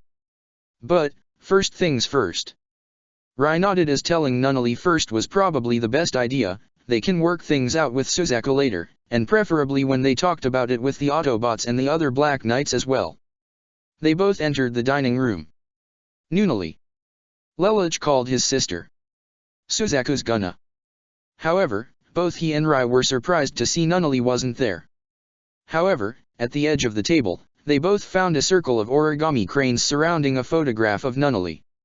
She was tied to her own wheelchair with a strip of tape over her mouth. Rai's expression was one of both shock and even fear, while Lelich's face contorted that of anger and terror. They both heard Lelich's cell phone ring. He quickly answered it. Yes. Lelich. He heard his sister's distressed cry. Nunnally. Where are you right now? Lelich exclaimed as he and Rai both exchanged worried looks. I don't know, but I can't move. She grunted a bit as apparently the phone was taken away from her. Nunnally. Lelich exclaimed. It's me, Lulu. A new voice spoke from the phone, one Lelich never thought he'd hear again as a chill went down his spine. Mao. What? Rai practically screamed. He's alive. Lelich put the phone on speaker so Rai could hear as Mao spoke. You and your little Autobot buddies dropped your guard, Lelich. Just because you all thought I was dead. Mao, listen, CC isn't here right now. Lelich said. That's why I came. Someone immune to my geese would be troublesome, now. Mao replied. I'll save my encounter with her for a later date, probably with a squad of Viacan troopers to make sure she doesn't get away from me this time. Oh, and in case you're wondering, I haven't told Megatron anything about you or the Ark's location yet. I'm keeping those cards close to my chest for now. But first things first, I'm gonna pay you back for that little session the other day. Feel free to bring in your amnesiac friend if you want since he's with you. So, you're within 500 meters of us? Rai asked, as that was likely how Mao knew he was with Lelich at the moment. Of course, wanna try and find me? Mao challenged in a sadistically playful tone. You boys have a time limit of 5 hours. Oh, by the way, since the game is just between the three of us, no calling in any of your Black Knight classmates or the Autobots. I'm not in the mood to get shot up or literally squashed underfoot. Although Brightonian medical science is amazing, you can thank them for my return. He laughed sadistically. You really are a sick piece of crap. Rai exclaimed.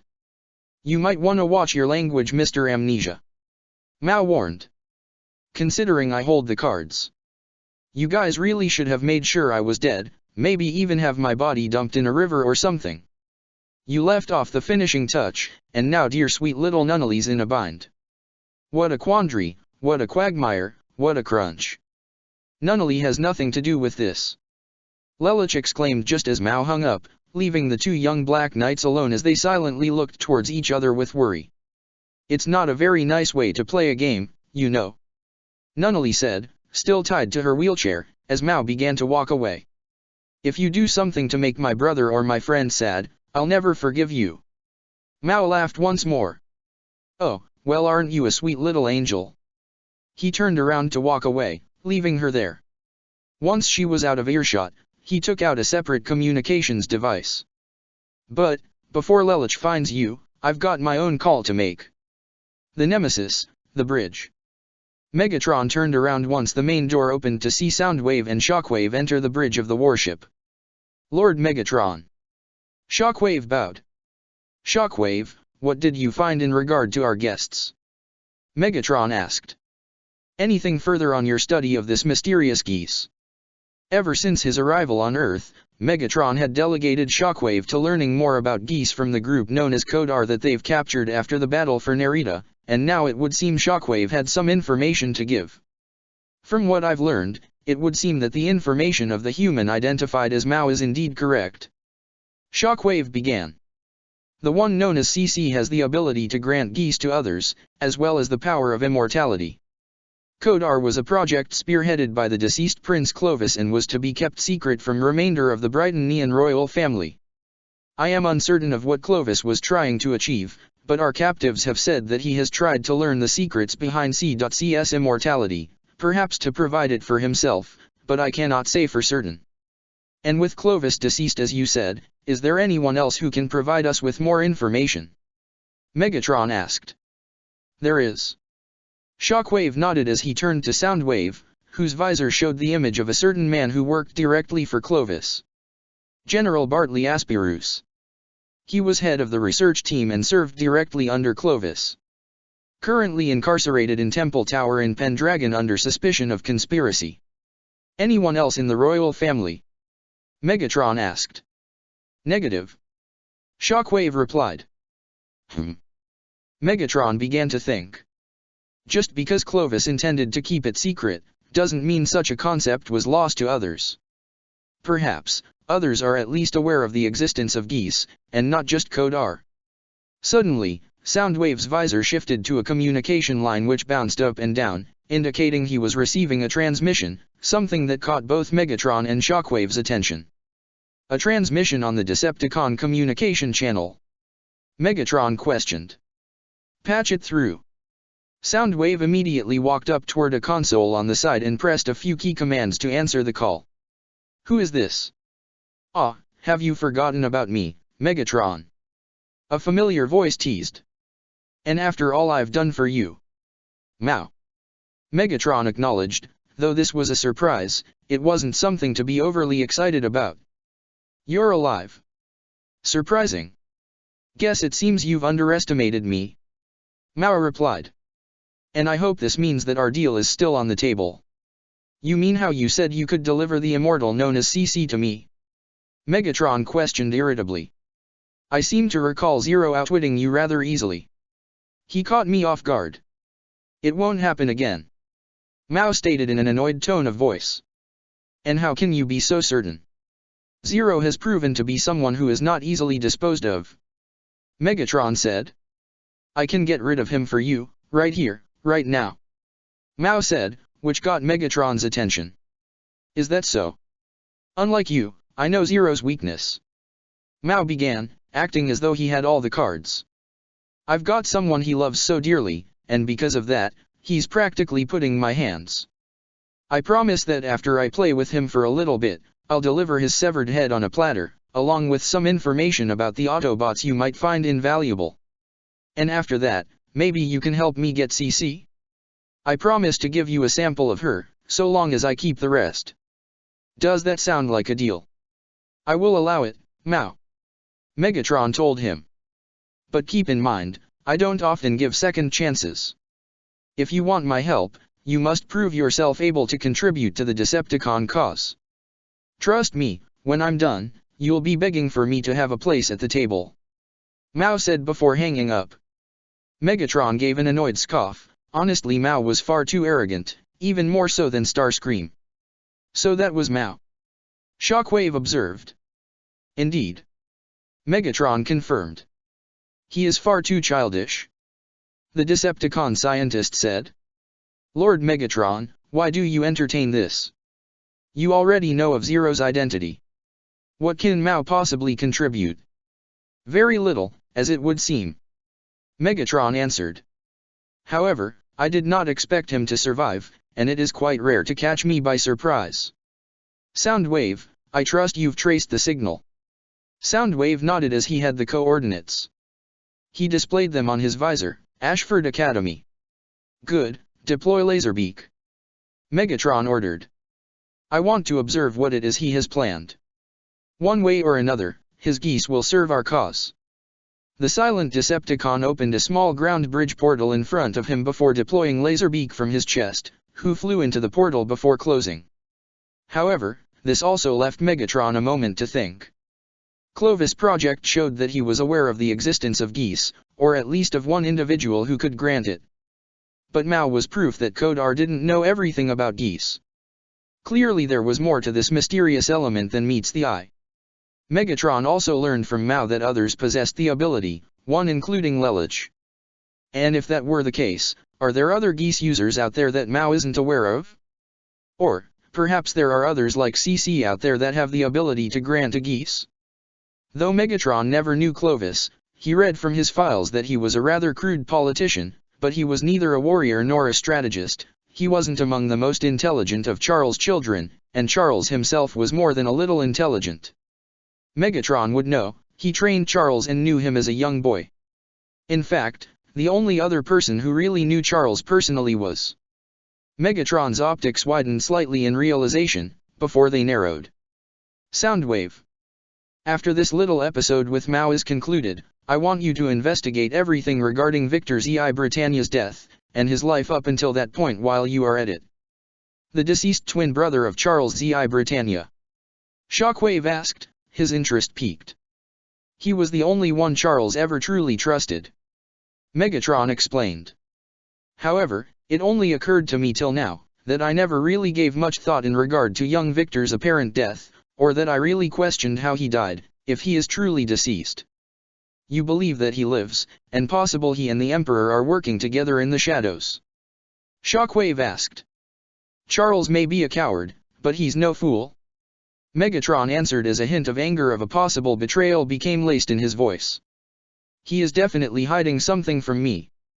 And I am not one to keep secrets from. Ashford Academy, Student Council Room. Nearly everyone was present in the council room, aside from Lelich, Rai, Nunnally, and Millie.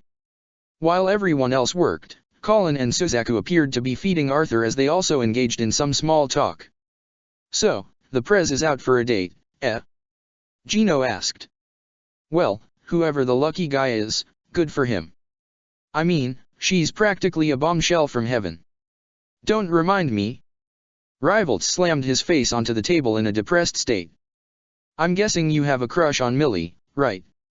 Monica asked in a slight teasing manner. For some reason, this got Nina's attention as she blushed slightly. That obvious? Rivalts asked. A little. Monica replied. You seem to gaze at her every time she's in the same room. Anya said stoically as she was at her phone still. All signs seem to indicate a form of emotional attachment. Emotional attachment. Rivalts wasn't sure what to make of that. Oh, come on, stop teasing him. Shirley chastised the three knights of the round before patting Rivalts on the back. Don't worry, Rivalts. If you just asked out Millie yourself, I'm sure she'd say yes. You really think so? Rivalts asked hopefully, as Nina continued to listen, thinking a bit in regard to a certain pink-haired princess. Would Euphemia go with Nina if she simply asked? I don't see a reason why she shouldn't. Suzaku put his 2 cents in. I mean, you're a really decent guy. And since when are you the expert on relationships? Colin questioned. Maybe you can give me some advice, Colin. Rivalts asked. I mean, you seem to be hanging out with Lelich quite a bit. Gino looked toward Colin in surprise. Wait, you and Lelich? Don't, okay. Colin looked away, trying to hide her blush. It's none of your business. You know, now that I think about it, you also spend a bit of time with Rai too. Monica observed. Wait, she's in a reverse harem? Gino asked. At the moment, Colin really wanted to punch Gino, but Shirley beat him to it as she elbowed the Knight of Three. Ow. Gino, you're a nice guy, but there is such a thing as too personal. Shirley told him. Sorry. Gino rubbed his arm. Don't mind him, guys. Monica apologizes for him. Gino might be a top-notch nightmare pilot, but he's got zero social skills. Hey, I got some social skills. Gino defended. Back me up, Anya. You really don't. The emotionless girl said. In fact, you don't have much social life outside the Knights of the Round, or the Student Council. Gee, thanks a lot guys. Gino sulked into his chair. Gah. Suzaku felt a sharp pain in his hand as Arthur bit down onto him. Something that forced Colin to hide her laugh. However, that laugh came to a stop as Lelich and Rai both entered the student council room. The former had his cell phone to his ear. Hey guys. What's up? Rivals greeted. Lelich, Rai, be honest with me, do I have good social skills? Gino asked, most of the student council not noticing the distressed looks on their faces. What? Lelich wasn't paying attention. Shirley did notice something, however. Lulu, is something wrong? Nothing, just looking for something. Rai said as he and Lelich were about to leave. Don't mind us. Yeah. Talk to you later about dinner, Suzaku. Lelich said as he and Rai left. Seems those guys have better social skills than you, Gino. Maybe you could take a hint. Monica teased. Yeah, I think I will. Gino said. However, while everyone else seemed to resume their small talk, Suzaku noticed something off with Lelich. He had known his friend long enough to know that something was really wrong, and Rai was giving off the same kind of vibe. Hang on guys, I'll be right back. Suzaku left the room. It wasn't just Suzaku who noticed something was wrong too. Shirley had a bad feeling in her gut too, so she exchanged a quick glance with Colin. The red-haired girl seemed to get the message as she nodded to her friend, before Shirley stood up from her seat. Something up, Shirley? Monica asked. I just forgot that I have to check on something. Shirley answered before leaving the room as well. Lulu, if you and your amnesiac buddy do a handstand while searching for me, I'll extend your time limit an hour. Mao mocked through the phone as both Lelich and Rai were standing on a stairwell. Rai noticed the distressed look on his friend's face. Lelich, you can't let him get to you. Rai tried to get him to calm down. I know, but still. Lelich looked at the photograph of his tied-up sister, desperation clear in his eyes. We know he's within 500 meters of us, so he's still on the campus. But... Lelich. Both he and Rai turned around in surprise to see Suzaku coming up the stairs. Suzaku. What are you doing here? Rai exclaimed with worry, as this startle also caused Lelich to accidentally drop the photo onto the ground, allowing Suzaku to see it. That's... I thought so, something's happened to Nunnally. Nunnally? What's happened to? Shirley walked onto the scene as well, much to everyone else's surprise. However, she gave an audible gasp as she even covered her mouth in horror. Oh my god! Shirley! Suzaku exclaimed as he tried to think of a good cover-up for Lelich. Don't panic. But you have to. She knows. Lelich revealed with a serious look in his eyes. Suzaku, she knows about me and Nunnally, and who we were. Suzaku could not contain his look of surprise. What? How? As he was trying to wrap his head around this particular revelation, Rai quickly walked up to Shirley and whispered in her ear so Suzaku couldn't hear him. Shirley, don't panic, but it's Mao. That caused Shirley to gasp as she remembered that man all too well. The same one who kidnapped her, read her mind, used her as a hostage to get to Lelich and nearly killed her. She would have screamed and panicked, until Rai glanced to Suzaku, silently reminding her about his current position in both Britannia and the Decepticons and not to accidentally reveal any sensitive information. This was enough to calm down Shirley a bit, but she was still quite fearful. "Suzaku, I promise I'll go into the details later," Lelich told his friend. "But right now, Nunnally needs our help." "Okay." Suzaku nodded, knowing everything else can wait. "But Lelich, who did this? It can't be a Brighton or someone from the royal family." "No, this has nothing to do with our bloodline," Lelich answered. "Just a psychopath who wants to keep a girl all to himself." "But he does know about Lelich and Nunnally's identities," Rai revealed. "I see." Suzaku understood.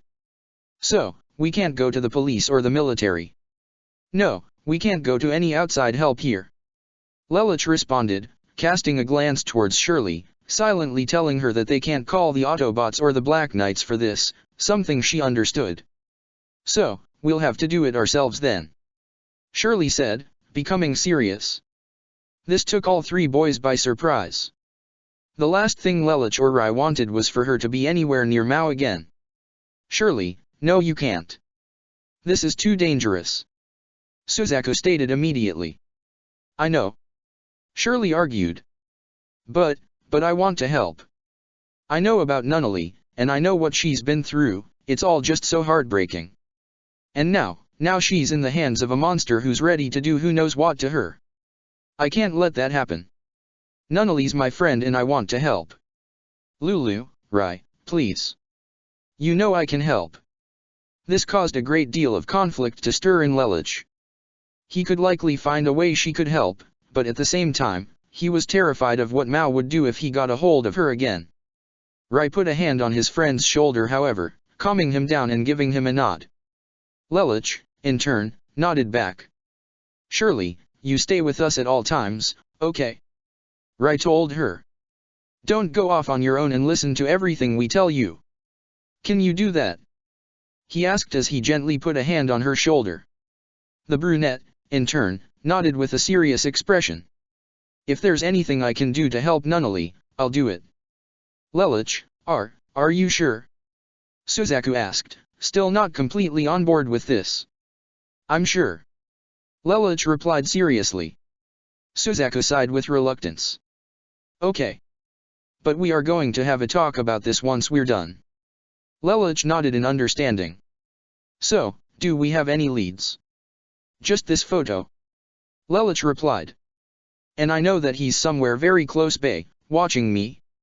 Suddenly, his eyes widened in realization. "And now that I think of it, I heard the sound of running water too." "Water?" Rai snapped his fingers. "He's in the circulation system. The lower levels," Lelich stated. "But how do we get down there?" Shirley asked. "I know a way, come on." Lelich quickly ran back down the stairs with Suzaku, Rai, and Shirley following close behind. "Something's still off, though," Suzaku noted. "What is it?" Rai asked. "Lelich, normally you'd hone right in on that," Suzaku observed. "Suzaku, my sister's been kidnapped. So, pardon me if I'm under a bit of stress right now," Lelich snapped, causing Suzaku to stutter. "Sorry. Guys, please. We can't fight right now." Shirley tried to stop them from snapping at each other, as Lelich had led the group to an elevator. "She's right, we can't afford to lose our cool right now," Rai also said as Lelich put his student ID into the elevator's console, but it was soon rejected. "What's going on?" "He changed the codes, we'll have to hack into the system," Lelich said as he was already in the process of hacking. "But that's against school rules," Suzaku pointed out. "It's a life or death situation, Suzaku.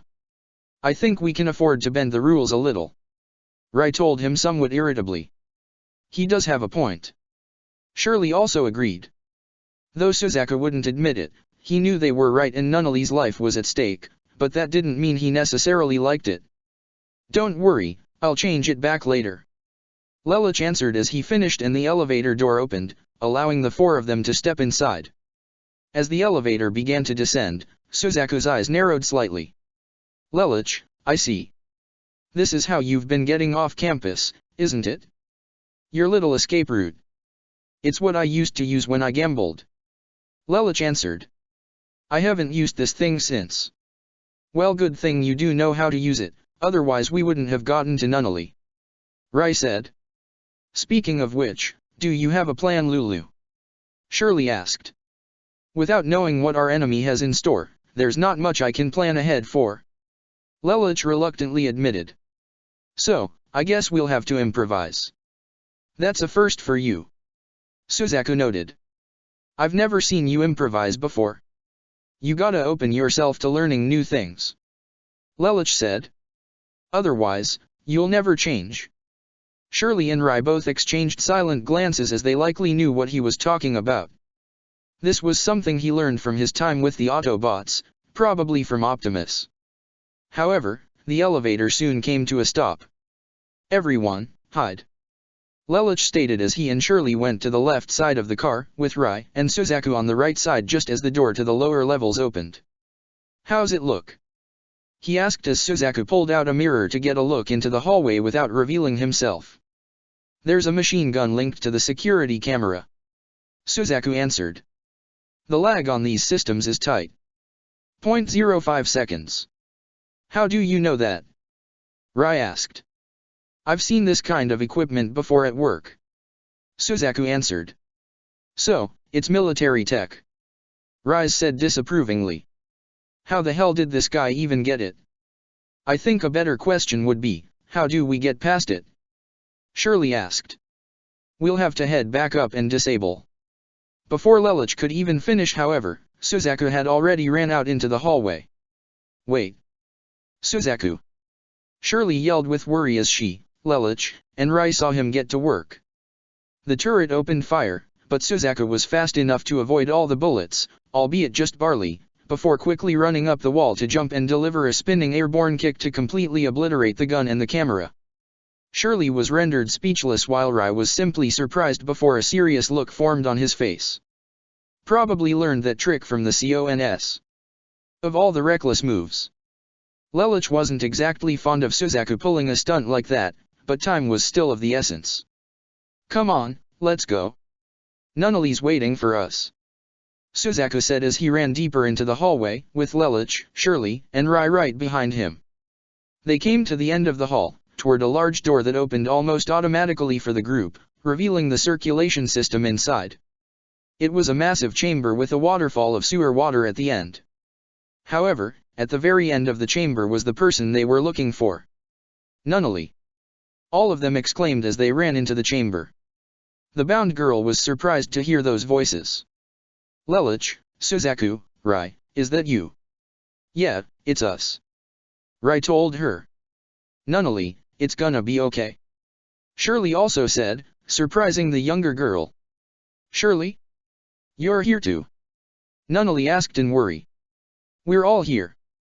Lelich assured. Don't worry, we're gonna get you. Wait.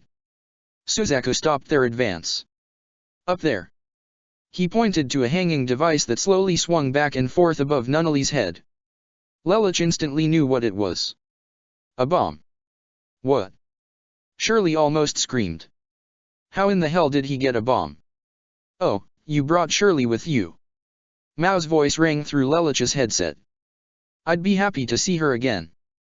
But I'll play along since she and Kurugi came on their own. Can't wait to see how the meddling kids deal with this. Once he hung up, Lelich practically snarled, wanting nothing more than to wring Mao's neck. Hey guys, look up there. Upper right corner. Rai pointed to the group a small camera that was attached to the wall. So, he has a camera. Lelich observed, while also getting Rai's subtle hint. Which means, we're outside his range. So, he won't be able to read our minds down here. But he can still see everything we do. Nunnally, we're going to defuse the bomb. Suzaku smiled sincerely. It's okay, don't worry. Lelich and I can do anything together, plus we got 2 more friends here. Despite the otherwise terrifying situation she was in, Nunnally had complete faith in her older brother and her friends. That's right. Okay, so what do we know about the bomb? Rai asked. Lelich need only take a glance at it to get an idea of how it functions. It's motion sensitive. Solenoid inside supplies energy that keeps it constantly moving. What does that mean? Shirley asked. If an external force interferes with the motion, then it explodes. Lelich explained, causing Shirley to look in surprise. So, let's just move Nunnally out of the way. She suggested. No, it's not just the bomb itself, but the area around it. Moving Nunnally even an inch will trigger it. Suzaku assumed. How much damage would this thing do if it were to blow up? Rai asked. It would wipe out everything within 500 or 600 meters, minimum. Suzaku answered. But that would take out almost the entire school. Shirley exclaimed. He'd not only take out the Black Knight's leader, but his 2 ace pilots, all my friends, even Bumblebee, Arky, and Cliffjumper who are stationed here. Lelich thought. And since Suzaku's here, I can't call Optimus for backup. Mao probably has the trigger too, and with that camera, he'd see any Autobot or Black Knight that would show up here. And with so many innocent people potentially getting caught up in the explosion. How are we gonna defuse the bomb without stopping it? Shirley asked. We might have to cut the line, but it has to be extremely precise. Rai assumed. Even one tiny mistake, and Ashford Academy will be a smoking crater. I think I might at least know which line to cut. Lelich said as he looked at the bomb again. He's not a pro, so I could figure out which lines are dummies. But it's too much of a risk. As Rai said, we need to be extremely precise about it. We'd have to cut the line without disrupting the motion. So, it's impossible? Shirley asked, getting rather fearful that they might not have a way out of this situation. No, it's not. Suzaku stated. I'll do it. Now is not the time to show off, Suzaku. Rai exclaimed. I'm not showing off. I can do it. The young honorary Brightonian replied. We don't have enough information to pull it off, though. Lelich said, not willing to risk his sister's life. There's a time limit here, we can't afford to play it safe. Suzaku insisted. As for information, it's staring you right in the face. I'm a soldier, Lelich. Can you use that information? Meanwhile, in a grocery store, Sayoko strolled through the halls, picking up food for Lelich and Nunnally. However, she felt her cell phone ring and saw that it was Suzaku's phone number on the caller ID. Ashford Academy. Mao stood at the far end of the academy's privately owned chapel. Behind him was a massive scale-like device. However, as he stood, he couldn't stop himself from hearing all the random thoughts of every student and teacher in the school, and it was really starting to annoy him. Stuck-up little brats. He scowled, no wonder I hate schools so much. However, he soon smiled malevolently as he heard the familiar thoughts of his intended target. What now? What's he got planned for me next? Lelich thought as he walked up to the chapel. That camera trained on Nunnally is transmitting to Mao. Is he here? I can't believe he'd still be here at the school. What a whack job. I told Suzaku and Rai to stay with Nunnally, while also telling Shirley to keep the Knights of the Round off my back. I can't call Optimus or the others for help. Guess I'm on my own. Lelich walked into the building, where Mao eagerly waited for him. Well, if it isn't Casanova. Mao greeted mockingly as he clapped his hands. No weapons, no Autobots, no friends, no strategy, you didn't defuse the bomb or even call Daddy Optimus. What's wrong, Lulu? I'm not explaining anything to you. Lelich glared. The final game, is it ready? Let's put an end to this. Mao revealed a fully assembled chessboard. With your specialty. Meanwhile, the vehicle modes of Bumblebee, Arky, and Cliffjumper continued to sit in the school's parking lot. Hey, you guys wanna hear something funny? Cliffjumper asked. You'd tell us anyway even if we said no. Arky said. That Knight of 3 guy, Gino, I heard from Rai that he wanted to take B Street racing. Cliffjumper said. I mean, he's got a pretty cool looking nightmare, why not race with that? Guy's eccentric. Arky said. Reminds me of someone else I know. Ah snap.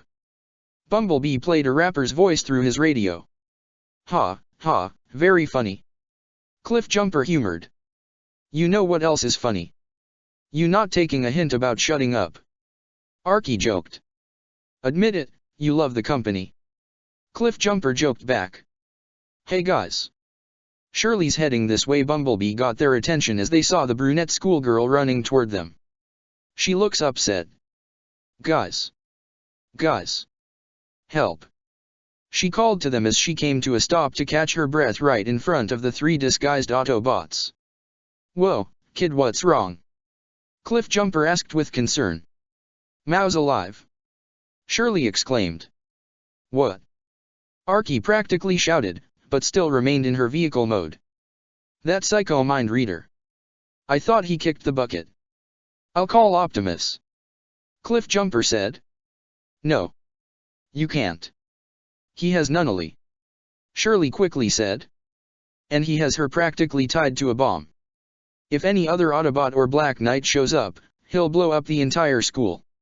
Where's Lelich? Bumblebee questioned. Keeping Mao busy, he has a plan.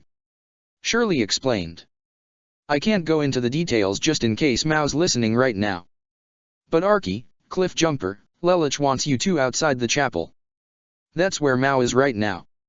If something goes wrong, he wants you two on standby. What about Nunnally? Cliffjumper asked. Suzaku and Rai are on it. Shirley answered. Suzaku? Archie questioned, not liking the sound of it. Guys, I know many of you might not trust Suzaku right now, but I know he cares about Nunnally and wouldn't do anything to hurt her. Lelich is counting on that. Shirley said. Please, just trust him. I do. Archie and Cliffjumper glanced to each other, despite still being in vehicle mode. Okay, I might not trust Suzaku right now, but I trust you, Shirley. Archie said. If Lelich needs us, we'll be there for him. Cliffjumper added. What about me? Bumblebee asked. I'm Lelich's guardian. And that's why he needs you to stay back, Bumblebee. Shirley explained. If something goes wrong and people see you transform, practically the whole school knows you're Lelich's car and it could reveal his identity as Zero, the scout understood. All right, I'll stand down. Thank you so much for understanding. And, for your help. Shirley said sincerely.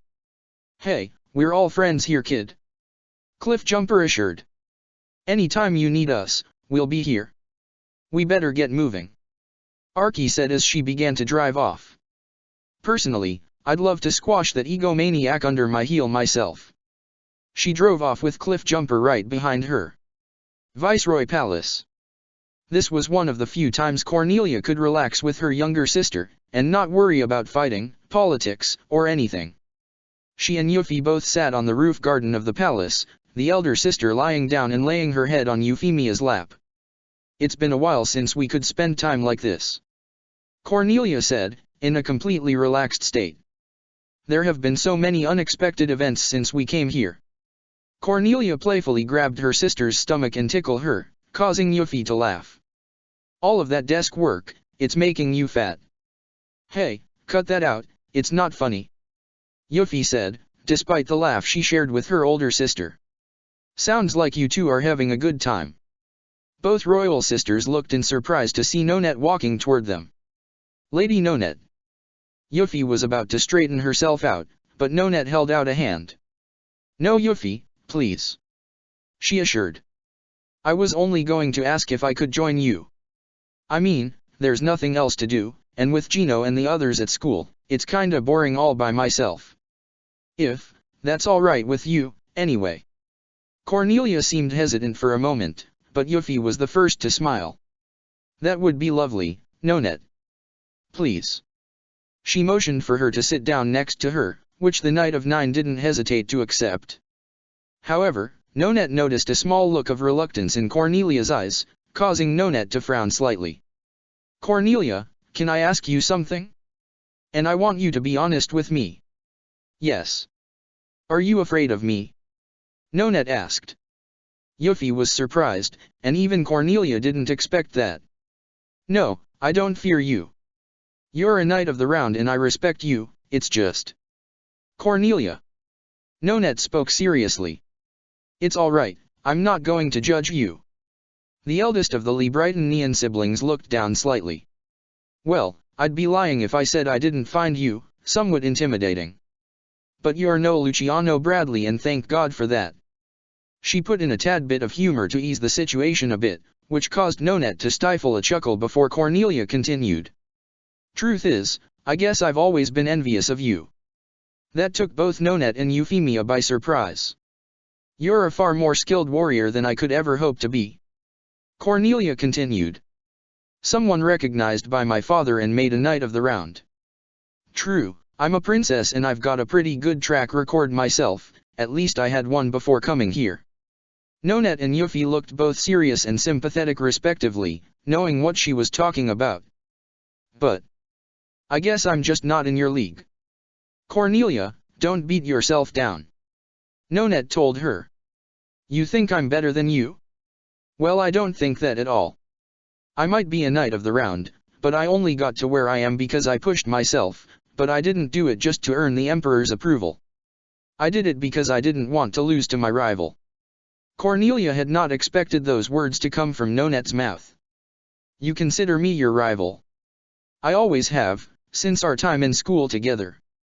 Nonette said with an assuring smile.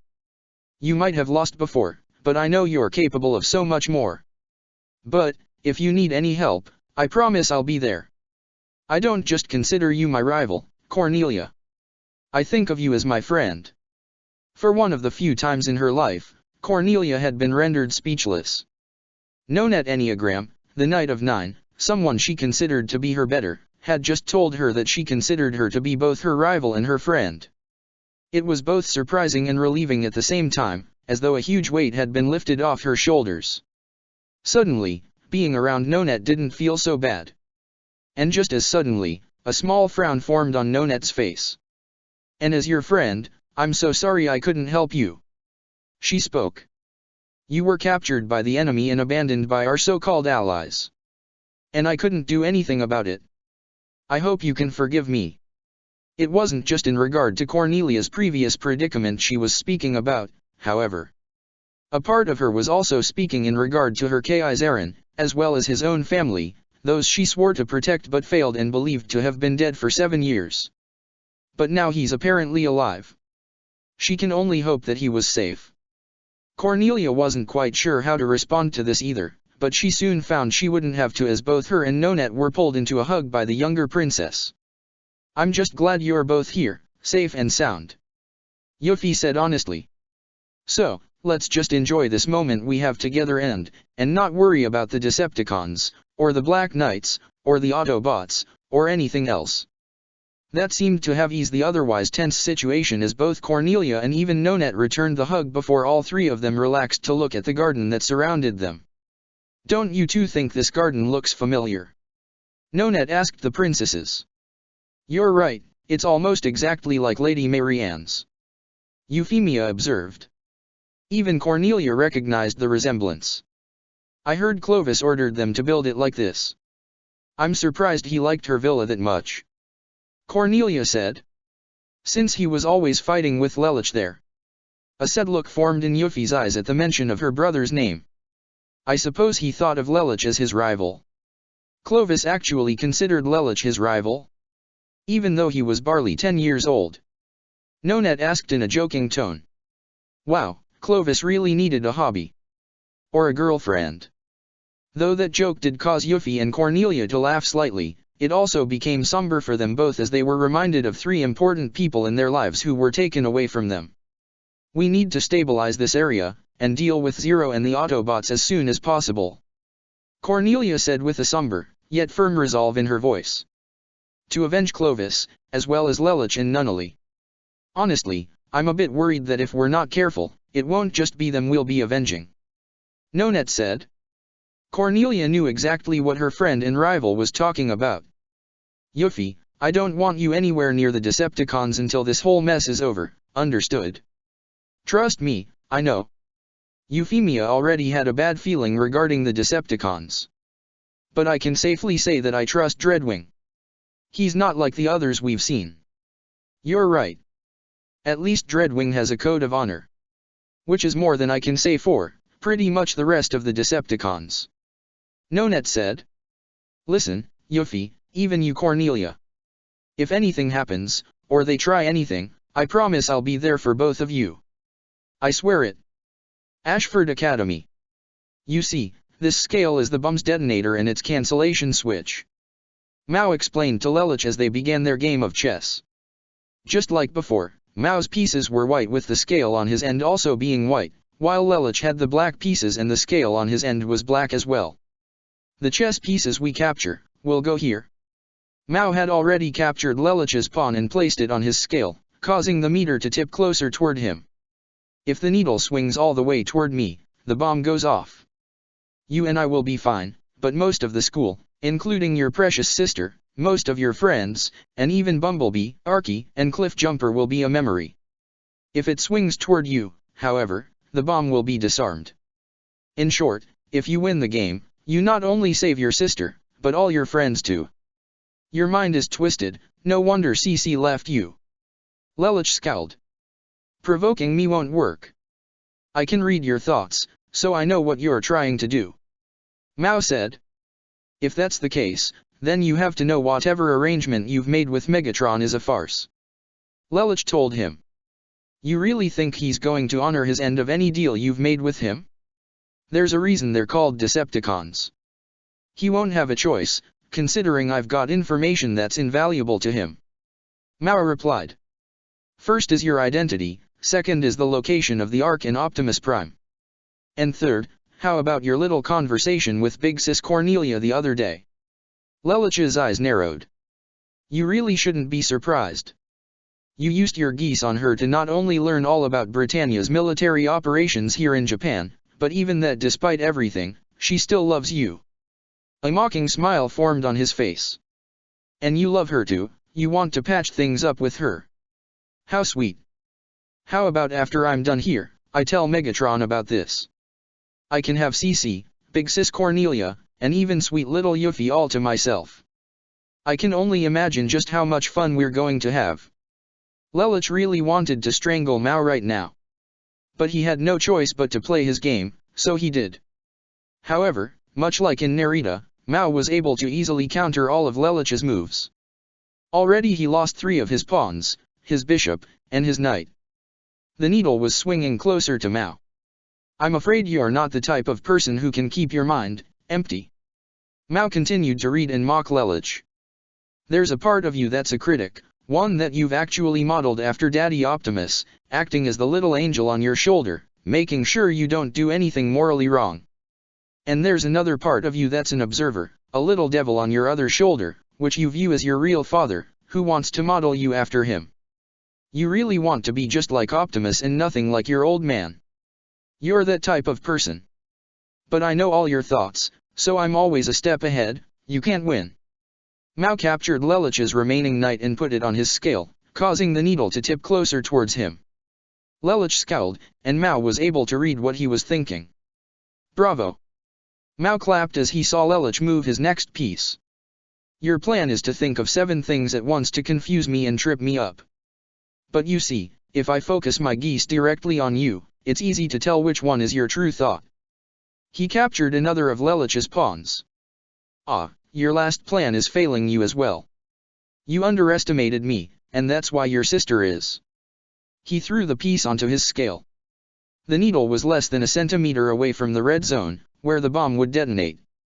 Now Lelich was getting more than a little bit nervous. His eyes and body trembled. What do I do? Mao mocked, reading Lelich's fearful thoughts. Optimus, what would you do? How would you save Nunnally from this madman? He took out a coin and purposely dropped it on the ground, just to make Lelich startle. Sorry, I dropped it. He picked up the coin and clapped once more. Your turn, better hurry. He noticed Lelich's hesitancy. Looky, time is running out. Your little sister is not gonna make it, and you're gonna lose the rest of your friends too. Lelich looked about to move his king. Ah, is that the right move? Are you sure you wanna do that? Lelich hung his head down. There was no way he could beat Mao, not with his sister's life, all his friends' lives, in the balance. He saw there was only one way out. Isn't this enough? Lelich pleaded, almost out of desperation. Please stop it, Mao. I can't hear you very well. Mao sung. You got everything you wanted. Let Nunnally go. Lelich shouted. Huh. Mao mockingly said, wanting Lelich to say it. I admit it, you have beaten me. That was all the madman needed to hear. Which caused him to chuckle like a hyena while clapping his hands as if he were a child who just gotten hold of a toy he always wanted. Very well said. You're finally speaking your thoughts from the deepest part of your soul, huh? That feels great. Fantastic. But no. Mao grabbed his own king piece, much to Lelich's horror as he knew what he was going to do. This is checkmate. He spitefully and sadistically put his own king onto Lelich's black king and threw the piece onto the scale. Nuu! Lelich screamed as the needle tipped all the way to the red. Nunnally. He fell on his rear, believing he had just lost the most important person in his life. Let me see if she's burst into little pieces. Mao took out his handheld device to see the live stream but looked in surprise to see Nunnally was still alive, the bomb had not gone off. What? Why is she? Suddenly, the back window broke open, revealing Suzaku and Rai as they both leapt into the building. How did you? You kept me focused on you. Mao exclaimed, as Suzaku and Rai that was how they were able to get in close. Mao tried to pull out his gun, but Rai quickly moved to slap the gun out of his hands, letting Suzaku knock him down with a punch to the face, knocking the visor off his head. I am Warrant Officer Suzaku Kururagi of the Brighton Neon Military, and you are under arrest. Suzaku stated as Rai helped Lelich to his feet. Suzaku. Rai. Lelich muttered. You disarmed the bomb. Mao questioned in disbelief. Impossible. You'd have to match your speed to the pendulum. Mao looked into Suzaku's mind and saw he did just that before coming here. That's right, after Lelich told you which line to cut. Suzaku confirmed. Yeah, don't you remember, Lelich? Rai asked with a small smirk, his own geese briefly flashing in his eyes. It was your plan. Lelich's eyes each had a red ring briefly form before they faded, and all Lelich's recent memories came back. That's right. He smirked at the madman. Mao, it would seem this is my checkmate. Mao's eyes widened in shocking realization. Lelich. Don't tell me. Yes. Lelich communicated to him via his thoughts as he and Rai both smirked. I gave Suzaku, Rai, and even Shirley their instructions, while also having Rai use his own geese on me to make me forget, so you wouldn't find out. Turns out, my geese is a lot like Lelich's. Rai communicated with his own thoughts as well. Only I need people to hear me, as opposed to eye contact. But I just found out I can focus it on a specific person if I say their name while I make the command. So even if other people hear it, they won't be affected by my geese. I told Suzaku to cut the line to the bomb, and for him and Rai to come in while I kept you distracted and focused your geese only on me. Lelich continued. I also told Shirley to tell the Autobots, whose minds you still can't read. Arky and Cliffjumper should just be right outside this building, so you can't worm your way out of this one. You bet everything on your friends. Mao exclaimed as Suzaku grabbed his arm. What if they failed you? It's a little something called trust, Mao.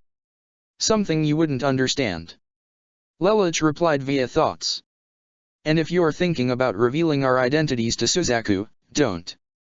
Rai also told him. He doesn't know anything about geese, and even if he did, you really think he'd take the word of a psychopath who kidnapped his childhood friend? Suzaku took out his own phone and contacted their other associate. Sayoko, everything's fine now. Right, go ahead. Back in the circulation system, Sayoko quickly began to untie and free the blind and paralyzed girl. Sayoko. Nunnally asked, feeling relieved that she was here. I'll have you free in a second. Sayoko assured. Lelich smirked in victory as even Rai crossed his arms. But Mao wasn't about to accept defeat yet. You think you've beaten me, huh? He tried to resist Suzaku's grip. Stop it. Suzaku told him. Get your hands off me, father killer.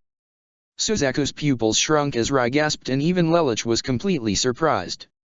Mao smirked once he saw Suzaku's horrified face. You killed your own father 7 years ago.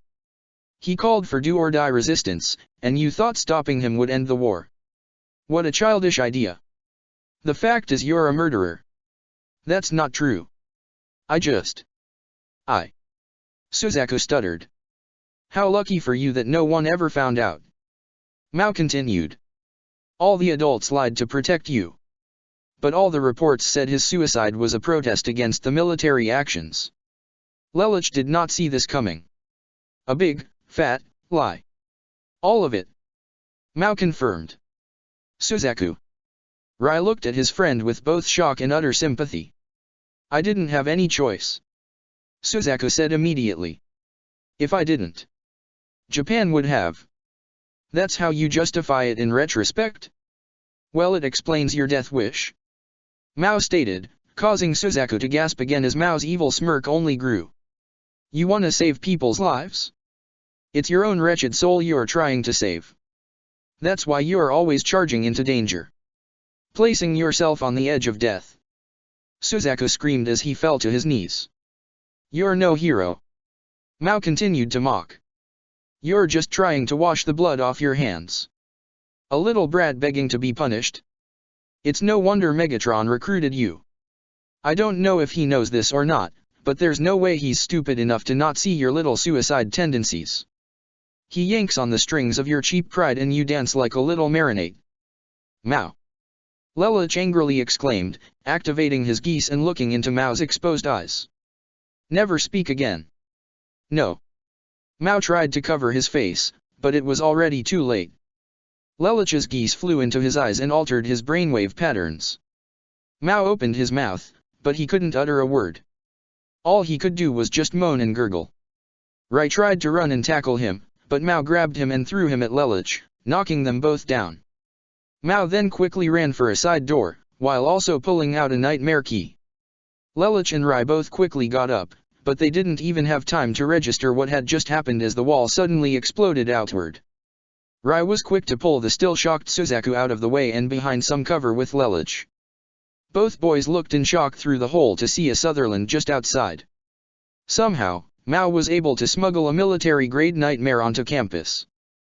The explosion that had just occurred had alerted the entire campus, even startled those in the student council room. What the hell was that? Rivalts exclaimed. Something appears to be causing a bit of a ruckus. Anya said, still as emotionless as ever, as while Rivalts, Colin, and Nina were all startled, along with Arthur, Gino, and Monica were already on their feet. Mao had read the mind of the pilot he killed to get this Sutherland, so he knew how to operate it. Though he couldn't speak, he glared hatefully through his screen as he aimed the Nightmare's rifle right at the trio of boys inside, with the intent on killing them. However, Cliff Jumper's vehicle mode came speeding out of the corner, ramming the Sutherland's legs to trip it up before he drove into its chest to push and drag it across the ground and away from the building. Good call with guard duty, Shirley. Cliff Jumper commented. Archie drove right behind Cliff Jumper. Get him off campus. We can't get anyone hurt, she told her partner. Already on it. Cliff responded as they were already making their way to the outer perimeter. Cliff Jumper rammed Mao's Sutherland through the wall and onto the streets before both he and Archie transformed and aimed their energon blasters at the stolen Nightmare as it quickly stood up. You got two options, Mao. Archie told him. Surrender or resist. Here's hoping you resist. Cliff Jumper smirked. Mao gritted his teeth. You dem Autobots. If it weren't for you, CC would be mine. Well, I'm gonna make sure you don't get in my way again. He fired his Nightmare's rifle, while also shooting a pair of Harkins, forcing the two Autobots to scatter before they both opened fire with their energon blasters, already obliterating one of the Sutherland's arms before it rolled back to avoid the laser. Already nearly every student at Ashford Academy had all gathered outside to look in surprise, shock, and even awe at the fight that was occurring in the streets. Many of them even took out their cell phones to take pictures or even record it. At the same time, however, Laserbeak continued to hover over the area as it recorded and broadcasted the events occurring back to Soundwave. The Nemesis, the bridge. Soundwave's tentacles attached themselves to the main console, allowing Laserbeak's transmission to be brought up on the main screen for Megatron and Shockwave to see. The leader of the Decepticons appeared less than pleased. I fail to see the logic in these actions. Shockwave commented. As do I. Megatron agreed with a growl as he tried to contact Mao directly.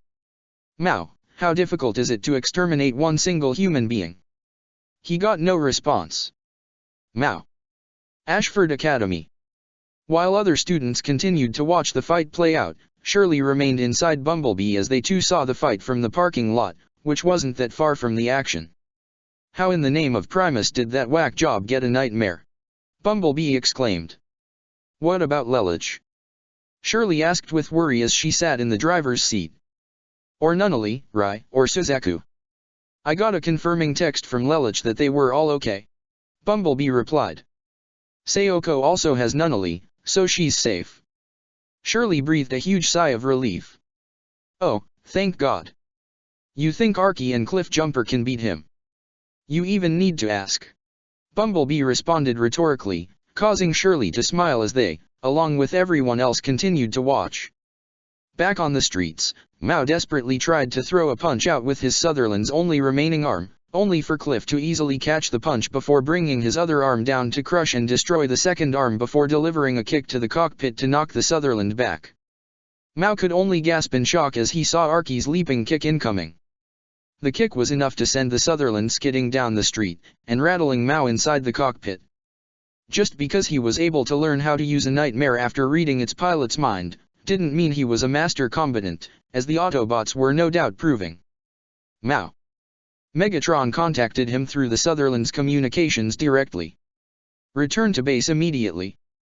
Not seeing any other way out, Mao pulled on the ejection, shooting the cockpit out from what was left of the Sutherland, just as a ground bridge portal opened up, allowing the cockpit to fly in right before it closed. And don't come back, freak. Cliffjumper laughed. Cliff. Archie pointed to their left, where Cliffjumper's smirk vanished. Oh. Nearly every student at Ashford Academy stared at the Autobots with awe and wonder, including those on the student council. Colin herself was also there, and while she undoubtedly had some questions as to what just happened, she was greatly worried for her partners, especially as she saw the 3 knights of the round present. Gino's jaw had dropped, Anya remained as emotionless as ever, and Monica looked ready to call in the military. Shirley saw all this from inside Bumblebee too. However, an idea came to her, and she was quick to get outside. Shirley, what are you? The schoolgirl had made it past the crowd and put on the act of the innocent schoolgirl before speaking. Oh my God, you just saved us. She spoke directly to Archie and Cliffjumper as they looked down to her in surprise.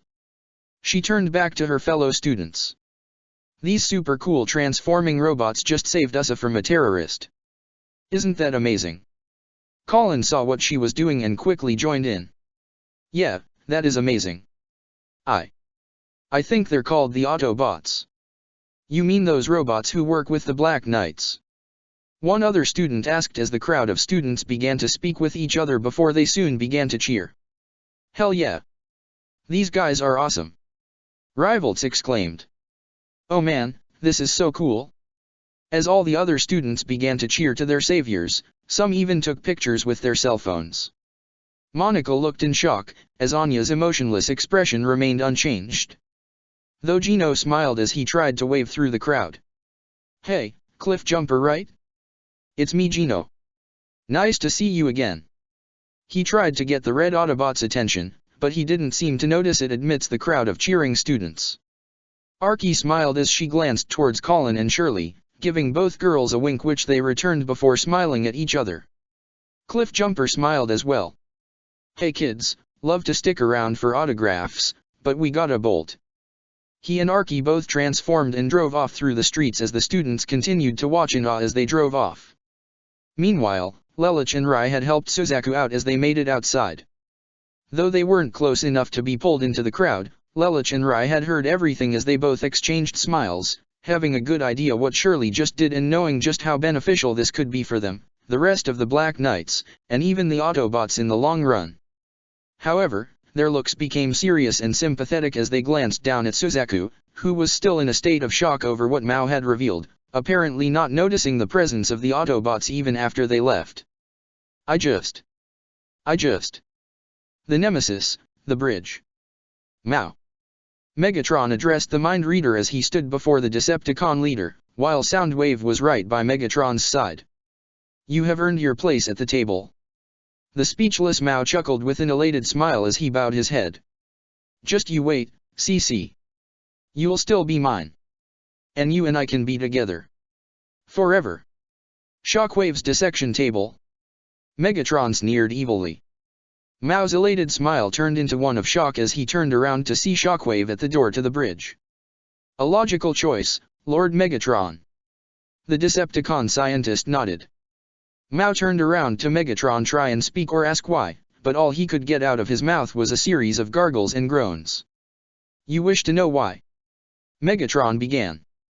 Because you've tried not once, but twice to defeat Zero, and you've failed each time. You believe if you read a person's thoughts, you know everything. While such an ability can be useful, you yourself seem incapable of using it properly. When your opponent outwits you, you lose all sense of self-control and enter a state of blind rage. You're no soldier, you're a child. Now look at yourself, you are incapable of speaking, no doubt a result of Lelich's geese.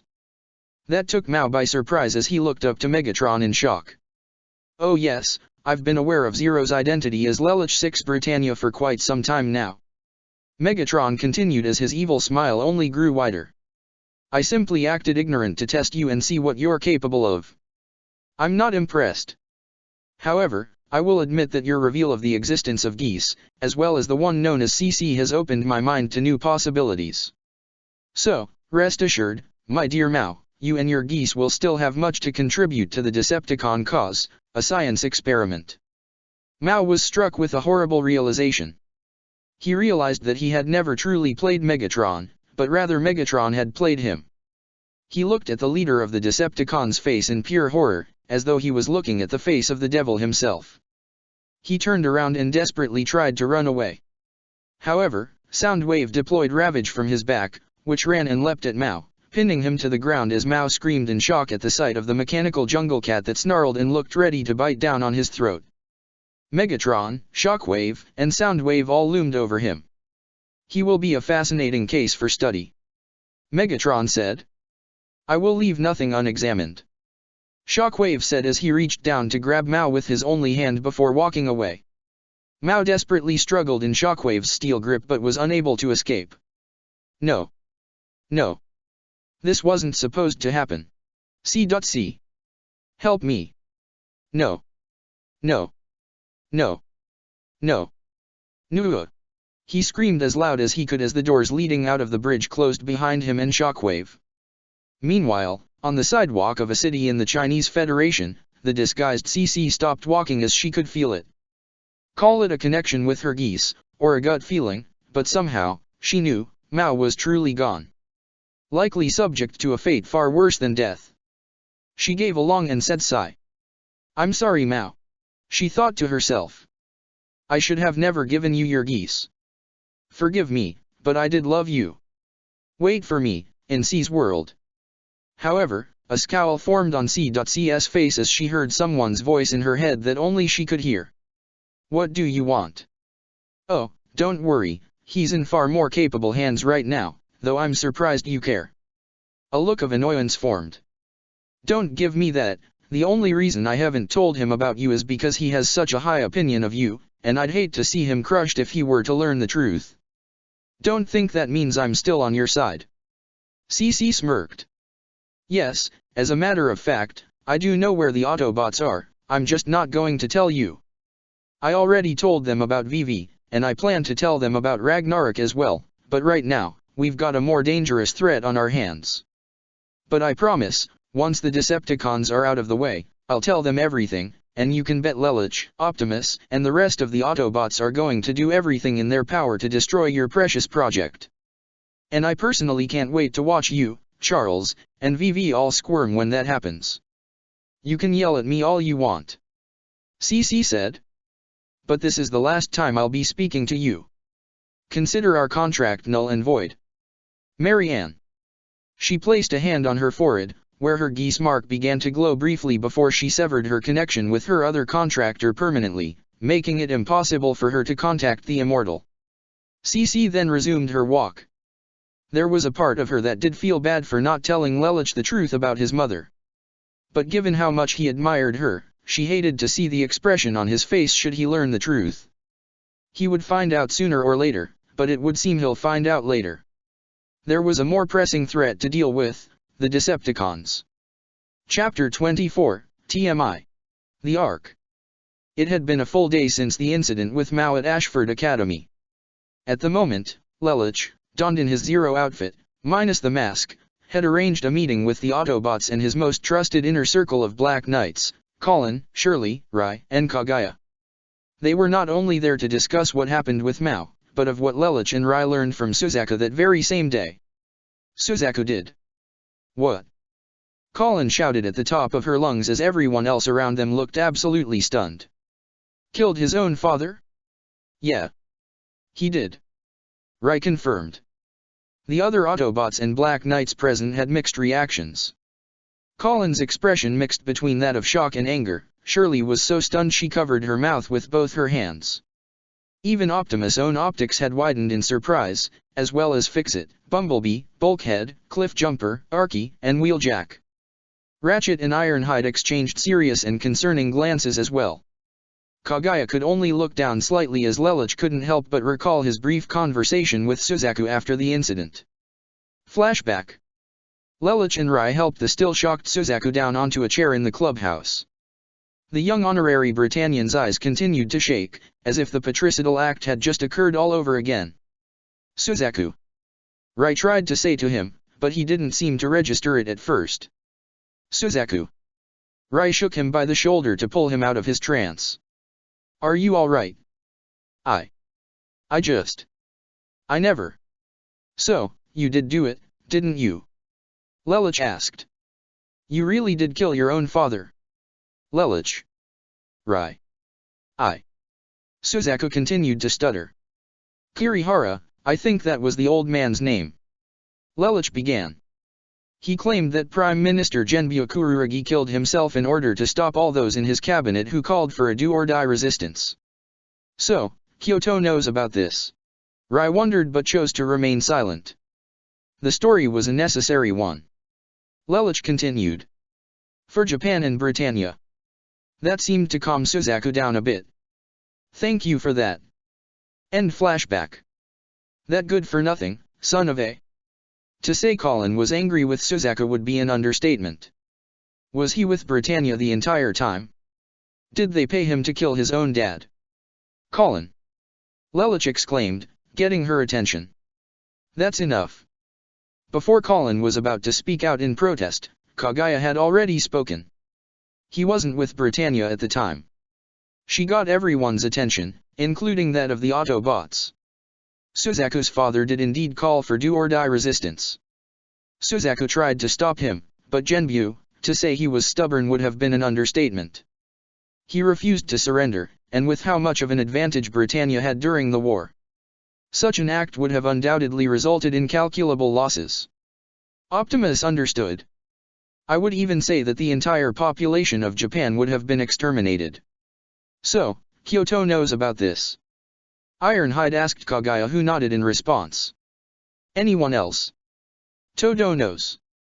Kagaya replied. Other than that, only those gathered here. Damn, that's really gotta be rough. Bulkhead said in a sympathetic tone. Killing your own dad. Not to mention he's lived with that for years. Cliffjumper added in the same tone. Can't imagine what something like that is like. Is there anything we can do? Shirley asked in a hopeful tone. She was indeed shocked by something like this, but from Lelich's own description, it sounded like Suzaku was torn up completely on the inside. Is there anything we can do to help him? Not without potentially exposing all of us, including Lelich's identity, to him. Arky said. And given that he's still riding with the cons, we can't afford that. But just because Suzaku is with the Decepticons doesn't mean he's like them. Shirley exclaimed. They're evil. But he's not. He's a good person. Lulu, Rai, Colin, you've all seen him at school. Suzaku is not evil.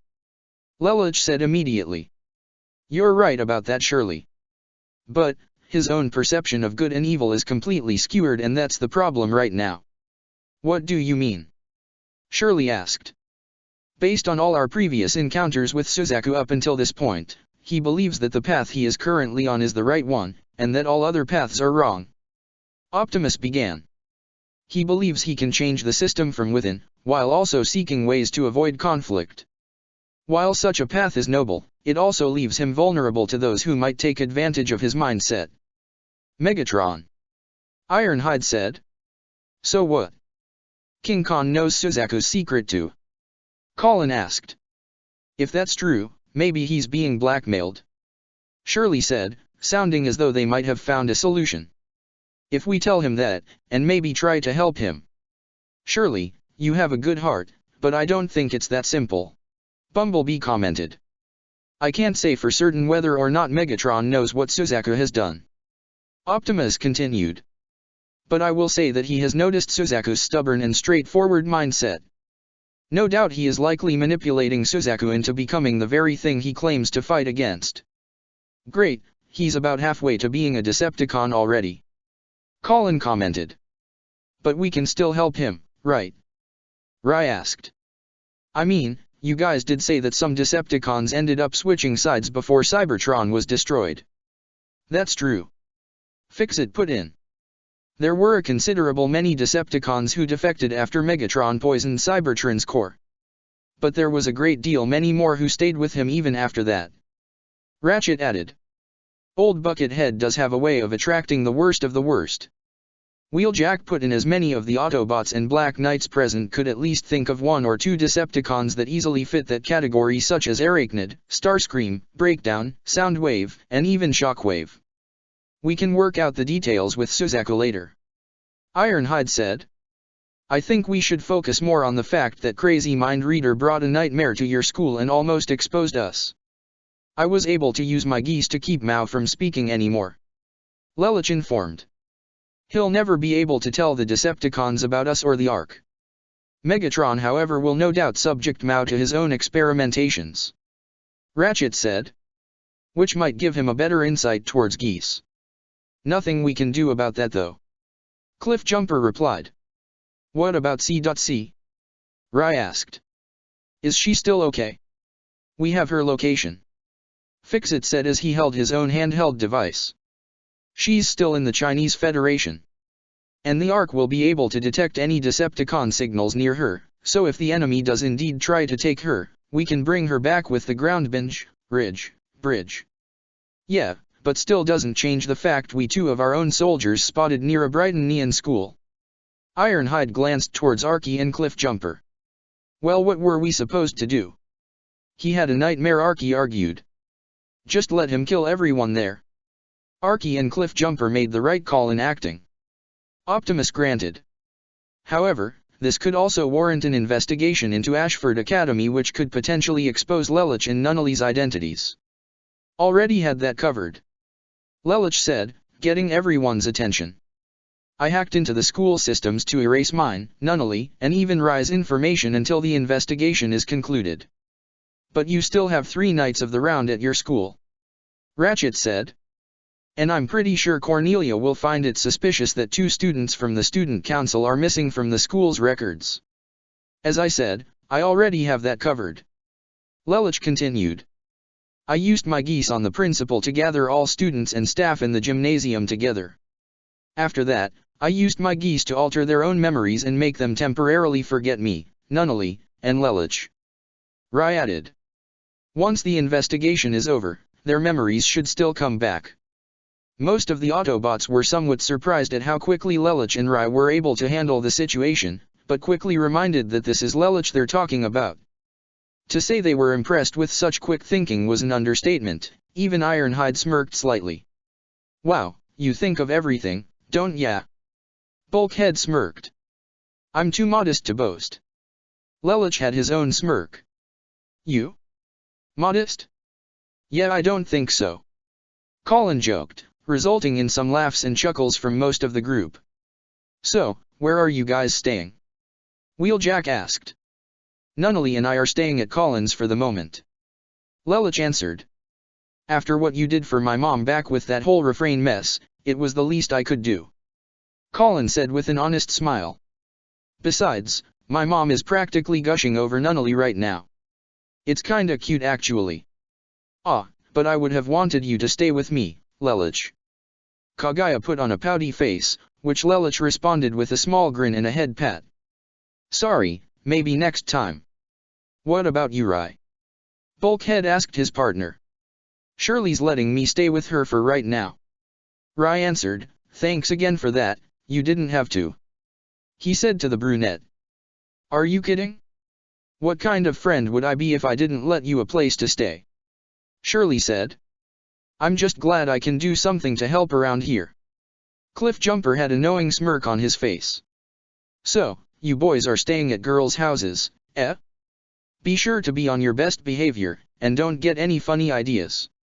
All the young Black Knights caught on to Cliffjumper's less than subtle joke, resulting in Shirley and Rai blushing. Lelich rubbed his hand down his face with an annoyed sigh, while Colin's whole face turned red and she shot Cliffjumper a look of comic anger. Arky, can you punch him for me? Nah, sorry, not this time. Arky joked as Bulkhead and Wheeljack chuckled, Kaguya giggled a bit, and even Ironhide had a small smirk. Bumblebee would have laughed a bit too if he had his own voice box. Ratchet simply rolled his eyes. Fixit looked only confused on what Cliffjumper was referring to as human biology and customs eluded him. However, Optimus had a small smile on his face. Despite the situation they were all facing, it was nice to see those he cared for, Autobot and human, interact so casually with one another. Hey speaking of helping, you guys seen the internet lately? Bumblebee asked. A couple of kids recorded Arky and Cliff's fight with Mao and posted the thing online. Autobots save Ashford Academy from a terrorist. That's really good PR for us.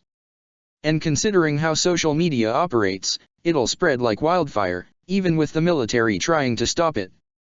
Lelich said.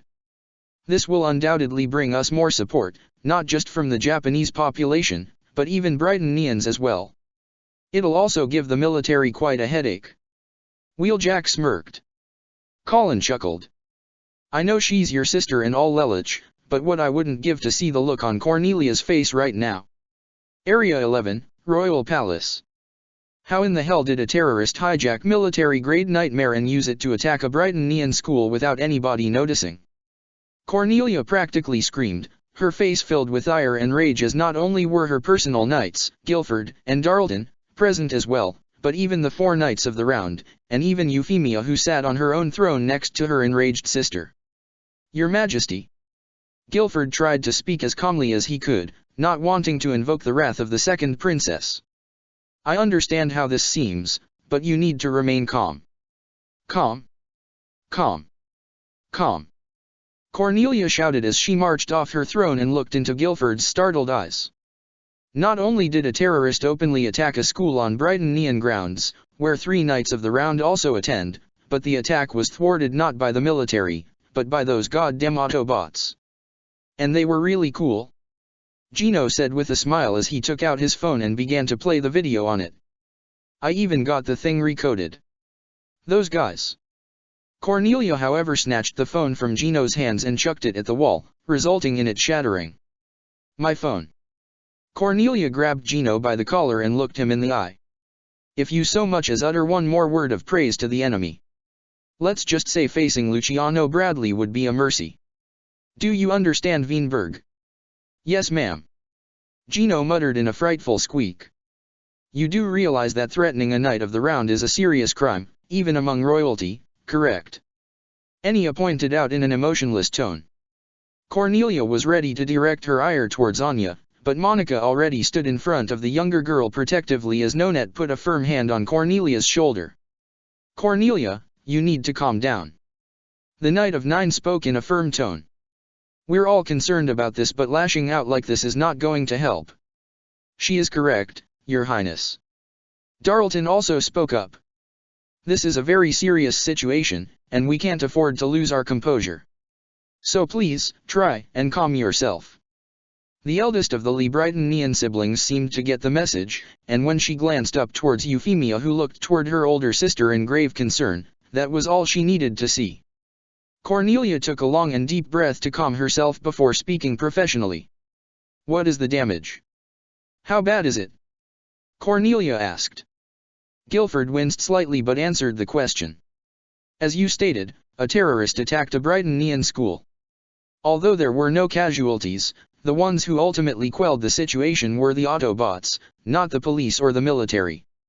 As a result, protests have spiked all across the area. Darlton added.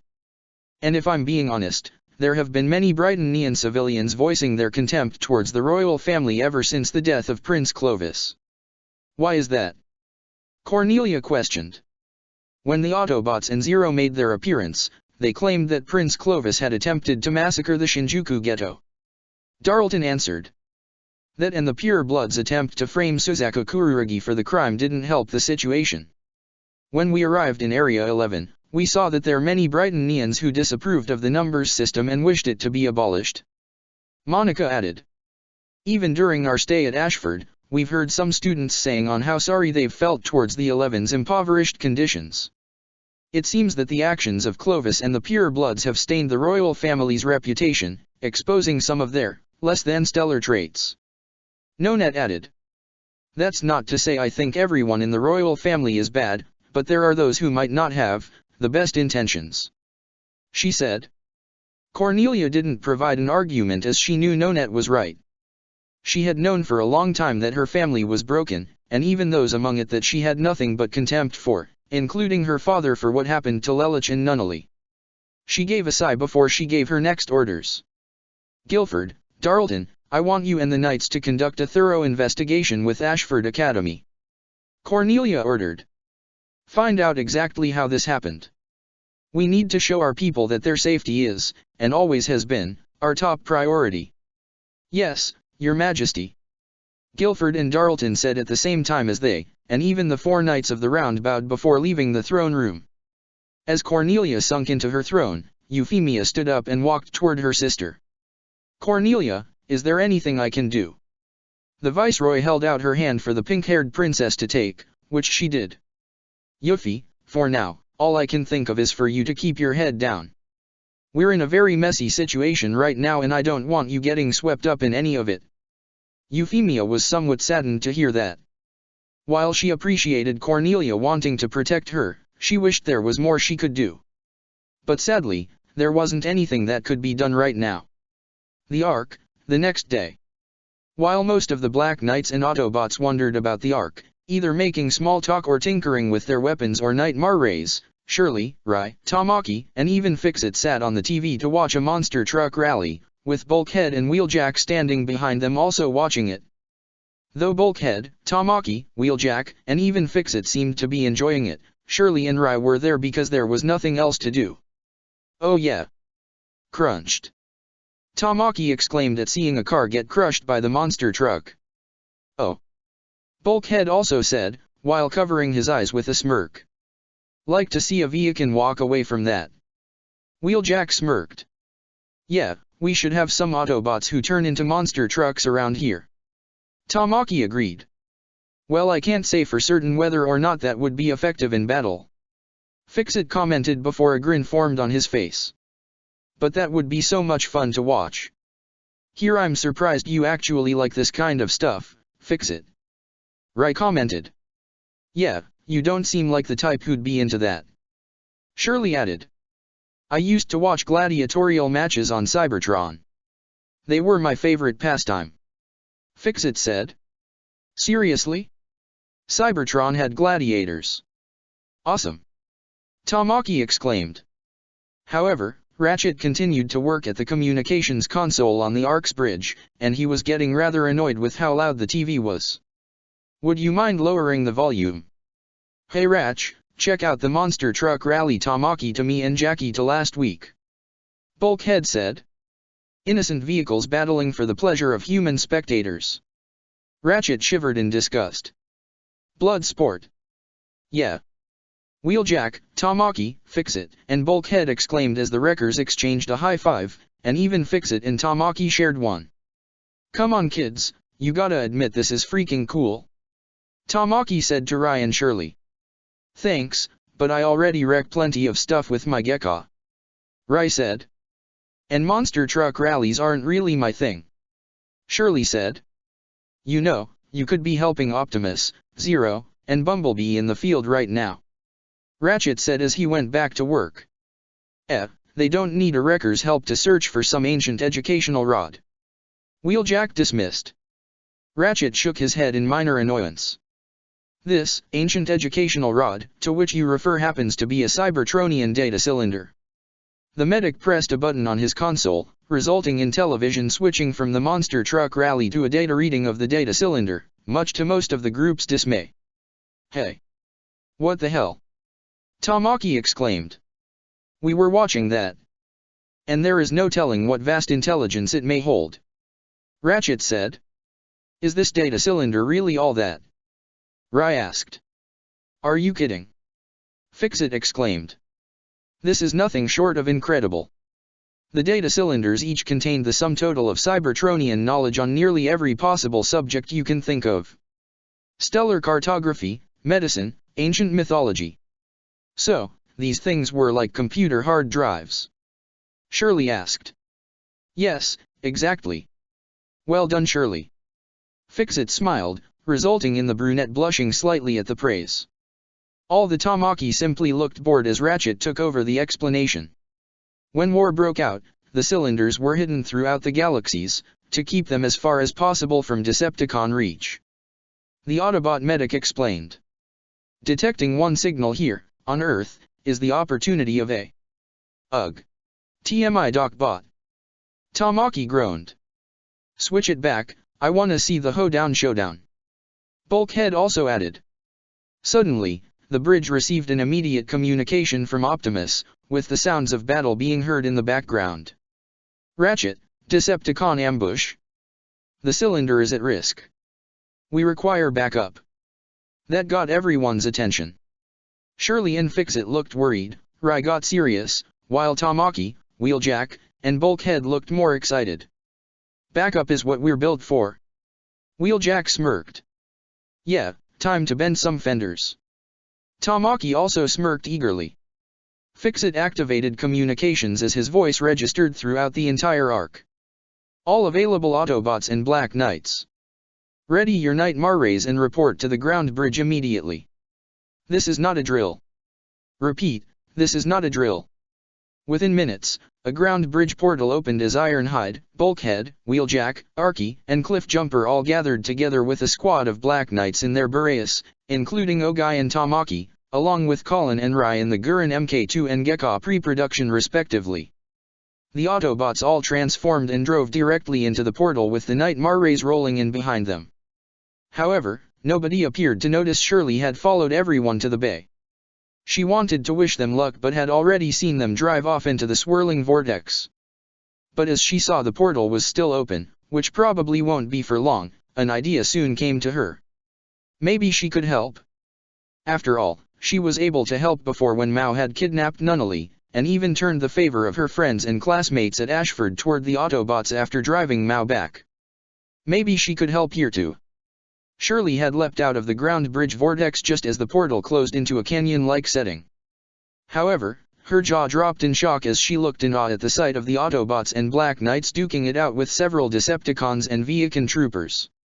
She had literally just walked into a war zone. Evident as Bulkhead had just punched down a Viacan and it looked as if it was ready to fall down on top of her. Fortunately, Shirley was able to run out of the way just in time as she hid behind a rock for cover. She felt a strong sense of déjà vu hit her as this was almost like in Port Yokosuka where she was caught in the middle of a skirmish between the Black Knights and the Autobots against the Brightonian military and the Decepticons. Though she was more than a little scared, she was able to peek out from behind her cover to see the battle that was occurring. The closest to her was Optimus Prime against Dreadwing, both of them wielding their respective blades as they clashed with one another with a series of rapid swings that they both were able to block. After blocking one slice from Dreadwing, Optimus was able to deliver a fierce kick to knock Dreadwing back. Autobots, Black Knights, stand your ground. Optimus stated to his soldiers. The artifact must not fall into enemy hands. Shirley was able to spot the artifact she could only assume was the data cylinder, and it was definitely a large artifact. She looked around to see every combatant occupied and unable to retrieve it. Zero's own beret rolled around the battlefield as he relayed orders. Gurren, Gekka, support the Autobots. Try and secure the relic. All other Black Knights provide covering fire, but do not engage in close quarters combat. The leader of the Black Knights, as well as the entire squad of Black Knights he brought with him, opened fire with their refiles. Their magnesium bullets were able to burn through and melt 5 Viacon troopers. Starscream growled as he led remaining Viacons. Return fire. He ordered as he and his troopers opened fire with their energon blasters, forcing the Black Knights to scatter and shoot back as well. Rise Gekka shot right for the data cylinder, only to be tackled out of the way by Knockout before he transformed and gunned straight for it. Come to Papa. Knockout said as he transformed and tried to grab the artifact, only to rammed on the side by the Gurren Mk2 that tried to latch onto Knockout's face with the Radiant Wave Surger. Though Knockout was able to pull away from it, the pulse was able to blast away the red Decepticon. Run to mommy. Colin's voice called to Knockout. However, Breakdown came in to grab the Gurren by its head. Say uncle. Say it. Breakdown stated, only for Bulkhead to run and tackle the equally large Decepticon. Colin landed the Gurren on its feet and was ready to grab the cylinder, only to be put on the defensive as Thundercracker flew down in his vehicle mode and opened fire with a series of missiles, forcing Colin to drive the Gurren out of the way. Shirley looked around and saw all the others in a bit of a pickle themselves.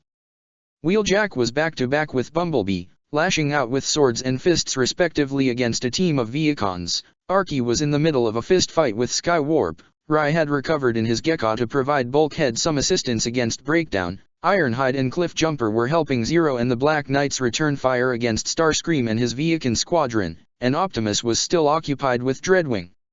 While it seemed like all the Autobots and Black Knights were busy, it also meant all the Decepticons were occupied as well. Shirley thought maybe she'd be able to get the cylinder away without the bad guys noticing.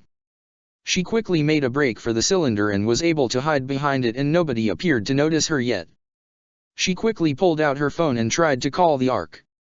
Ratchet, fix it, anybody? Please come in. She soon got a response from the Autobot medic. Shirley? This is an emergency channel, we need to keep it open for the, wait, where are you? He asked as he could hear the sounds of battle around her. I'm with, the thing you were talking about. Shirley stated. That hard drive thing. Hard drive. Fix-It was also on the other end. The data cylinder. Wait, that would mean, why are you on the battlefield? You're supposed to be in the intelligence unit. I know, yell at me later. But can you use the ground bridge to get the cylinder thing out of here? Everyone else is busy. Shirley said. I will reactivate arrival coordinates. Ratchet informed. Less than a second later, a ground bridge portal opened at the exact same spot she and everyone else arrived in. It was too far for Shirley, however. Maybe a bit closer please. Supply coordinates. Ratchet stated. Can't you just track my phone's signal or something? Shirley asked, starting to get a little impatient out of fear of being in the middle of a war zone. There's too much activity and interference. Fix-It replied. And we don't have the data needed to isolate your phone signal. Deciding to try and roll the cylinder to the open ground bridge portal herself. She tried to push it with her bare hands, but it was too heavy and wouldn't even budge. Oh, come on! She exclaimed. Move already! Still no budge, she instead ran a bit away to get some distance before running back to give it a powerful kick, thinking it might get it moving. However, it still didn't move, and she ended up falling on her back. However, once her foot made contact with the device, it gave off an odd sound as it sounded like it was powering on. The red bulb at the end expanded with flaps around it as it began to glow. Shirley looked with wide eyes, clearly not expecting that. Optimus had just punched down Dreadwing when he noticed the cylinder's activity himself. Even Zero's beret caught the signal as his screen zoomed in on it. However, Lelich's eyes widened once he saw the girl next to it. Shirley. Bulkhead continued to wrestle with Breakdown as their scuffle appeared to be the closest to the cylinder, and he noticed the girl's presence as well. What the? Kid. As the red bulb began to glow brighter and brighter, Bulkhead knocked Breakdown away as he tried to run and grab Shirley. However, Breakdown quickly recovered and slammed both his cupped hands onto the back of Bulkhead's head to knock him down right in front of Cylinder. Right as that happened, a red beam shot out from the cylinder and right into Bulkhead's forehead. Once it stopped, Bulkhead groaned slightly as he appeared to have fainted. Bulkhead! Shirley ran to try and help him, only to look in shock and even fear as Starscream picked up the cylinder with his hands. Excellent work, Bulkhead! The Decepticon second-in-command sneered. I'm sure Lord Megatron will be most appreciative of your support. He transformed and flew off with his prize, followed by Thundercracker, Skywarp, and a few surviving Vehicons. At the same time, a ground bridge portal opened, allowing Breakdown and Knockout to escape. All the Autobots and Black Knights ran and drove to their comrade as he pulled himself up. Bulkhead, are you fine? Bulkhead assured Optimus. Didn't even smart. The Gurren rolled up behind the brunette girl that was near him. Shirley. What the hell are you doing here? As Shirley glanced around at the Autobots who were giving her some questionable looks, as were likely some of the Black Knights from their nightmare rays, she couldn't help but wince and giggle nervously. What were you thinking? Lelich exclaimed as he was speaking to Shirley in his own private quarters. She sat in a chair as he expressed his disapproval. Rushing headfirst into a war zone, without even telling anybody. What on earth possessed you to do something so reckless and stupid? Shirley winced upon hearing his yells, but she knew she had it coming. Lelich, I'm sorry. I thought I could help. Lelich sighed to lower his volume but kept a firm glare on the girl. I appreciate that you want to help Shirley. But stunts like that will get you killed. I assigned you to intelligence when you joined for a reason. You're not a soldier, and even if you were, you don't run headfirst into a fight without even coming up with a plan. You could have died out there. I know. I'm really sorry. Shirley apologized sincerely. How's Bulkhead? Ratchet's looking over him now. Lelich answered before getting back on the subject. Shirley, I need you to listen to me. You will not pull a stunt like this again. If you do, I might have to kick you out of the Black Knights. Shirley gave an audible gasp as she heard that. I can't tolerate this kind of recklessness. Lelich said. Especially when it's someone I care about. You're my friend, and if something happened to you, I'd never forgive myself. He kneeled down to her level and firmly put his hands on her shoulders. I am grateful that you want to help us, but I've already told you that this is war, life and death. If you're serious about all of this, I need you to promise me right here and now, that you will not do anything like that again. If you have an idea, ask me, or one of the Autobots or our friends. Can you promise me that? Shirley saw both the seriousness and desperation in Lelich's eyes. The last thing she wanted was to make him worried like that. Okay, Lulu. I promise. The next thing she knew, Lelich had wrapped his arms around her, much to her surprise. You nearly gave me a heart attack out there. Don't make me worry like that again. Shirley returned the embrace. I'm sorry I worried you like that. I promise I won't do it again. They soon separated. Is it okay if I check in on Bulkhead? He was hurt because of me. I'm sure it's nothing serious, but go ahead. He's in the medical center. Lelich answered. Shirley gave a nod as she left. Lelich fell back on his chair as he rubbed his hair. There was a part of him that regretted bringing Shirley into the Black Knights. He wasn't certain if she could handle the stress of war. But he also knew that Shirley was capable of learning from her mistakes, so he was certain that she wouldn't pull anything like that again. At the same time, however, he knew that he had to take necessary measures, as he meant it when he said that he'd have to kick her out if she did anything that reckless again. Shirley had just walked toward the Autobot medbay where Ratchet and Fix-It were looking over Bulkhead. She spotted Rai present, who as well noticed her presence. Hey, you okay, Shirley? Rai asked her. Yeah. How is he? She asked, referring to the large Autobot. It's gonna take a lot more than a tiny laser to bring this wrecker down. Rai smirked, much to Shirley's relief. But seriously, you really scared me with that stunt you pulled. I know. Shirley replied.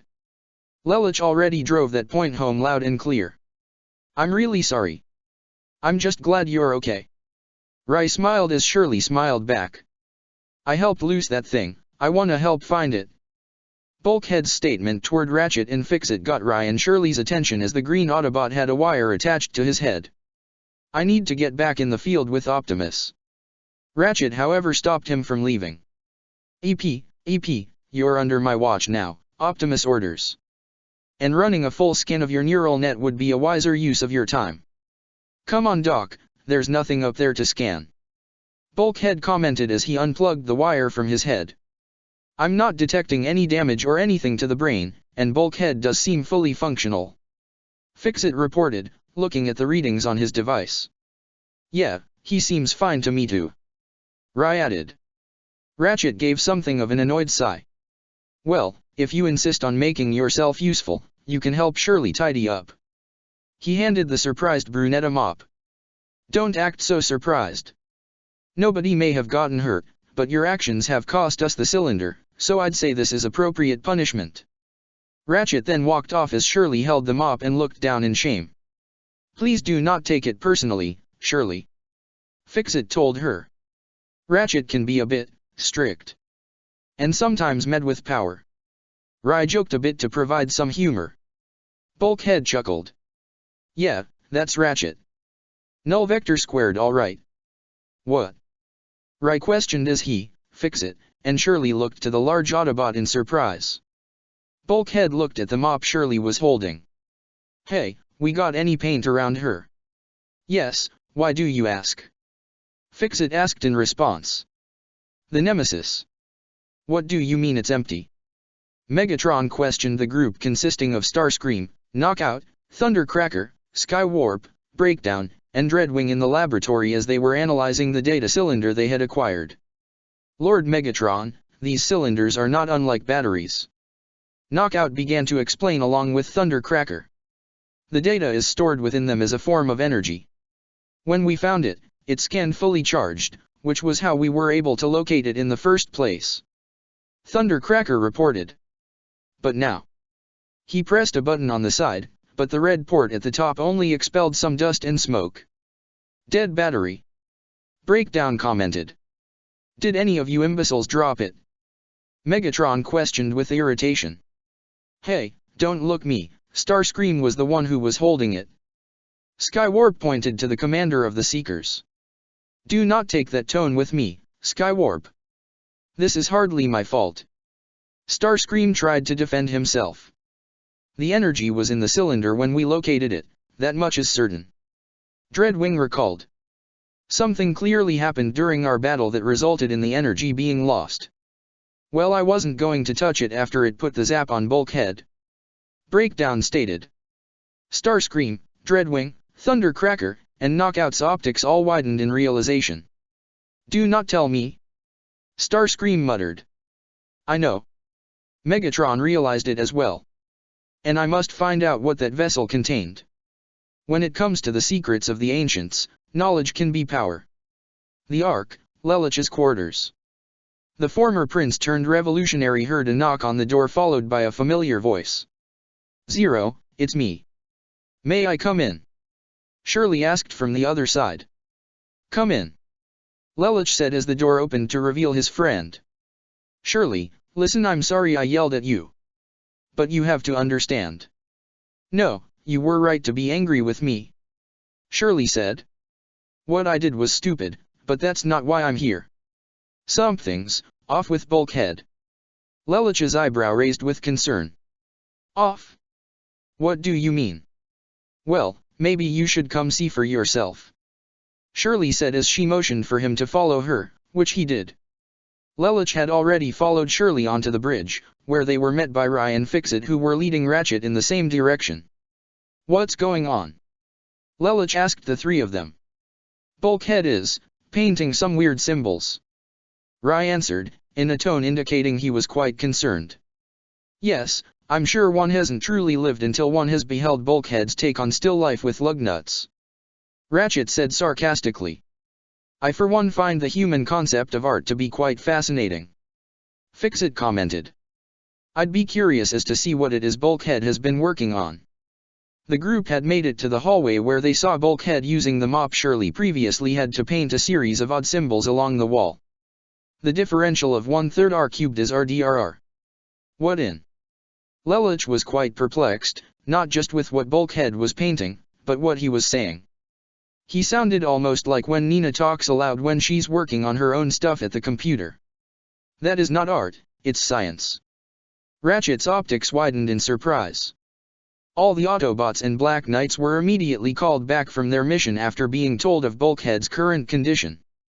Team Prime, along with Lelich, Colin, Shirley, Rai, Ogai, and even Tamaki gathered in the Autobot medbay as Ratchet and Fixit performed the necessary tests on the Green Wrecker, though they all looked more than a little perplexed at the Cybertronian symbols that Bulkhead had painted on the walls of the medbay.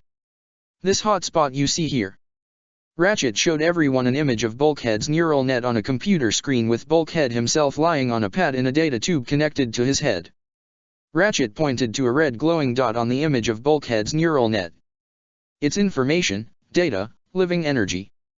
Not too dissimilar from my geese. Lelich noted to himself. Hold on a second. Tamaki questioned. It's alive, it's on fire, and it's in Bulkhead's brain. Should we be worried about this? Rai asked with concern. Chill guys, the data is only inhabiting a fraction of my brain. Bulkhead assured. Infinitesimal by standard neural net densities. Nearly everyone present, particularly Wheeljack, Rai, Tamaki, and Shirley looked toward Bulkhead as if he had just grown a second head. Wah! Tamaki sputtered. I have no idea what you just said, and it scares me. Rai commented. You guys wanna explain to me why this guy sounds like he's Preceptor's assistant? Cliffjumper asked Ratchet and Fixit. Yeah, Bulkhead's many things but a scientist ain't one of them. Wheeljack added. No offense Bulk. None taken.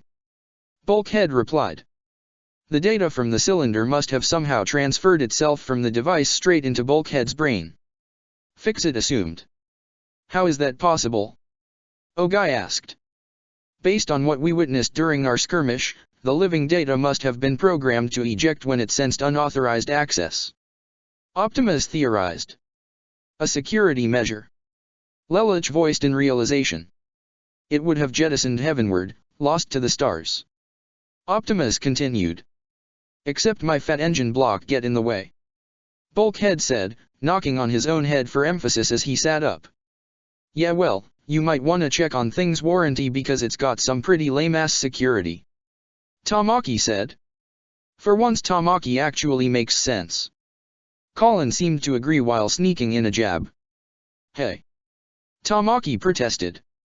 Every Decepticon there made a grab for it, but the cylinder doesn't go off until Shirley touches it. Colin continued. The cylinders originated from Cybertron's golden age, long before the war broke out. Fixit explained. Before the Autobot and Decepticon factions were created. Following that logic, it wouldn't consider any native of Cybertron to be threat.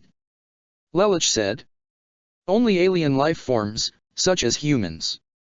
Ratchet said, referring to Shirley who simply looked away slightly, not sure what to think about all of this. Okay, so we got the data, but what exactly is it? Bumblebee asked as they all directed their attention to some of the symbols Bulkhead appeared to have painted. It's definitely ancient Cybertronian, but I'm no historian or scientist so I can't exactly tell what it is. Ironhide also said. It appears to be some form of mathematics. Fixit reported as he observed the symbols. As for what exactly it is however. He began to input the data only for his own optics to widen in surprise as he saw the result. By the Allspark. What? What is it? Lelich questioned. Come on, don't pause for suspense. Tell us. Cliffjumper insisted. Ratchet, are you seeing this? Fixit transferred the data from his own handheld device to the console Ratchet was working on, while also comparing that to the symbols he's seen so far. I am, and while I do not wish to falsely rally anyone's hopes, but these equations appear to be the formula for a synthetic energon. Ratchet revealed. This revelation hit everyone by surprise, even Optimus had not seen this coming. Lelich himself was more than a little stunned as well. Synthetic energon. Colin exclaimed. No freaking way. Wheeljack stated. Hold on, are you serious? Cliffjumper also exclaimed. You better not be pulling on our tailpipe, Ratchet. Ironhide stated. I assure you, that I am not. The Autobot medic assured. Hot damn. We hit the jackpot. Tamaki cheered as even Ogai had a grin. Bumblebee bleeped a cheer of his own, which also caused Arky to look in pleasant surprise. We hit the mother lode. Rai looked toward the surprised Shirley with an excited look. Shirley, do you know what this means? Shirley didn't quite seem to understand. Energon is Sakuradite, it's what powers Nightmare rays. Rai explained. But more than that, for Cybertronians it's our fuel, or ammo, or life force. Bulkhead also said looking at the pair. With Britannia in control of most of the natural supply here on Earth, this could solve a whole lot of problems. We would have a ready-made fuel supply, manufacturing all the energy we'll ever need. Lelich stated with a grin as this was likely the best news he could hear at the moment. This may provide us with the edge we need to turn the tide of this war. Optimus also said, though he kept his emotions in check, he couldn't hide a small smile of his own. Or handing us the key to revitalizing Cybertron. Ratchet said with a grin. Arky smirked. We got the goods, and all Megatron got was an empty bucket. She said as Bumblebee and Cliffjumper exchanged a high five. Damn right. Suck it, cons. Tamaki exclaimed with a wide grin. How often do I get to use my noggin to save the day? Bulkhead asked with his own smile. You mean other than using it smash cons? Not that much. Wheeljack cracked. Colin threw an arm over Shirley's shoulder, catching her by surprise. Shirley, you might have just given us the key we need to win this war. Really? I did that. Shirley asked in surprise. Heck yeah, you did. Great work. Rai complimented with a smile. Shirley blushed as she had a smile herself, while receiving more praise from some of the other Black Knights and Autobots present. Even Tamaki said, good job. Lelich smiled as well. He was glad that she had been able to contribute to their cause, even if it wasn't quite the way he intended for her. From that point forward, Bulkhead continued to paint more equations for the synthetic energon formula. Only instead of the walls, he painted on metal boards that the bots would take for Ratchet and Fix-It to log. He had been doing this for hours and showed no signs of slowing down. Intersection of atomic coordinates indicate conversion of tertiary structures. Bulkhead muttered as he painted the next part of the formula. As he painted, Bumblebee, Cliffjumper, Arky, and Wheeljack observed him along with Colin, Shirley, Rai, and Ogai. I have no idea what he's saying. Cliffjumper said. And, it's kinda making me nervous. Yeah, it's weird seeing Bulkhead in Brainiac mode. Arky agreed. He sounds like Nina when she's working. Shirley observed. Hey Wheeljack, Bulkhead told me he was in construction before joining the Wreckers, but he's never done anything like this before. Rai asked the White Wrecker. Nope. Wheeljack confirmed. He might know a few basic physics, like where to throw a grenade to make a tower topple, but nothing like this. So how long is he gonna keep this up? Ogai asked. Best guess, when he finishes the formula. Colin said. But he's been doing this for hours. I'm starting to get a little worried. Rai observed. Yeah, well, when you're making something that's basically life force, it's not as simple as 2 + 2 = 4. Bumblebee commented. Bulkhead appeared to be finished with one equation. Arky pulled it away as Rai quickly ran to Bulkhead's side. Hey partner, maybe you could use a break. How about a movie? However, Bulkhead went straight back to his work. Energon temperatures and volume proportions on a triangular angle. This only caused Rai to look in greater concern. But while the production of the formula for synthetic energon could certainly help the Autobot Black Knight cause, Ratchet and Fix-It had discovered something most disturbing that required the attention of Optimus, Ironhide, and Lelich as they met the scientific Autobots in their laboratory. Lelich, when you compared the living data inhabiting Bulkhead's brain to your geese, you might have been more right than you think. Ratchet told the young revolutionary. What do you mean? Lelich asked as he noticed the tone in Ratchet's voice, indicating that this wasn't good news. Fix-It pressed a few buttons on the mini-con console he was at and projected an image of Bulkhead's neural net from before, with the red dot to indicate where the living data was dwelling. This is Bulkhead's neural skin from earlier. However, this skin was only taken a few moments ago. Lelich, Ironhide, and Optimus looked in concern to see the red energy began to spread throughout the rest of Bulkhead's neural net. It is as I feared. Ratchet began. The data seems to be actively, and aggressively, rewriting Bulkhead's neural net. I had hoped he was purging the data, but he seems to be merely transcribing it as it consumes his mind. Optimus said with grave realization. You're right, this does sound all too familiar. Lelich commented. This was almost exactly like with Mao, his geese went out of control and consumed his own mind. Lelich had feared the same thing happening to himself as well as Rai, but at the moment, he was more concerned with Bulkhead. How long until the damage becomes permanent? From all indication, by the time he completes the formula. Fix-It reported. And when that happens, his own thoughts, his memories, could be wiped clean. But if we stop him, goodbye synthetic energon. Ironhide pointed out. You assume we possess a means of stopping him. Ratchet said. I don't exactly have instant access to the wisdom of the ancients. I will not allow more of our own to be sacrificed, no matter the cost. Optimus stated. Agreed. Lelich said. If the living data is capable of being transferred, perhaps we can create our own device for it to be contained. This way we'd still have access to the information and can complete the formula without endangering our own. A good idea in theory, but without knowing how exactly the data was contained, we run the risk of creating a device that can't contain the energy properly and risking its damage. Fix-It informed. So, we need the original device then. Lelich commented with narrowed eyes as there was only one way that can be possible. How in the heck are we supposed to get it back from the cons? Ironhide questioned. Megatron will bring it to us. Optimus answered. Optimus and Lelich had shared this information with the rest of Team Prime, as well as a majority of the Black Knights present, with the exception of Shirley and Rai, as they didn't want those two to worry, Rai being the closest to Bulkhead, and Shirley to blame herself for the possibility of Bulkhead losing his mind.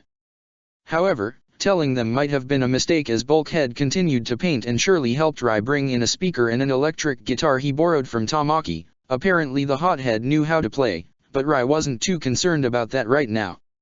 You sure about this? Shirley asked as they continued to hear Bulkhead mutter more mathematic and scientific terms that they couldn't hope to understand. If at the very least, it'll get his attention. Rai said as he plugged the guitar into the speaker. He turned the volume up to maximum as he strung the guitar, creating a loud sound that not only forced Shirley to cover her ears but also finally got Bulkhead's attention. Ugh! What is that? Bulkhead exclaimed in irritation. Heavy metal. You and Tamaki like that stuff.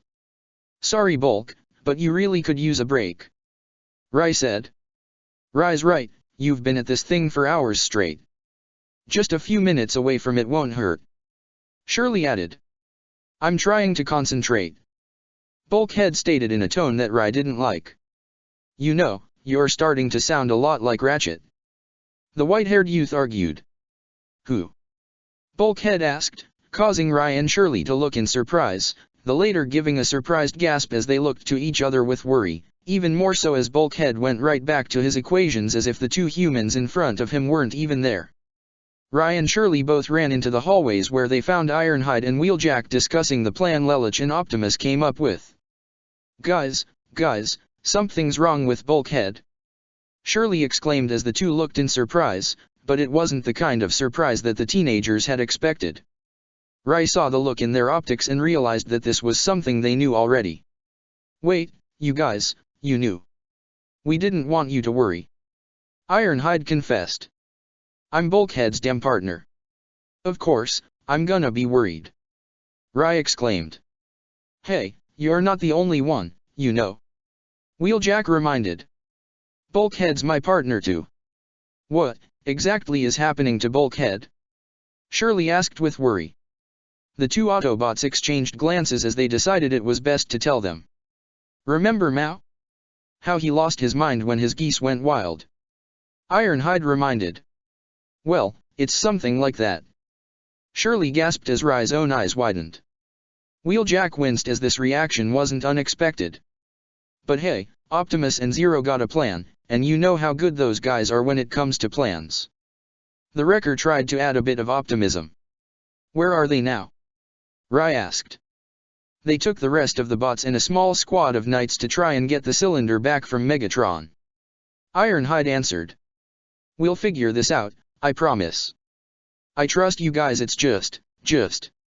Rai stuttered as he couldn't contain his own worry. It's okay, we get it. Wheeljack assured as he was really worried for his partner as well. All the while Shirley looked down, thinking to herself. I'm the one who put that data into Bulkhead's brain, if something happens to him, is it my fault? The Nemesis. Starscream and Knockout had just walked onto the bridge where their master continued to stand. Lord Megatron, we've detected a familiar energy profile. Knockout reported. The data. Megatron assumed. It would seem the enemy was foolish enough to allow Bulkhead to leave the shielded radius of their base. Starscream said with a cocky grin. I shall assemble my strike team and fail me again. Megatron finished, turning to the two Decepticons with an irritated look in his eyes. Megatron had decided to see to this matter personally as he flew in his vehicle mode alongside Starscream, Thundercracker, Skywarp, Dreadwing, and a squad of Viacan troopers. They all transformed and landed on a canyon-like area only to find a large squad of the enemy waiting for them consisting of Optimus Prime, Bumblebee, Arky, Cliffjumper, with Zero in his beret, Colin in her Gurren Mk2, and a small squad of Black Knights as well. Optimus, and even the elusive Zero, you two are certainly not who I'd expected to find out here. Megatron acknowledged. Let me guess, you rigged a transponder to mimic the frequency of the data we seek. And you fell for it.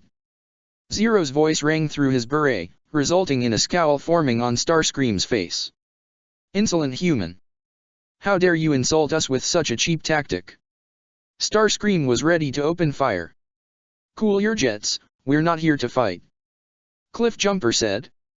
If this was indeed an ambush, you would already be dead. Zero said. If this were an ambush, you'd already be dead. Thundercracker replied. Well, nobody here is dead, so it's obviously not an ambush.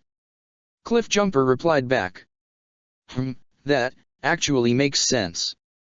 Skywarp pointed out. Megatron, I have a proposal. Optimus stepped forward, only for all the Decepticons present to point their Energon blasters at him, including Dreadwing with his massive cannon, but Megatron held up his hand to keep his soldiers from doing anything rash. I'm listening. Surrender the cylinder, and I will return it to you fully restored. Optimus said. This trinket right here. Megatron held the cylinder in his hand. And pray tell, what trifles did it hold that you are so anxious to give away? Accept my terms, and you will find out.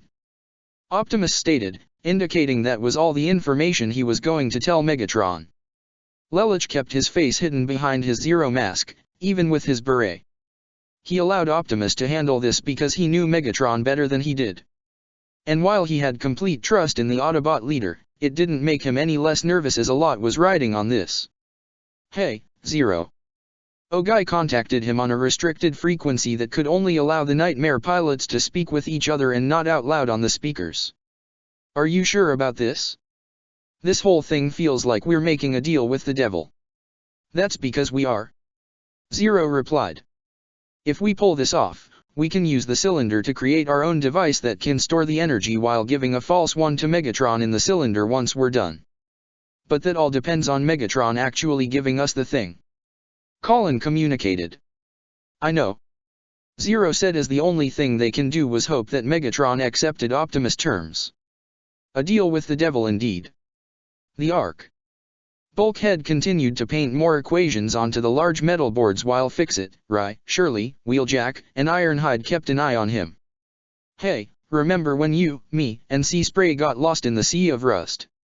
Wheeljack asked Bulkhead in an attempt to jog his memory and hopefully halt the data's process. Who? Bulkhead asked. Sea spray. You know, old barnacle butt. Wheeljack reminded. Bulkhead looked only more confused, which only caused the group to look further concerned. Do you even know who we are? Who I am? Rai asked. Of course, you're. Bulkhead narrowed his eyes as he tried to remember, which only caused Rai to look hurt before Bulkhead resumed his equations. Equivalent to the flattening of oblate spheroid to the nth power. Rai could only look down, while Shirley looked towards Rai with both concern and shame, feeling responsible for this. Hey, he's going to be fine. Ironhide said to Rai to try and cheer him up. You gotta trust Optimus and Zero, they're gonna find a way to save him. I trust him, it's just. Rai couldn't express his worry for Bulkhead. He knew all too well what it was like to lose your memories. He had absolutely no idea who he was before, aside from the fact he got his geese from the twin brother of Brighton Neon Emperor, and that was just from information CC provided, and not his own memories. Shirley soon got an idea. Hey, maybe if we take Bulkhead somewhere that he's been to before. I mean, that has helped people to remember some things before. It's true. Fixit added. Studies have shown that being taken to a place of familiarity has helped to restore calories, batteries, memories. But that could also expose us to the Decepticons. Ironhide pointed out. Yeah, well, if they had a wrecker and an old soldier like us there, I'd say we'd make pretty decent bodyguards. Wheeljack said, as Ironhide looked to the white Autobot in surprise at how he seemed on board as well. Look, I get the guys in charge have a plan, but if there's even a chance that I can help my friend, I want to take it. Look, just a quick in and out. Rai was also on board. If it doesn't work, or the cons show up, we just use a ground bridge to get back here. No fighting. Ironhide, please. He was practically begging the old Autobot. Ironhide saw the pleading with both Rai and Shirley, and a look from Wheeljack indicating that they would likely go with or without his permission. The veteran gave a sigh before he smiled.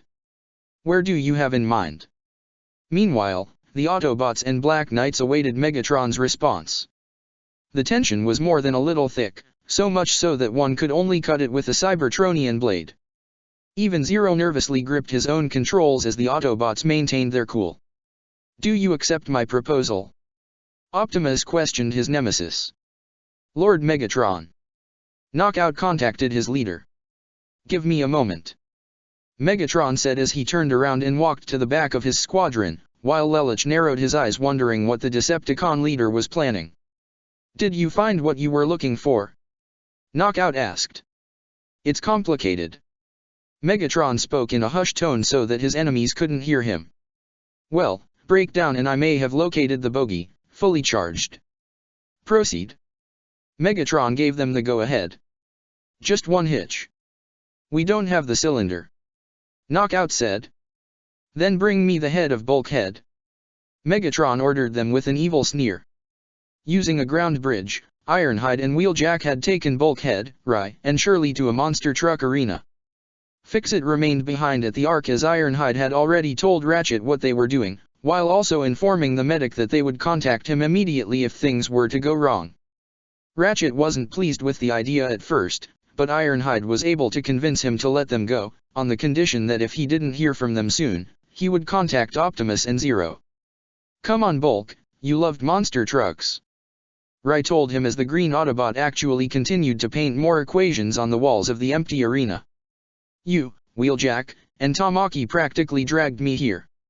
I wouldn't say I hate monster truck rallies, but I like spending time with my friends.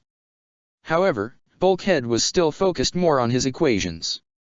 Mass times the fusion rate squared is constant. This only made the group more worried. You remember how we snuck in here? Practiced some new moves in our vehicle modes. Wheeljack tried to remind his friend. Any of that ringing a bell? Bell curve? No, that wouldn't factor in. Bulkhead replied. Well, what about me and my Gekka? Rai tried. You, me, and Jackie smashing cons and Night Marrays left, and right? Like in Narita? That was cool. Wasn't it? However, Bulkhead didn't appear to be listening. All right, forget the past. We'll start over, make new memories. I mean, look at me, I don't have a clue about my past. Rai was now sounding desperate, which only made Ironhide, Wheeljack, and especially Shirley more concerned. The cubed root of the exothermic energon yield, delta E Violet's law of energon conservation. Bulkhead continued to ramble on as Rai appeared the most emotionally hurt by this. Ironhide kneeled down to the amnesiac Black Knight's level. Hey, it was a good try. However, the three of them heard a sob and looked to see it was Shirley, holding a hand over her mouth and tears already forming in her eyes. Guys, I am so sorry. This is my fault. If I hadn't kicked that stupid cylinder. Kid, no, don't do that to yourself.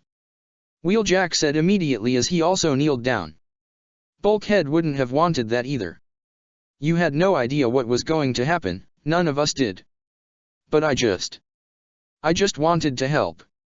Shirley sobbed. I never meant to hurt anyone. You didn't. Rai said as he looked more than a little upset himself. I don't blame you, Shirley, it's not your fault. It's just. I know how it feels to lose your memories, to have no idea who you are or your family or friends from before. He slowly walked to the large green Autobot as he continued to paint. Bulkhead, you and the others, you accepted me without hesitation, even though I had no idea who I was before, and even if you don't remember me. I want you to know right here and now. He placed a hand on Bulkhead's foot. I will never forget you. Shirley seemed truly touched by how much Rai valued his friendship with Bulkhead, and it almost drove her to tears even more. Even Wheeljack and Ironhide silently offered their sympathies to both Rai and Bulkhead as well. Both of them were part of their family, their band of brothers and sisters, and no matter what, that would never change. Boo-hoo. The two Autobots and teenage Black Knights looked in surprise to see Knockout and Breakdown at the stands, the largest Decepticon mocking the sincere moment. I'm shedding lubricant. Well, can't say we didn't see this coming. Wheeljack said as he already drew his dual swords. Ratchet, come in, we need a ground bridge ASAP. Ironhide tried to contact the Ark, but only got static. Ratchet. Still no response. Scrap, they're jamming us.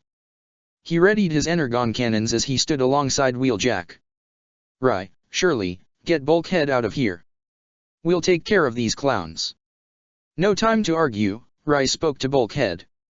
Come with us right now or these guys are gonna steal the formula. That successfully got his attention. My equations. Bulkhead wasted no time in following Rai and Shirley as they ran for the exit. Not like Bulkhead to run from a fight.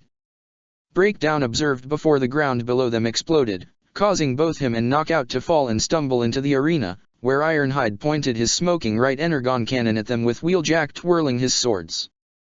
You losers won a fight, you got one. Wheeljack said seriously as his face mask went up. Before you get to them, you have to go through us. Ironhide stated. Knockout however smirked as he pulled himself up along with Breakdown. No, we won't. Actually, you bots are gonna have to go through him. He pointed straight upward, directing the Autobot pair's attention toward a flying drone, which transformed to reveal none other than Soundwave himself, who had already deployed Ravage, Frenzy, and Rumble from his back and sides respectively. Scrap. Wheeljack cursed. Got that right, Autobots. Frenzy stated as Rumble already used his pile drivers to cause a small tremor to shake up the ground underneath Ironhide and Wheeljack. Frenzy and Ravage had already rushed towards Ironhide while they were distracted, with the red Minicon already leaping up to Ironhide's chest to deal multiple plasma strikes from his palms as Ravage pelted Ironhide in the back with energon blasts from his tail. Wheeljack tried to rush and help Ironhide by swinging his blade toward Ravage, but Soundwave himself immediately appeared in front of him to block Wheeljack's blade with one of arms before lashing out with one of his tentacles to knock the wrecker back. You fellas get acquainted, we'll help ourselves to the data, and those two little humans while we're at it. Knockout said as he and Breakdown casually walked past the small battle scene before he contacted his leader. Lord Megatron, we're good. Optimus. Megatron turned back to this archenemy and his allies. Upon careful consideration, if you want the cylinder, you'll have to take it. That was all the Viacons, along with Seekers, needed for them to open fire with their Energon blasters. Take cover. Zero ordered as the Black Knight Nightmare Rays and Autobots returned fire with their rifles and Energon blasters respectively, while also finding cover to hide behind in the form of large rocks. Starscream spotted Zero's beret and fired one of his missiles. Fortunately, Colin shot her Gurren out as activated the Radiant Wave Surger right before the missile made contact.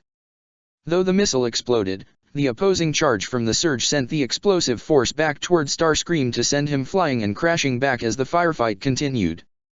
Back at the monster truck arena, Wheeljack hacked and slashed both his swords at Soundwave, who was able to dodge and block each attack with his own arms. Soundwave, however, was able to catch one swing in between his arm and side before lashing out another tentacle to knock Wheeljack back slightly, forcing him to let go of the same blade while Soundwave held it and took a brief glance at the weapon before turning back to the wrecker. Wheeljack charged forward again as Soundwave threw the blade at him, which Wheeljack batted away with his remaining sword. However, Soundwave caught Wheeljack with both his tentacles and threw him toward the wall. At the same time, Ironhide was having a rather difficult time dealing with Soundwave's Minicon trio. Ravage kept attacking from long range and Frenzy was quick enough to rush up to Ironhide and deal Plasma Blade strikes to his side. Though it didn't cut deep enough to be fatal, it hurt Ironhide quite a bit as he tried to ready his cannons, only for Rumble to shake the ground under him, causing Ironhide to trip and fall down. Ah, is the mighty Ironhide too old to even stand? Rumble laughed. Bet it's time for you to retire, old bot. Frenzy mocked as he, Rumble, and Ravage leapt at him. Ravage was the first. However, Ironhide quickly grabbed Ravage by his tail and used him as a makeshift weapon to smack and knock down Rumble and Frenzy. Ravage bit down on Ironhide's hand to try and get him to let go, but Ironhide chucked him at the two recovering Minicons. You twerps need to respect your elders. Ironhide cracked his knuckles as he fired his Energon cannons. Though Ravage and Frenzy were fast enough to avoid most of the blasts, Rumble used his own pile drivers to propel him into the air and avoid the blasts as well. The Autobot veteran then glanced toward the exit as all he could do was hope Ryan Shirley would hold out with Bulkhead long enough for Ratchet to call in backup. Knockout and Breakdown had entered the parking lot where all the monster trucks were stored. They couldn't see Bulkhead or the two humans that he was with. Oh, are we playing a human game now? Knockout called to them. Because I'd be more than happy to teach you the Decepticon version, hide and go shriek. He and Breakdown spread out to find their quarry. Come out wherever you are. Knockout sang, enjoying every minute of this. Bulkhead had already transformed into his vehicle mode and appeared to blend in with all the monster trucks. Ryan Shirley crouched down by the side of the green SUV, the girl holding onto Rye's arm as she was more than a little scared right now, while Rye was trying to call for backup. Damn it! Rye muttered. The cons are scrambling the signal. If the trisector of the polygon is an integral subset. Bulkhead muttered. SSSHH. Shirley tried to quiet him down. Rye, what are we gonna do? She asked him. Of all the times not to bring the Gekka. Rye thought to himself in frustration. I got an idea, stay close to me. He told her as Rye looked out to check if the coast was clear. Once it was, he grabbed Shirley's hand and made a bolt across to the next line of monster trucks.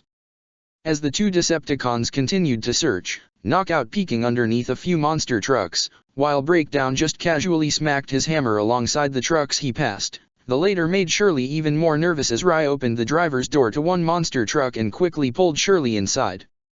Rye, what are you doing? She asked him in a hushed tone. They're gonna find Bulkhead, no question. Rye came to that conclusion as he looked underneath the steering wheel and tore open the bottom to expose some wires. But there's more than one way to wreck a con than just with a nightmare. He actually began to hotwire the truck. Since when could you hotwire? Shirley asked in surprise. Colin taught me. Rye answered as he tried to press the wires together. Come on, come on. Meanwhile, Breakdown lifted one monster truck and threw it away. Stupid kids, where'd they go? Breakdown. Knockout called to him. Forget the humans. Games are only fun to play. He took out his own scanner and turned it on. When you're winning. Shirley saw from inside the truck that the Decepticon pair was getting close to Bulkhead. "Rye.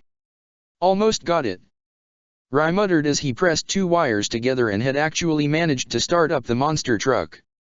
However, Knockout had managed to successfully locate Bulkhead's vehicle mode, evident by his scanner beeping rapidly. "I think I'm warm." Bulkhead suddenly transformed in front of the surprised Knockout. En3 divided by the square root of the propulsion factor equals. He used his brush to paint the equation on Knockout's chest, much to his surprise and fury. "You painted my paint job!" Knockout exclaimed in anger. "Prepare for surgery." Breakdown came charging in before slamming his hammer down onto Bulkhead's face, knocking the green Autobot unconscious as he fell to the ground. Knockout then produced his buzzsaw in his right hand. "Heads, you lose." However, before he or Breakdown knew it, Rye's hot-wired monster truck shot at the Decepticon pair. Knockout was rammed first as he rolled over the fast-moving large vehicle before Rye turned the steering wheel to swerve the truck and trip the surprised Breakdown, causing him to fall flat on his back. But Rye wasn't done as he drove straight over Knockout before he could recover.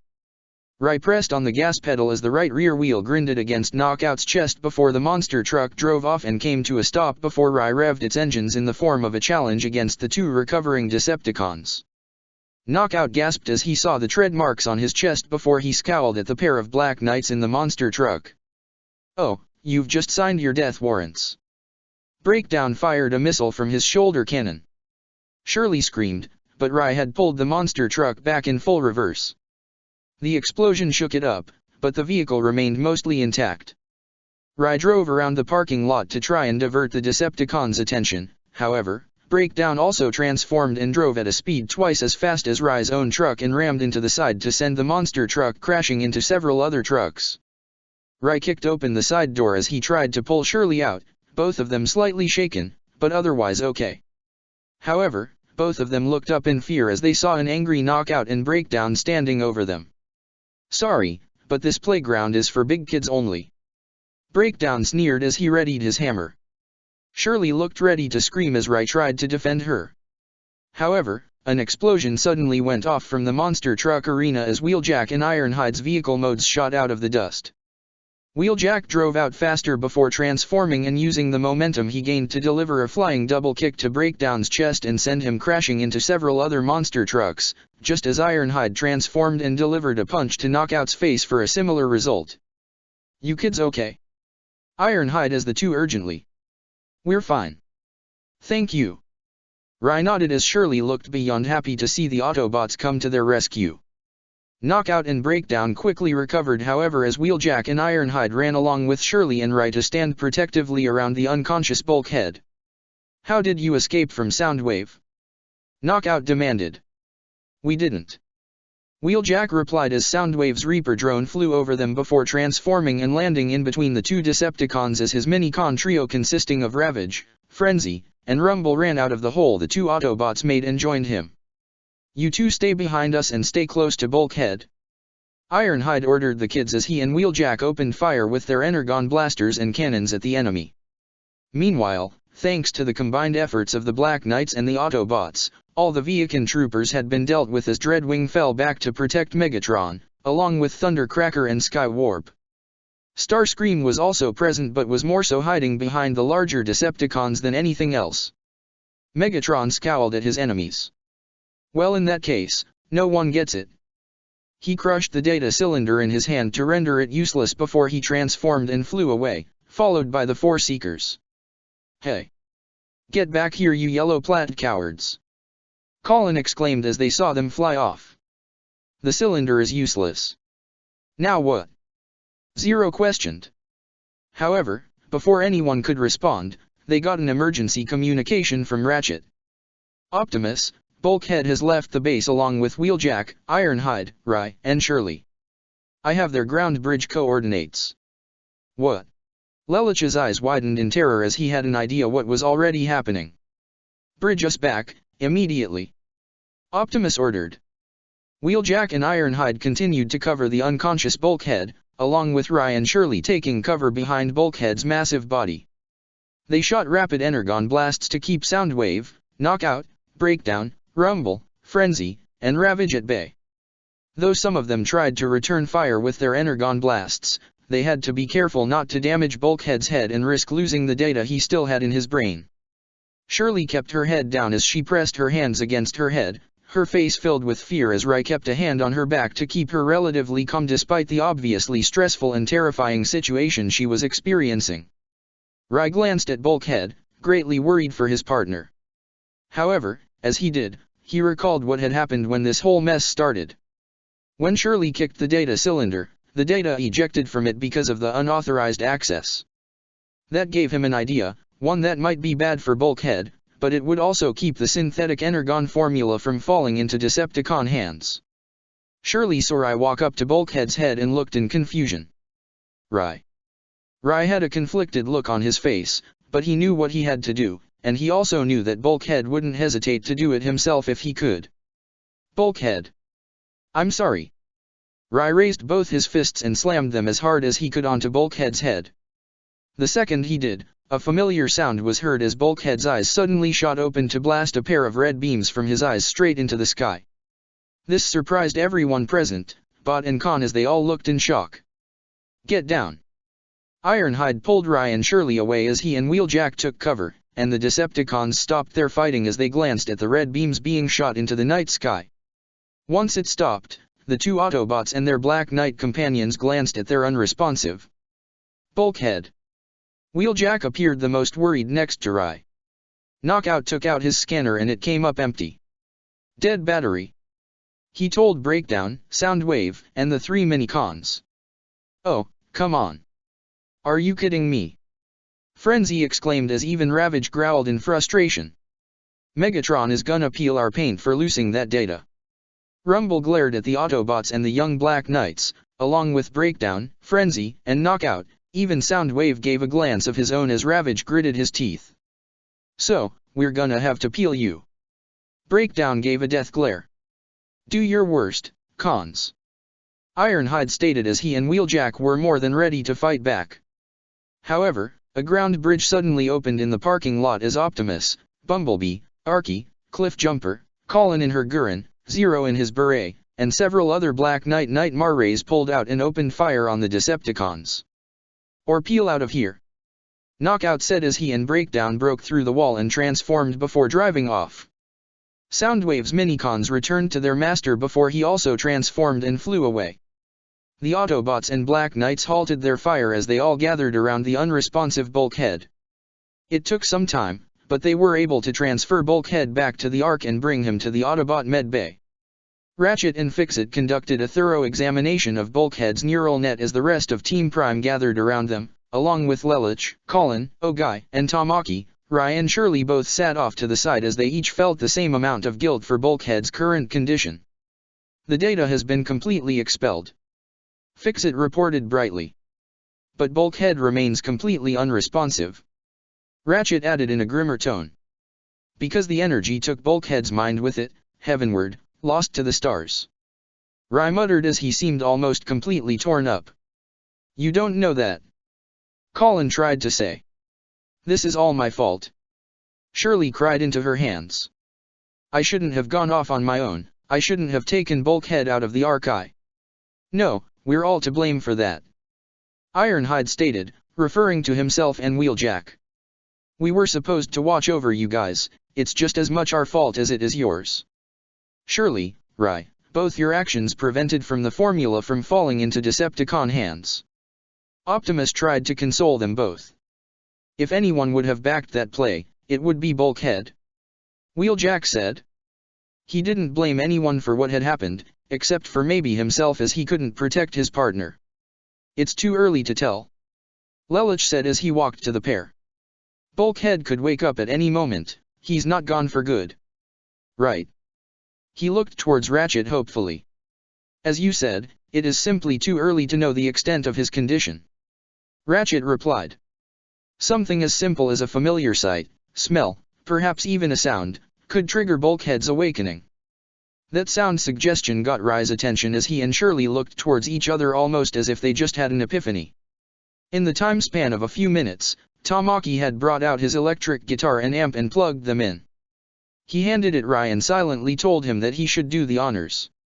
Shirley put a hopeful hand on his shoulder as Rai strung a single note which seemed to echo throughout the entire med bay. Everyone present, human and Autobot, waited in silent anticipation for any kind of response from Bulkhead. It didn't appear to work however, resulting in Wheeljack, Rai, and Shirley looking down in sorrow.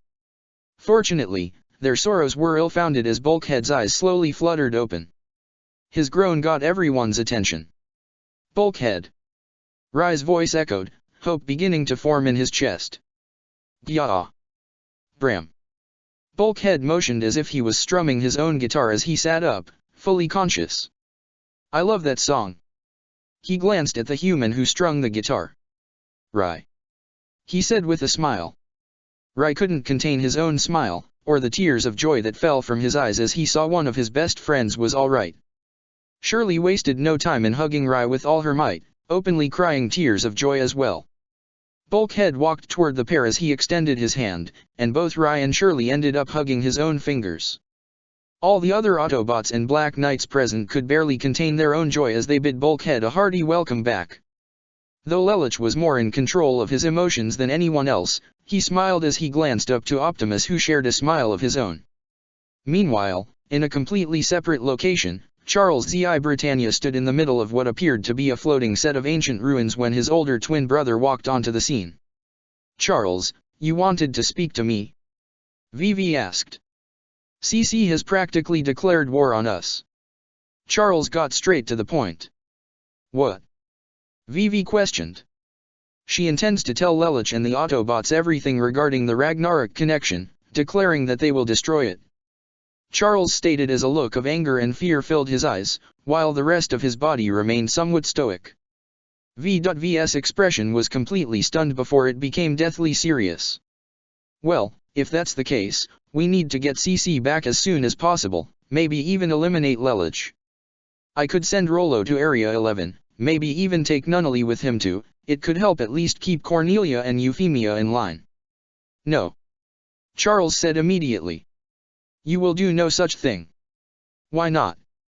Vivi questioned. You yourself said CC intends to tell the Autobots about us. If they learn what we're trying to do, they could destroy everything we've worked so hard on. And if we're not careful, we could alert Megatron to our plan as well. Charles argued, turning around to fully face his brother. Anything Lelouch or Optimus Prime could do is child's play compared to what Megatron would do with us. We cannot afford any missteps. Vivi scoffed. So what do you intend to do, then? For now, CC, Lelouch, and the Autobots seem more so focused on the Decepticons. Charles replied. We need to ensure that their focus remains on Megatron, at least until we have an opportunity to capture CC. How do we know she hasn't told them already? Vivi questioned. The fact that the thought elevators have remained undisturbed is proof enough that she hasn't spoken to them yet. Charles answered. That could change at any minute though. Vivi exclaimed. It's best for us to kill Lelouch now and bring in CC. If we do this immediately, we could begin Ragnarok right now even. We're not ready and you know it. Charles yelled back. CC has to be willing to merge her code with yours, it cannot be forced. If we act recklessly, we could bring the wrath of both the Autobots and Decepticons upon us. We wouldn't stand a chance. Vivi gave another scoff. Since when have you become a coward, Charles? You weren't afraid to send Lelouch and Nunnally to Japan to draw out CC, why should you be afraid now? Have you forgotten what Megatron is capable of? Or what he told us of Optimus Prime? Charles questioned. You call me a coward, but I fear that your immortality has made you reckless. Must be easy to act without regard to consequences when you can't die, which is more than I can say for myself. You know I would never allow that to happen. Vivi stated. Do I? Do I, Victor? Charles questioned. That's not my name anymore. Vivi exclaimed. It is the name of my big brother. Charles yelled back. But, maybe he truly did die that day, when he gave his life away to become immortal. V's eyes narrowed. That hurts, for you to think that of me.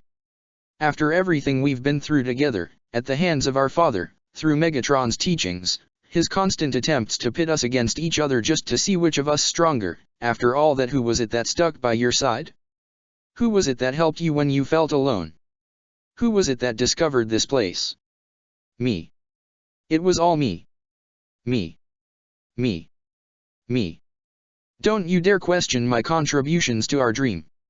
Our contract. And what of our promise? Charles questioned. Our promise to never lie to each other. What of it? Vivi questioned back. I haven't lied to you. Neither of them said anything after that, both brothers glaring at one another, silently daring the other to make the next move. Finally, after a few uncomfortable moments, Charles spoke. My decision is final, brother. You will not go to Area 11, you will not send any of your agents to Area 11.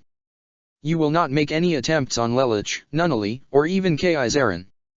You still stay with the Geese Order, and you will remain out of sight. We cannot and will not risk exposure to the Autobots or Decepticons. Promise me you will do that. Vivi glared at his younger brother for a moment before he spoke. I promise. Good, that is all. Charles turned around to face the clouds in the sky once more. Vivi then swiftly turned around to leave. Once it appeared, he had gone. Charles heard a familiar voice in his mind, one that he could only hear in this realm. Charles, you know how much I have faith in you, but we are on very thin ice here. Cece has severed her connection with me, I cannot locate her anymore. And if she does indeed decide to tell Lelich and the Autobots, so long as they are focused on Megatron, we are safe. And he doesn't know the first thing about our plan. I've taken all the necessary precautions, you know that, Marianne. Charles replied. It's not just that, Lelich is starting to change, I can see it. Marianne replied. He's not that same spiteful boy anymore. Optimus Prime's influence, no doubt. Charles spoke with a hint of envy in his voice. He thinks he knows my son, he couldn't be more wrong. He's mine, not his. He's our son, Charles. And that's why you sent me to Japan, to keep an eye on him. Marianne said. Have you located Kaiserren as well? Charles asked. He's with Lelich and Nunnally. But why send Nonet? You know I could bring him here. Marianne suggested. Just as I've told Victor, we can't run the risk of the Autobots or the Decepticons becoming aware of our plans. Charles replied. Nonet will reveal who he is, and that will shatter whatever false confidence Lelich and the Autobots have placed in him, and once he is an empty shell again, then you will bring him to me. Of course. I must go now, remember darling, I love you. I love you too, Marianne. Charles replied with a smile. However, while it was true that Charles and Marianne were apparently alone in that mysterious realm, there was someone else listening to their conversation. Vivi had placed his hand on the wall, which had some strange hieroglyphics and ancient markings on it, and by focusing his code through the thought elevator, he heard every word that was spoken between the two, and a look of rage formed on his face.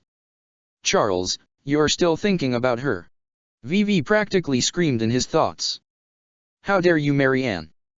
I was his partner long before you. I may not know where to find you, but I promise to make you ever regret coming near Charles. No matter what it takes.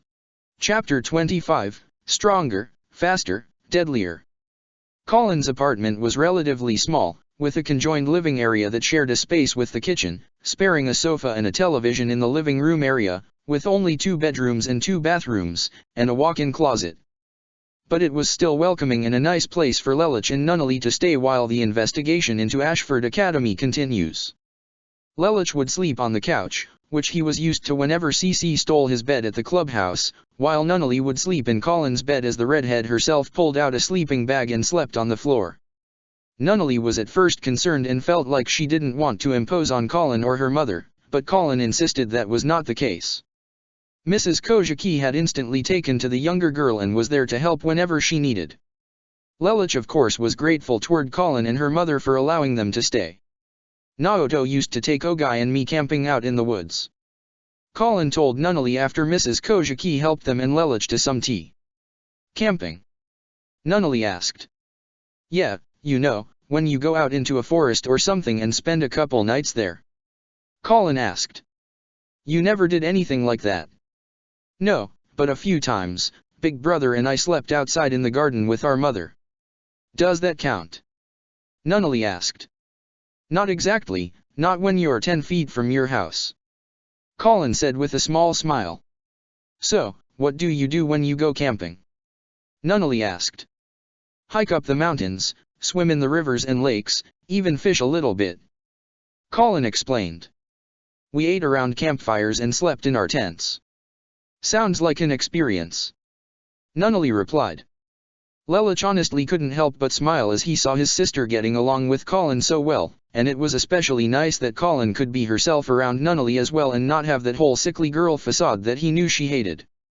However, there was a small crash which surprised the trio. What just happened? Nunnally asked.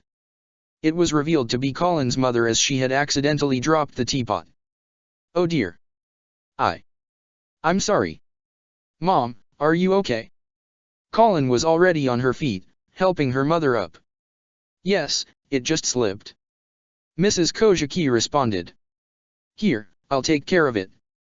Lelich had already picked up a hand broom and dustpan. Oh, you really don't have to. Mrs. Kozhiki tried to lightly protest. It's fine, don't worry about it. Lelich said as he began to sweep up the broken teapot.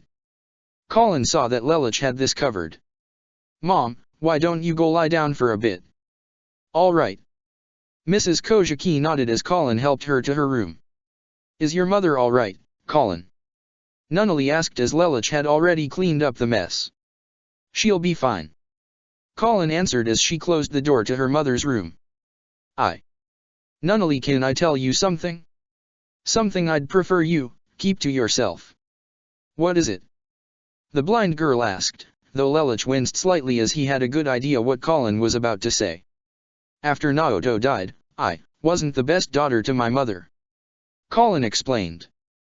Because of that, losing Naoto, and other things, my mom became hooked onto Refrain. Nunnally gave a small gasp as she had heard of that drug before and what it could do. We were able to get her off it, but it's taking some time for her to recover completely. We? Nunnally asked. Me, Lelich, and a bunch of other friends of ours. Colin answered. Lelich? Nunnally asked her older brother in surprise. The situation surrounding it is complicated, Nunnally. Lelich tried to explain without going into details. But we put a stop to it before it got out of hand. Remember when I told you about how your brother and I met some other people who helped us see things through a different perspective? Colin recalled. Well, they've been more than helpful with a great many things, including this. I was actually planning on introducing them to you, Nunnally. Lelich explained. But after your kidnapping, and the resulting investigation into Ashford, I decided to put it on hold for a moment and let things cool down a bit. Oh, I see. Nunnally said. Well, I trust you, Big Brother. As much as I'd like to meet these friends of yours, if you think I should wait, I'll wait. You are one patient kid, you know that, right? Colin said with a smirk, which Nunnally returned with a small tongue sticking out. While Lelich himself was more than patient, but that incident with Mao made him realize that Ashford may no longer be the safest place for him and Nunnally to stay. If Mao could get in easily, then so could the Decepticons. Lelich would tell Nunnally the truth about his identity as Zero, as well as the ongoing conflict between the Autobots and Decepticons, but he knew he also had to step carefully as to not reveal his identity to the enemy, which could put Cornelia and Euphemia in danger, as well as his friends in Ashford. So, for the moment, Nunnally's meeting with Optimus Prime would have to wait, but Lelich was all the more eager to have his sister meet the father figure he saw in Optimus, a much better father than the biological one they shared. The next day, the Ark. Ratchet and Fix-It were currently in the laboratory of the Ark, working on an iteration of the synthetic energon. Though the formula had remained incomplete due to Bulkhead no longer having the data from the cylinder, having a reliable fuel source was more than essential to the cause of the Autobots and Black Knights.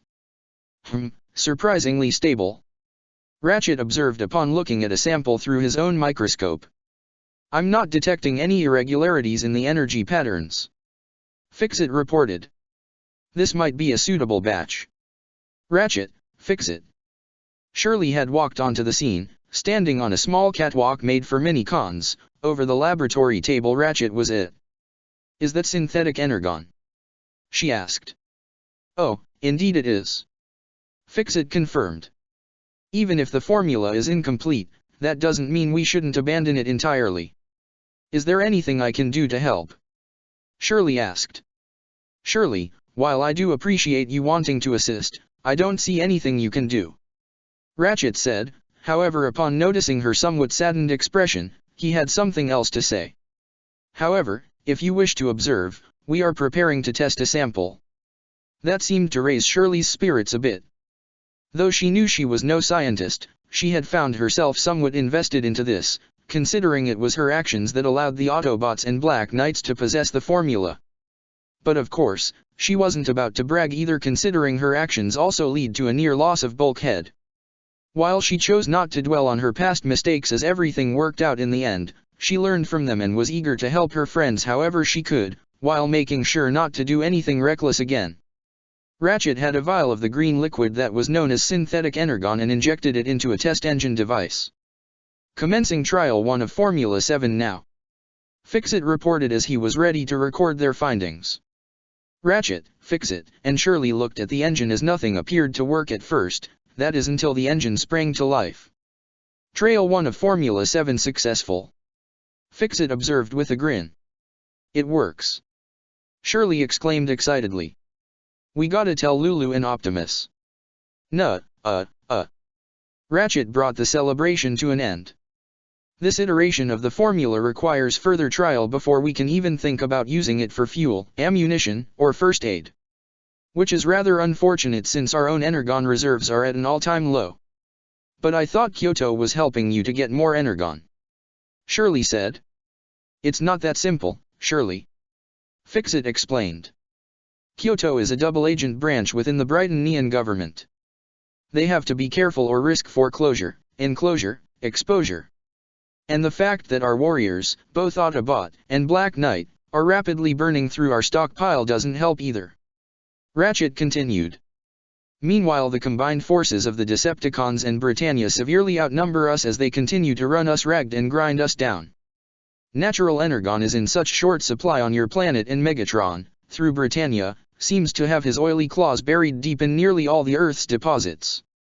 Fortunately, though, hope is not lost," Fixit quickly said.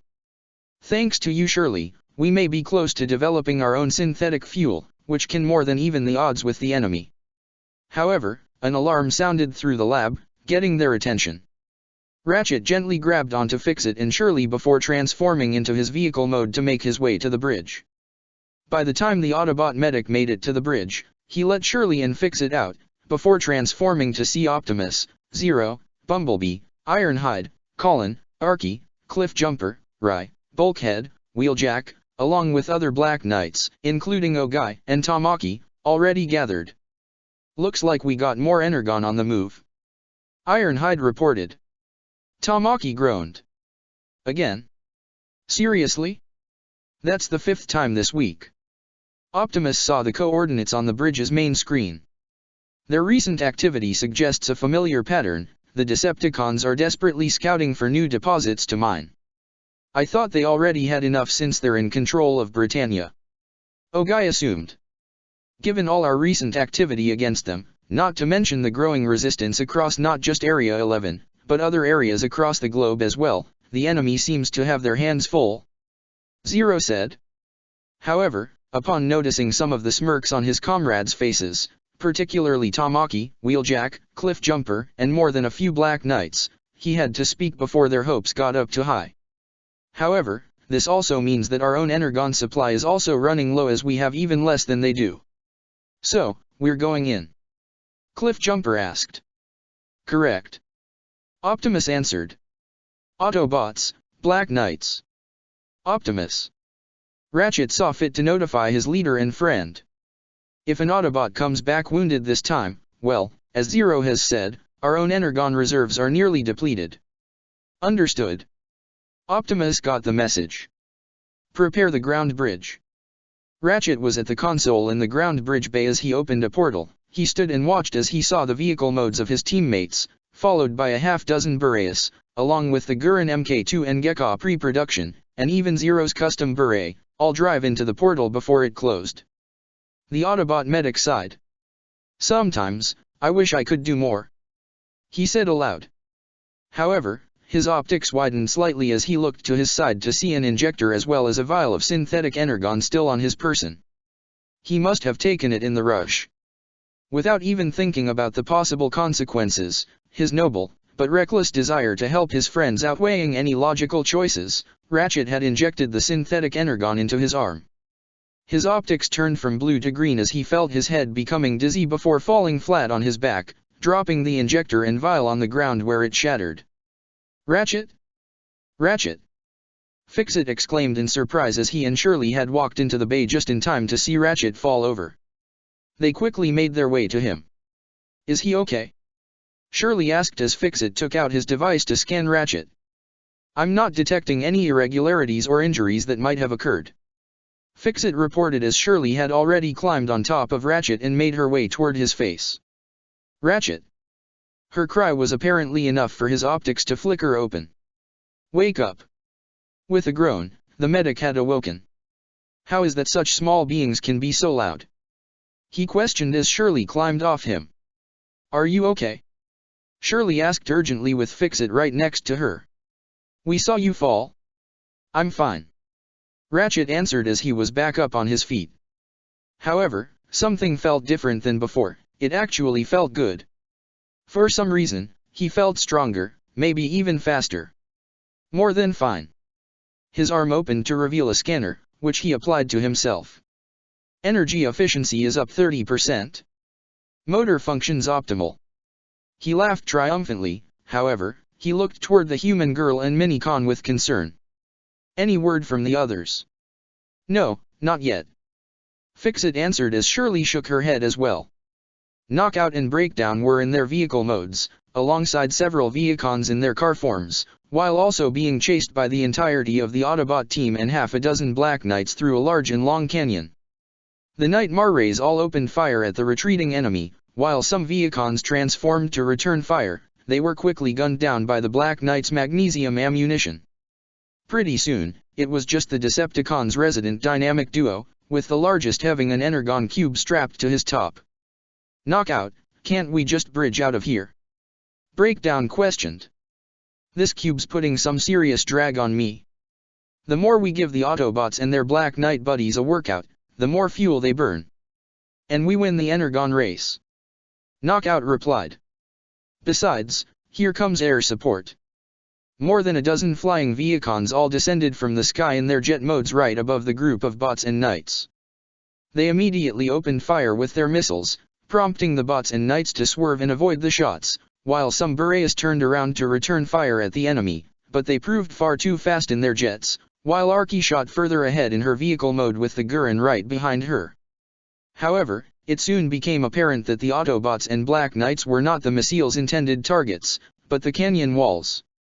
Once the missiles hit, it immediately created a rock slide from both ends as Knockout and Breakdown drove past the wall of rocks that quickly began to form. However, with Arky and Colin being the closest, they both decided to gun it. Both the blue motorcycle and Red Nightmare rolled up a large rock that served as a ramp to allow them to soar through the air. Colin used the Gurrens/Harkins to swing from falling rock to falling rock, while Arky transformed and leapt from rock to rock herself. Arky transformed back into her motorcycle form once she got to larger rock near the end and used it to give herself a speed boost to shoot further in pursuit of the enemy. Colin did a similar tactic as she used the Gurren's Radiant Wave Surger on the rock her Nightmare was on, causing it to explode and give herself a propulsion that had her land right behind Arky before speeding her Nightmare alongside her partner.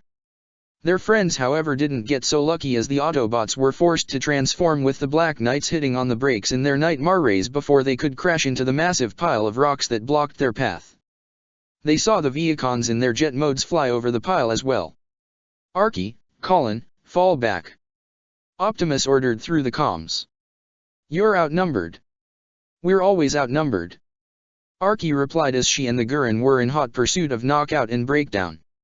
"We need that energon." The Gurren was already shooting at the Decepticon duo with her Nightmare's left arm-mounted handgun. However, the Decepticon pair was quick enough to avoid the shots.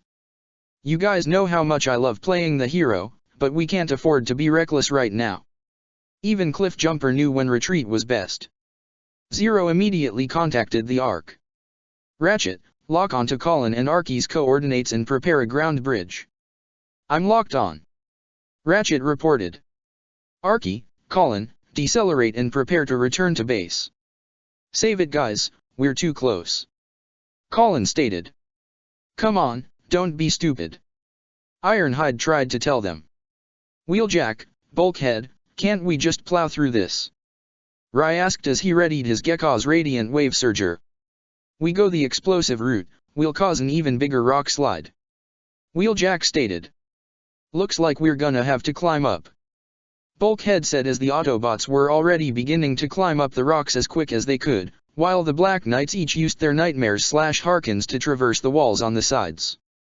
Meanwhile, as Arky and Colin both sped desperately to get the Energon from Breakdown and Knockout, the aerial Vehicons above them had already opened fire with their missiles. Arky, incoming! Colin exclaimed as she tried to turn the Gurren around to open fire, but the missiles had already hit the ground underneath the pair. Despite their best attempts to avoid the blasts, both the Gurren and Arky, who was forced to transform to normal, were sent flying and skidding across the ground. The Ark, Ground Bridge Bay. Arky and Colin are down. Fixit exclaimed upon seeing their readings. What? Are they okay? Shirley asked with worry evident in her voice. They're alive, but surrounded by multiple enemies. Fixit stated. A ground bridge portal suddenly opened, with Ratchet being the one responsible.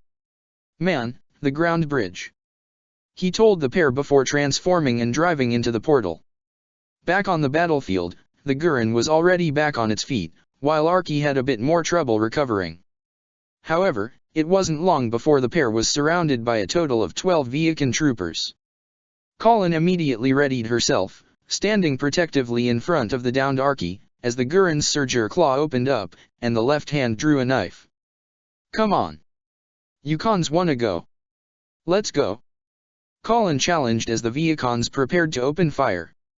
However, a ground bridge portal suddenly opened up high in the air, with Ratchet's vehicle mode shooting straight out before he transformed and fell straight down. He crashed down hard into one Vehicon before quickly getting back up to throw the Vehicon into another. Before the second one could even react, Ratchet already moved to kick him down. Another tried to shoot him, but both Ratchet's arms immediately converted into blades before he quickly cut off the blaster arm of that Vehicon and kicked him down. A fourth tried to shoot at him from behind, but Ratchet leapt to grab him by the head, lift him up in the air before slamming him down hard on the ground. Ratchet! Arky looked in amazement as even Colin's eyes widened and her jaw dropped. The Autobot medic leapt into the air to deliver double airborne roundhouses to kick down two Vehicons at once before leaping onto his hands and propelling himself feet first into another Vehicon and delivered an airborne spin kick to knock the Vehicon down as another tried to charge him. However, Ratchet rolled out of the way before jumping and flipping while airborne to grab the Vehicon by his head while still in the air and flipped to knock him down onto the ground before Ratchet jumped up to deliver a powerful punch to cave the Vehicon's face in. Three more tried to charge in and shoot him, but Ratchet drew his blades and worked to cut him down. Looks like the Autobots brought in a ringer. Knockout observed as he and Breakdown remained in vehicle mode. Well then I'll ring his bell. Breakdown was more than eager to face another worthy opponent. However, multiple energon blasts and magnesium shots were shot at them and some of the remaining Vehicons, courtesy of the remaining Autobots and Black Knight Nightmare rays that had already made it over the pile of boulders. It'll have to wait. Knockout advised as he and Breakdown drove away with their acquired Energon Cube. Ratchet had just thrown down another Vehicon and quickly moved to kick its head clean off before leaping at another Vehicon with his arm blade to sever his arm before standing on one hand and spinning his feet like a helicopter blade to knock down one approaching Vehicon and cut him down with his blades before rushing at the same con he just disarmed to finish him off with an implement. What appeared to be the last Vehicon tried to blast him, but Ratchet was already on him to grab him and slam him down on his knee to shatter his back. Just as the others met up with Arky and Colin, Cliff Jumper, and Bumblebee already helping the Fembot on her feet, they could only look in surprise at what was left of the Vehicon squadron that Ratchet had just dismembered single-handedly. Even Lelich was stunned. What just happened? Rai muttered. Huh, for the first time in my life. I got no idea what to say. Cliffjumper said as they saw Ratchet standing proudly over a deceased Viakin.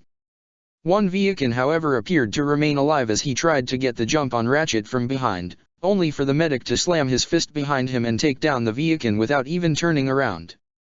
Huo. The Ark, Ground Bridge Bay. They're returning. Fixit stated as he and Shirley saw the Autobots and Black Knight Nightmare Rays return to the Ark via an open ground bridge portal. Guys, what happened out there? Shirley asked. We only saw the gory aftermath, but I hear the dock was a one-bot wrecking machine. Bulkhead stated. Seriously, makes my handiwork seem like rookie material. Wheeljack added. Ratchet walked up and suddenly picked up Shirley in his hand, much to her surprise. Whoa. Hey kiddo. Ratchet greeted in an unusually friendly and energetic way before setting her down, with Shirley looking more than a little surprised. Alright, what the hell is going on?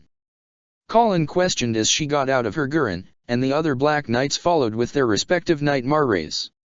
Since when are you capable of one-shooting a Decepticon attack squad? Ratchet smirked as he motioned for everyone to follow him before transforming into his vehicle mode and driving deeper into the Ark. Curious enough, the other Autobots transformed as well and allowed their Black Knight companions to step inside. Zero got inside Optimus along with Fixit. Colin mounted Arky, Rai, and Shirley both got into Bulkhead, with Rai and Tamaki inside Ironhide. They, along with Bumblebee, Cliffjumper, and Wheeljack followed the medic. Ratchet had led them all to his laboratory before transforming, right as the other bots arrived and transformed themselves, while allowing the Black Knights present to step out. You wanna know my secret? Ratchet teased. Just a little something I liked to call Synth-N. He picked up a vial of the green liquid and tossed it to Arky. From the data Bulkhead transcribed. Arky questioned. Though the formula was incomplete. Ratchet had a triumphant chuckle. Not anymore. Hot damn. Tamaki said with a grin. So what, we got Super Energon now? Wait, hold on. Shirley stated. I thought you said it needed further testing. It's true. We only went through one trial with this iteration of the formula. Fixit added. What? Zero was more than a little surprised before looking at Ratchet directly. You injected yourself with an experimental formula, after only one test. Yeah, I gotta agree with Zero on this one, Ratch. Ironhide said as well. That was reckless of you, and you're never reckless. Guys, you didn't see Ratchet out there. He was in overdrive. Arky said. If can make a medic wrecker material, I wonder what would happen if we all try this stuff. Wheeljack said with a smirk. Well, if that's the case, we should plug this Synth-N stuff in our Nightmare Rays. Tamaki was on board. We'd probably give that White Nightmare a run for its money, maybe even take out a few Decepticons too. Colin smirked. Or give Ratchet more so we can take a vacation. Bulkhead said. Wait, I don't wanna act like a wet blanket or anything, but I think we should at least see if this stuff has any side effects. Ogai put his thought in. I'm with Ogai on this one. Cliffjumper agreed. I'd rather check to see if the bandwagon has any holes in it before jumping in. Agreed. Zero, Rai, Fixit, and Ironhide said at the same time, with even Bumblebee nodding as well.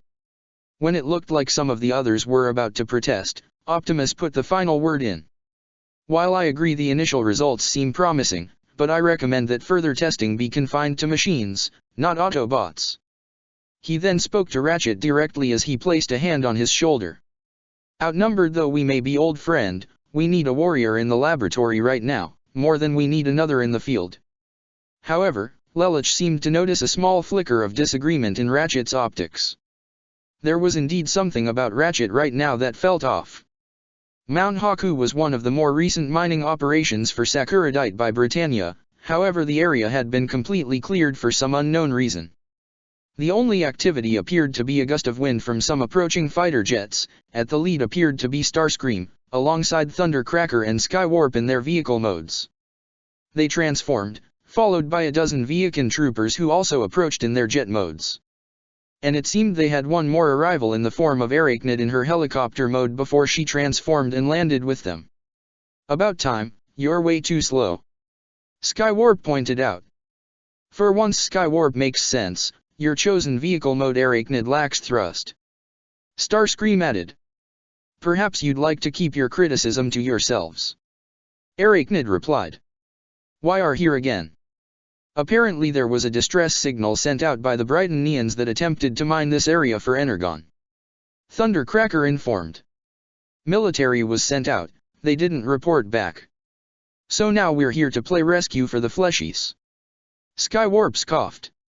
"Since when we have been demoted to human babysitters? Since Lord Megatron made it expressly clear that we shouldn't antagonize the humans who so righteously deserve it," Starscream said in a tone indicating he wasn't pleased himself. "But why send us? Why not call his beloved Suzaku? He's always one to opt for rescue missions." "I suppose we're about to find out," Arachnid said as she appeared to lead the group towards a large hole that led deep into the mountain. Though Starscream was quick to make his way toward the front, refusing to be led by anybody else, earning a silent glare from Arachnid as Thundercracker, Skywarp, and the Viacan troopers followed. The Decepticons continued to make their way down the darkened tunnel through the mines. However, they each noticed something rather odd the deeper they went down. There wasn't a single scrap of energon to be seen, which was confusing to say the least. The Brighton Neons must have found something down here. But if it wasn't energon, then what? Soon, they appeared to make their way towards a large cavern. Though Starscream was the first to step into it, his optics widened in surprise. "What is this?" Arachnid, Skywarp, and Thundercracker followed as they too looked in surprise at the sights of multiple Sutherlands. All appeared to be torn apart or broken in some way. There was well over 24 of them. The Viacons each had their energon blasters out as all the Decepticons entered the cave. "Looks like a fight broke out here," Thundercracker observed. "Autobots. Black Knights," Skywarp assumed.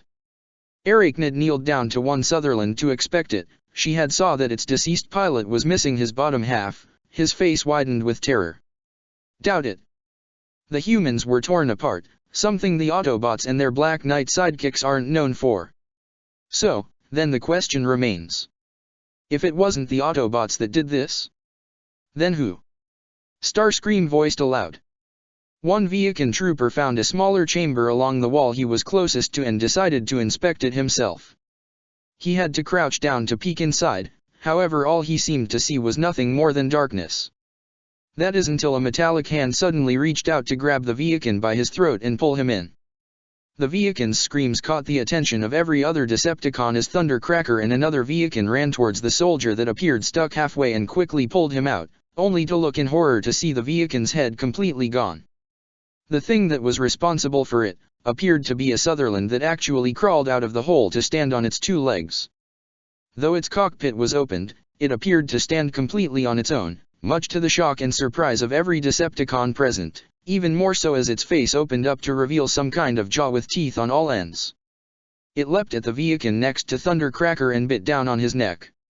However, Thundercracker was quick to pull the living Sutherland off and throw it back before opening fire with his energon blaster to blast its head off, along with the cockpit, reducing it to pieces.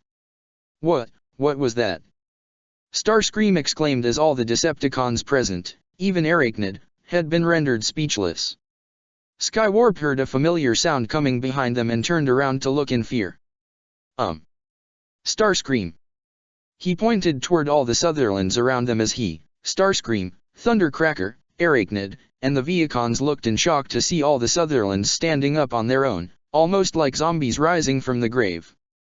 Even those that were torn in half stood on their arms as all their heads opened up to reveal snarling teeth and jaws. "What are you waiting for?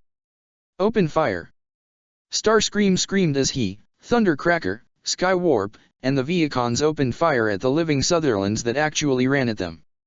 Even Arachnid opened fire with her own energon palms. However, some of these monstrosities continued to run, despite losing any arms and legs, and were only stopped when their head and slash or cockpits were destroyed. But already 4 Viacons were already pounced on and were ripped apart by the monstrosities' teeth and claws. And that wasn't even the worst of it. some nightmare monsters actually crawled on the ceiling above the unsuspecting group of Decepticons. Thundercracker glanced upward, however, once he noticed some rocks falling down. "Above us!" he exclaimed in horror as the nightmare monsters actually leapt from the ceiling down toward the Decepticons.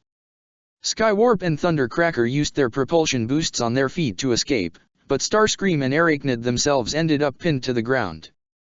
The two Seekers were ready to help them, if they hadn't accidentally backed into a group of nightmare monsters themselves.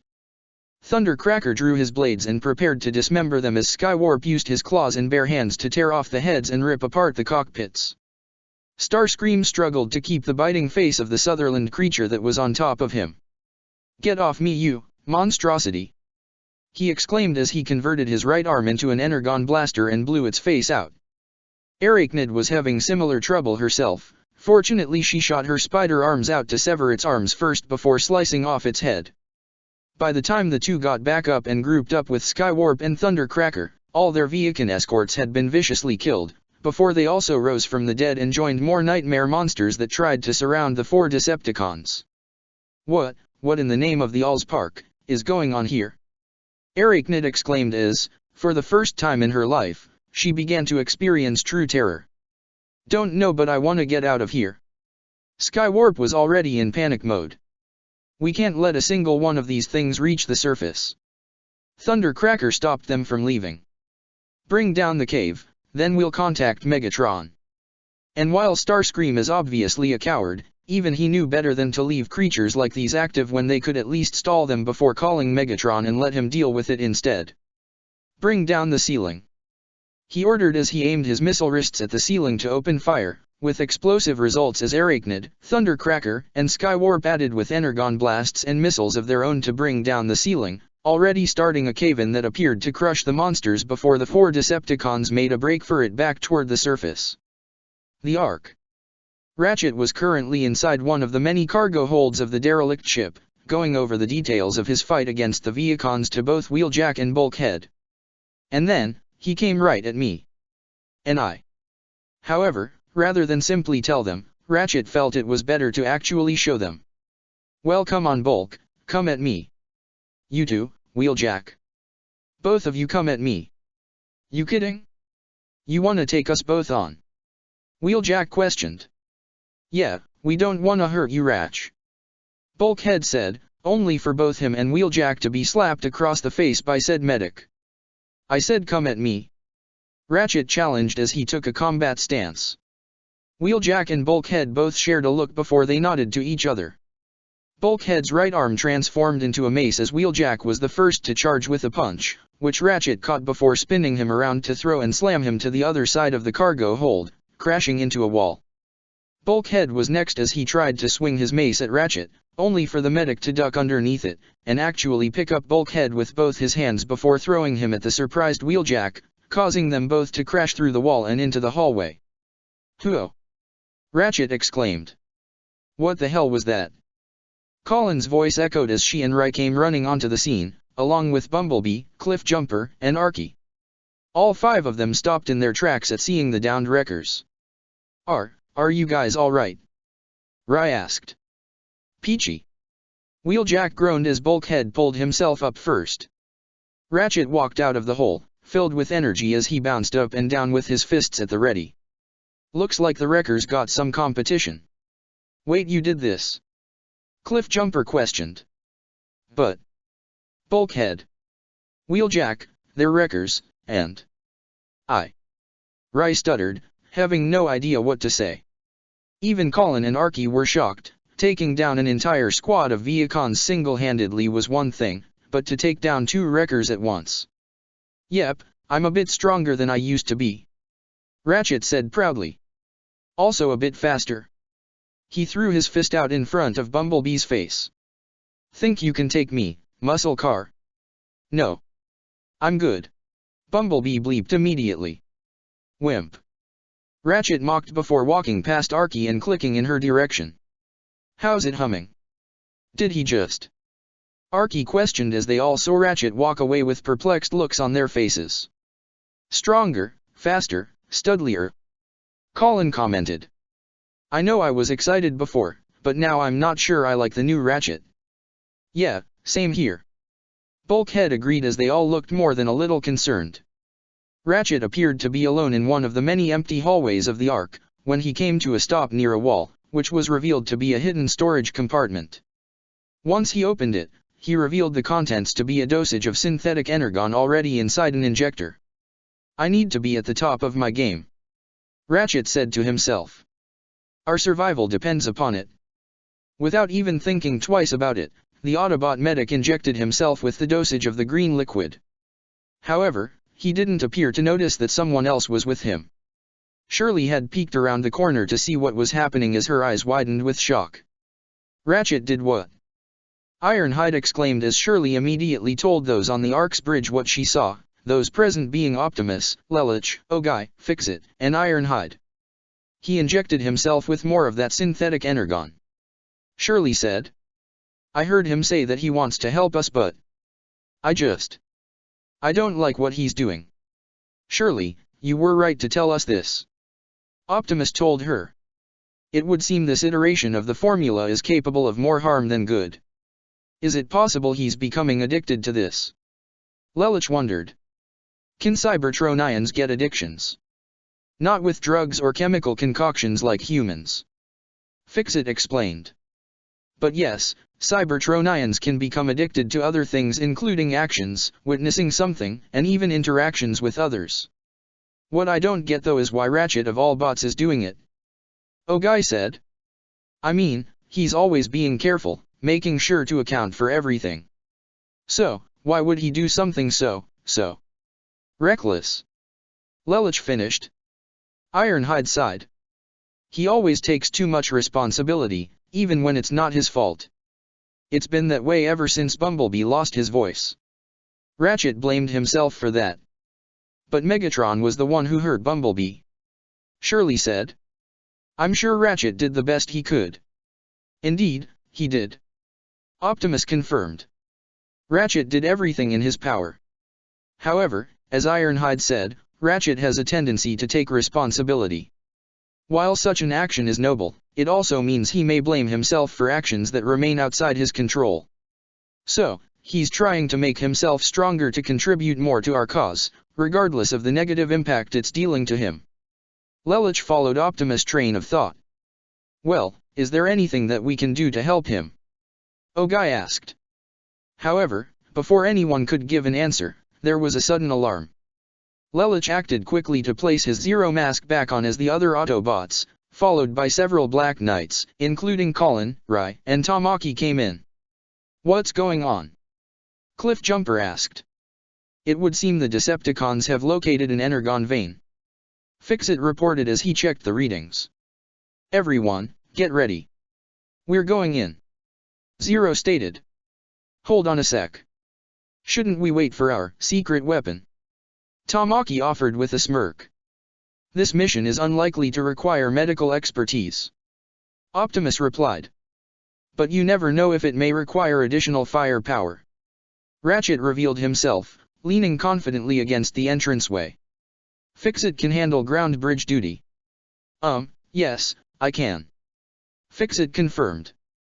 But Ratchet, are you sure you're up for this? He asked, as Optimus, Zero, Ogai, Ironhide, and Shirley looked to the medic with concern. Of course, I am, Ratchet confirmed with a grin. Time to put some hurt on those Decepticons. Hell yeah. Let's lop some fenders.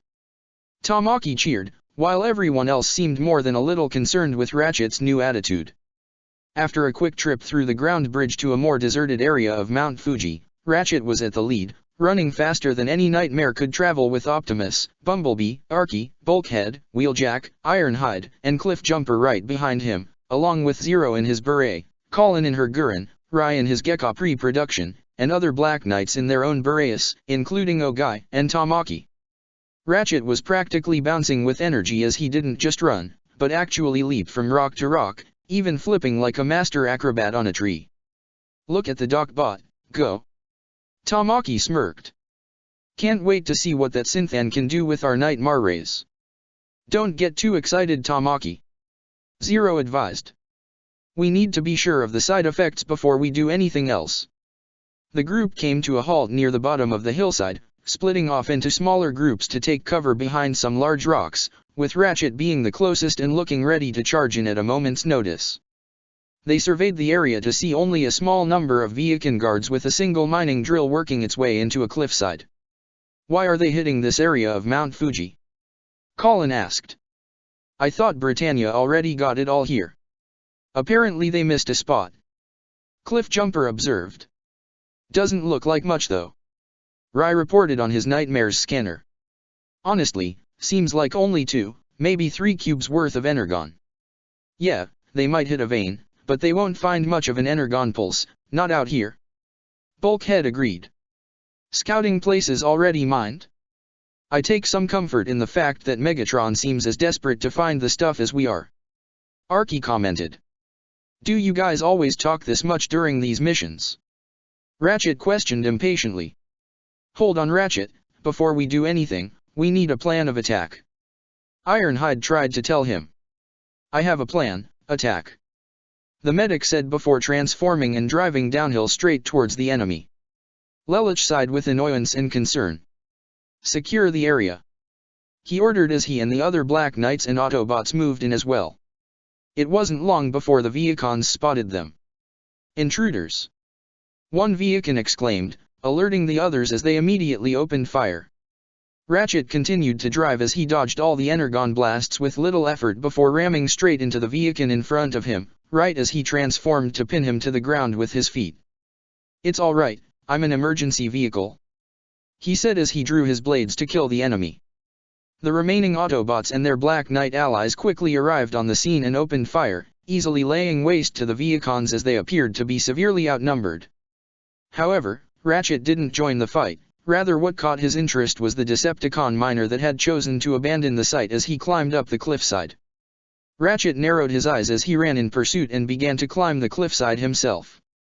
It wasn't long before he got to the top and saw the miner running as fast as he could. Ratchet simply picked up a large rock with one hand and threw it.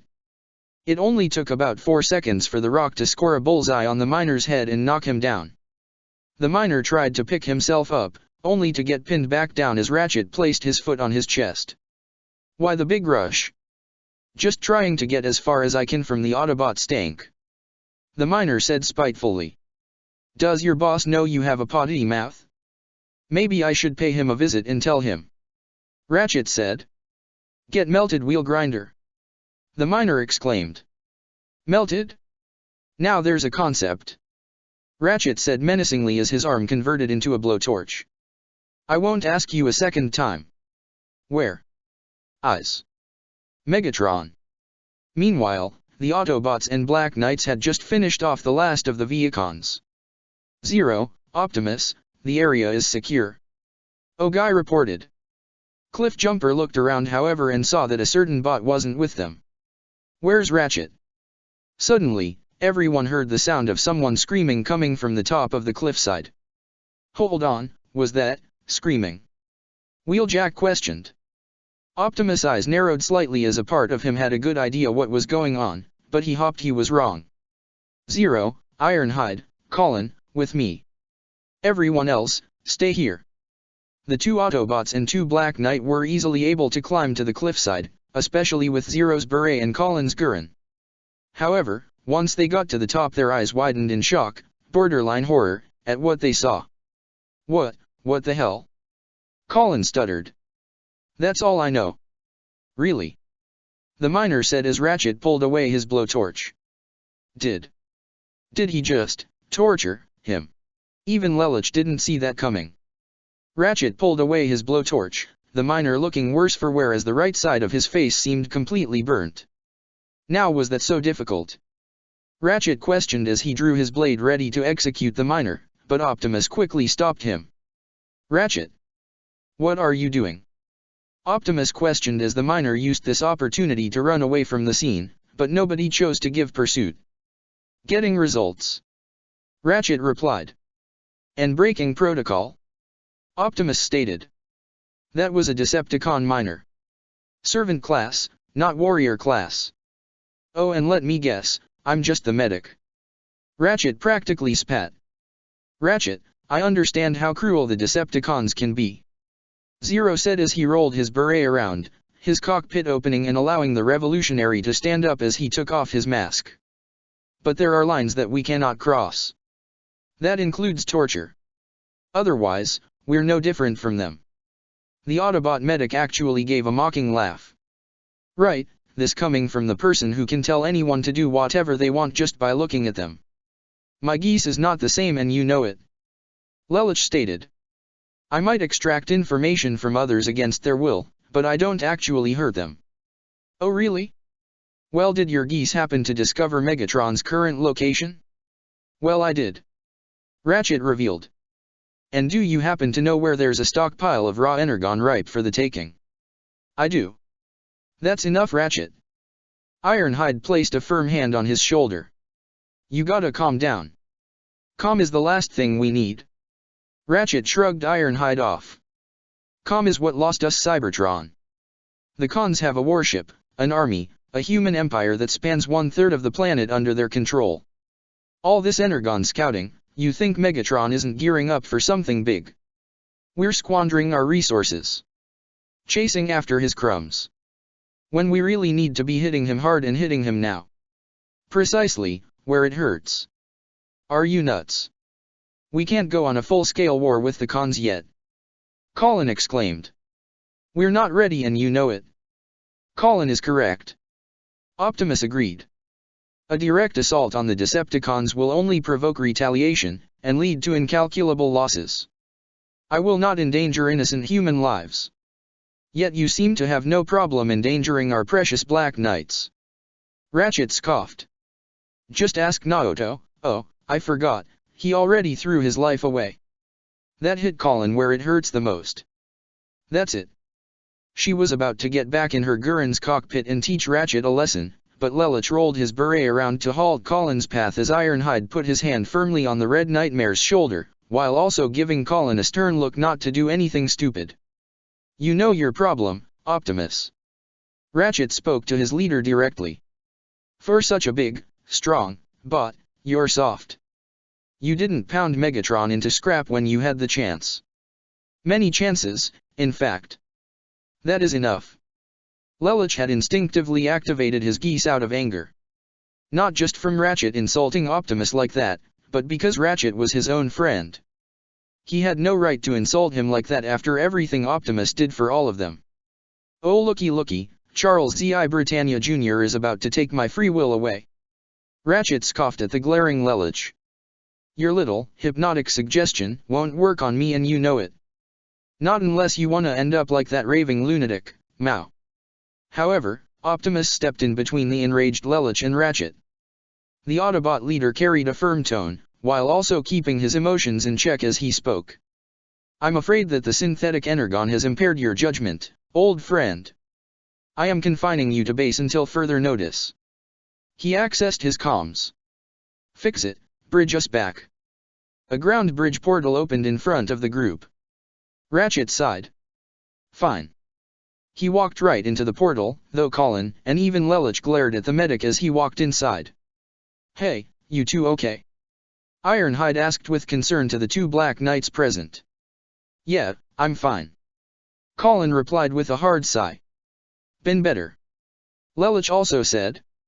Ironhide gave a small nod as he was about to enter the ground bridge portal next, only for Ratchet to suddenly run out, pick up Ironhide with one hand and throw him toward Optimus, who caught him as he, Lelich, and Colin saw Ratchet transform and immediately drive away at a speed faster than their Nightmare rays could match. The Ark. All the Autobots and Black Knights from the mission quickly returned to the ship via ground bridge portal and made their way to the bridge where Shirley and Fix-It were waiting. Fix-It, locate Ratchet's signal immediately. Optimus ordered. Yes, of course. Though Fix-It was surprised to see Ratchet was no longer with them, he could only assume he was in trouble, likely from the synthetic energon, and immediately went to his own Minicon console to locate the medic. What happened? What's going on? Shirley asked. Ratchet's gone AWOL. That's what's going on. Colin exclaimed. What? The brunette exclaimed in shock. The synthetic Energon is messing with his head. Zero explained. He's going after Megatron. Well, I say we let him. Tamaki stated as all the bots and knights looked toward him in surprise. What? I mean, if the Docbot is turbocharged, maybe he can actually take King Kong down for good. No. He can't. Arky stated. If it were that easy to take down Megatron, don't you think we would have done that already? There's a reason Megs hasn't kicked the bucket during the war. Cliffjumper also said. He's probably the toughest Cybertronian out there next to Optimus. And even he hasn't been able to bring Megatron down yet. Seriously, even I could barely lay a scratch on the guy. Wheeljack added. Is he really that strong? Ogai asked. Megatron used to be a gladiator. Ironhide explained. He took on all kinds of Cybertronians and even other monsters 5 times his own size. Plus, he's almost died so many times, we've lost count. He was practically crushed by the biggest Cybertronian in existence, only to come back on his feet a few days later. Nearly every Black Knight present, including Ogai, Rai, Colin, Shirley, and even Lelich underneath his mask, were more than a little surprised at this revelation, even Tamaki. So, we better find the Docbot, then. Tamaki immediately said as he rubbed the back of his neck nervously. Yeah, obviously. Rai told him. We have a problem. Fix-It said, getting everyone's attention. I can't pinpoint Ratchet's coordinates. That bogus Energon must be scrambling his signal. Bulkhead deduced. Keep trying. Optimus said. We've got to find Ratchet, before he finds Megatron. The Decepticon mining operation appeared to be in full swing as there was more than enough Energon in this mine to fuel a small army 3 times over. Not enough to satisfy the insatiable needs of the Brightonian Empire or the Decepticons, but still enough to mine. Viacan miners worked to cut away the Energon crystals, compact them into boxes, and prepare them for transport as dozens of Viacan troopers patrolled the upper levels. Among them was Breakdown chatting with a Viacan. Yeah, she's kind of domineering, and the extra arms are weird, but I find myself intrigued by her. Breakdown chatted. However, a whistle got his attention as he and the Viacan looked to see Ratchet entering the mine. The Viacan aimed his blaster, but Breakdown stopped him, wanting to take Ratchet on himself. I was wondering when you might show. Breakdown, however, didn't notice the dangerous glint in Ratchet's green optics. You call yourself a scientist? Megatron questioned to the frightened Knockout. You were supposed to have located a fresh Energon source, by now. Apologizes, Lord Megatron. Knockout responded. We got a little distracted by the new Autobot who attacked us. Really? And what new Autobot would that be? Megatron questioned. However, their conversation was interrupted by a weak and heavily beaten Breakdown who stumbled onto the scene and fell to the ground in unconsciousness to reveal his attacker. Whoa! Ratchet smirked. Well. Knockout pointed to the Autobot intruder. That is your fearsome new adversary. Megatron questioned before chuckling as if he had just been told a bad joke. He's Optimus Prime's medic. Oh no, Megatron, I am your Doctor of Doom. Ratchet smirked before leaping and delivering a punch to Megatron's face, which was enough to send him flying and crashing into a wall, much to Knockout's own surprise. For one of the few moments in his life, Megatron had found himself quite surprised. He even felt a small trickle of Energon run down his mouth. Alright then. For Cybertro. However, Megatron had easily caught Ratchet's fist and twisted his arm in a way that wasn't meant to be twisted, causing Ratchet to yell in pain. Ratchet is rather more spirited than I recollect. Megatron acknowledged. Chemical enhancement, perhaps. Knockout assumed.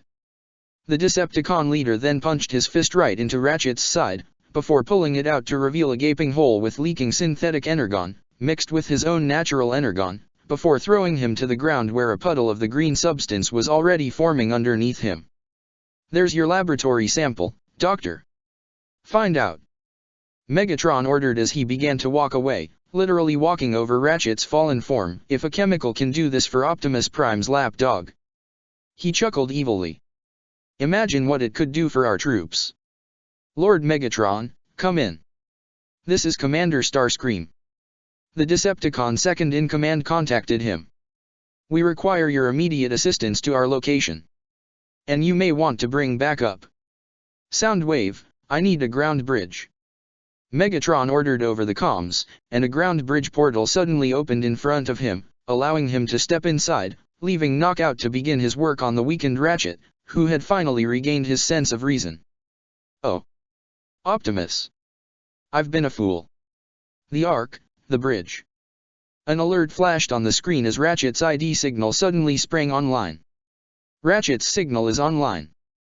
Fix-It reported, getting the attention of all the Black Knights and Autobots present. And he appears to be in grave danger. Prepare a ground bridge immediately. Fix-It. Optimus ordered. Zero, at the same time accessed his communications so his voice could be heard throughout the Ark. All available Black Knights report to the ground bridge bay immediately. We're about to storm a Decepticon mining operation. We're going in hot. Within the heart of the Decepticon mine, a ground bridge portal opened up as the every single Autobot, and a small army of Black Knight Boreas, along with the Gurren and Gekka pre-production, all sped out guns blazing. The Black Knights and Autobots have arrived. Tamaki's voice shot through his nightmare's speakers as the firefight went underway. The Autobots and Black Knights immediately making quick work of the Decepticons present. Meanwhile, Knockout had successfully acquired a sample of the synthetic energon from Ratchet's wounded body. Doctor to Doctor, I must say, your contribution to the Decepticon cause is very much appreciated. Knockout gloated. I'll be sure to boast of your accomplishment when you're gone. His hand immediately converted into a buzzsaw. Which will happen in 3, 2. He was ready to execute Ratchet right then and there when he heard the sounds of gunfire and battle deeper in the mine. Scrap. Seeing his opening, Ratchet kicked Knockout back, forcing the red Decepticon to drop the vial of the green liquid. However, Knockout was back on his feet as he tried to rush Ratchet with his buzzsaw, pinning him to the wall. Ratchet pushed back Knockout by the throat with one hand while keeping the buzzsaw from coming any closer with the other. However, Ratchet had been considerably weakened from the loss of energon and was quickly losing strength. The last of the Viacons was sliced by Rai with his Gekka's katana. Zero, Optimus, the mine is secure. Understood. Zero replied. Colin, Bumblebee, Ironhide, you're with me and Optimus. Everyone else, beginning securing the energon. He followed the Autobot leader in his beret alongside Colin in her Gurren, the Autobot scout, and veteran. Ratchet couldn't hold Knockout back any longer as enemy's buzzsaw grazed his face slightly, however he gave a surprise headbutt, forcing Knockout to stumble back a bit. Knockout quickly recovered however and tried to slice his buzzsaw at Ratchet again, only for him to move out of the way, allowing the buzzsaw to become stuck in the wall, temporarily immobilizing Knockout as he struggled to pull it out. The wounded Ratchet stumbled toward the vial of synthetic energon that Knockout had acquired. Knockout however gave a mocking laugh. What are you going to do? Drink it. Ratchet considered it for a moment, but he looked at the wound that was inflicted on him by Megatron.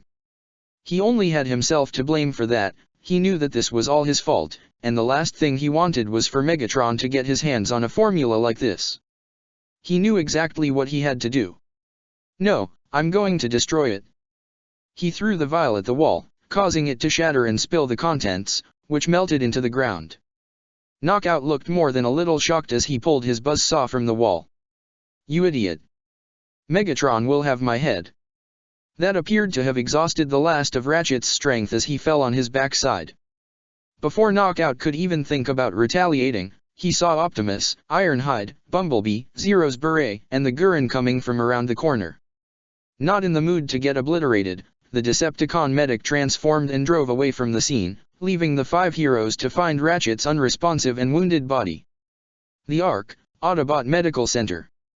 Ratchet's optics slowly flickered open, this time they were their natural blue color. His wound was covered by N4 that flowed in natural energon. Fix-It was present overseeing his recovery, as well as Optimus, Ironhide, Lelich, Colin, and even Shirley. Ratchet. Shirley heard his groan and saw his optics open. Guys, he's awake. She said excitedly to the group as they turned to see him attempting to get up. Easy, Old friend.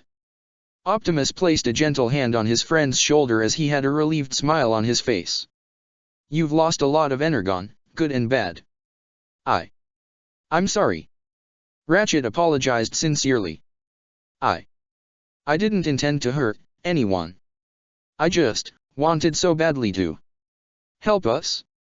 We get it. Ironhide assured.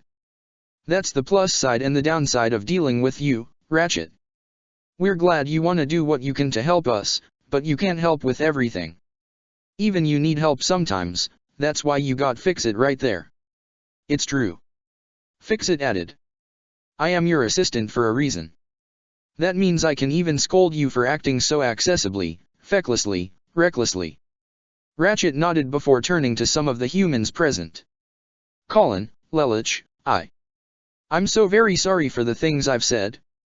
I had no right to say any of that. I've made more than my fair share of mistakes and I've lost many friends as well. I hope you can forgive me. Colin sighed before she smiled slightly. Forget it. I mean, if you were crazy enough to take on freaking Megatron, we'll just chalk it up to being hooked on that bad stuff.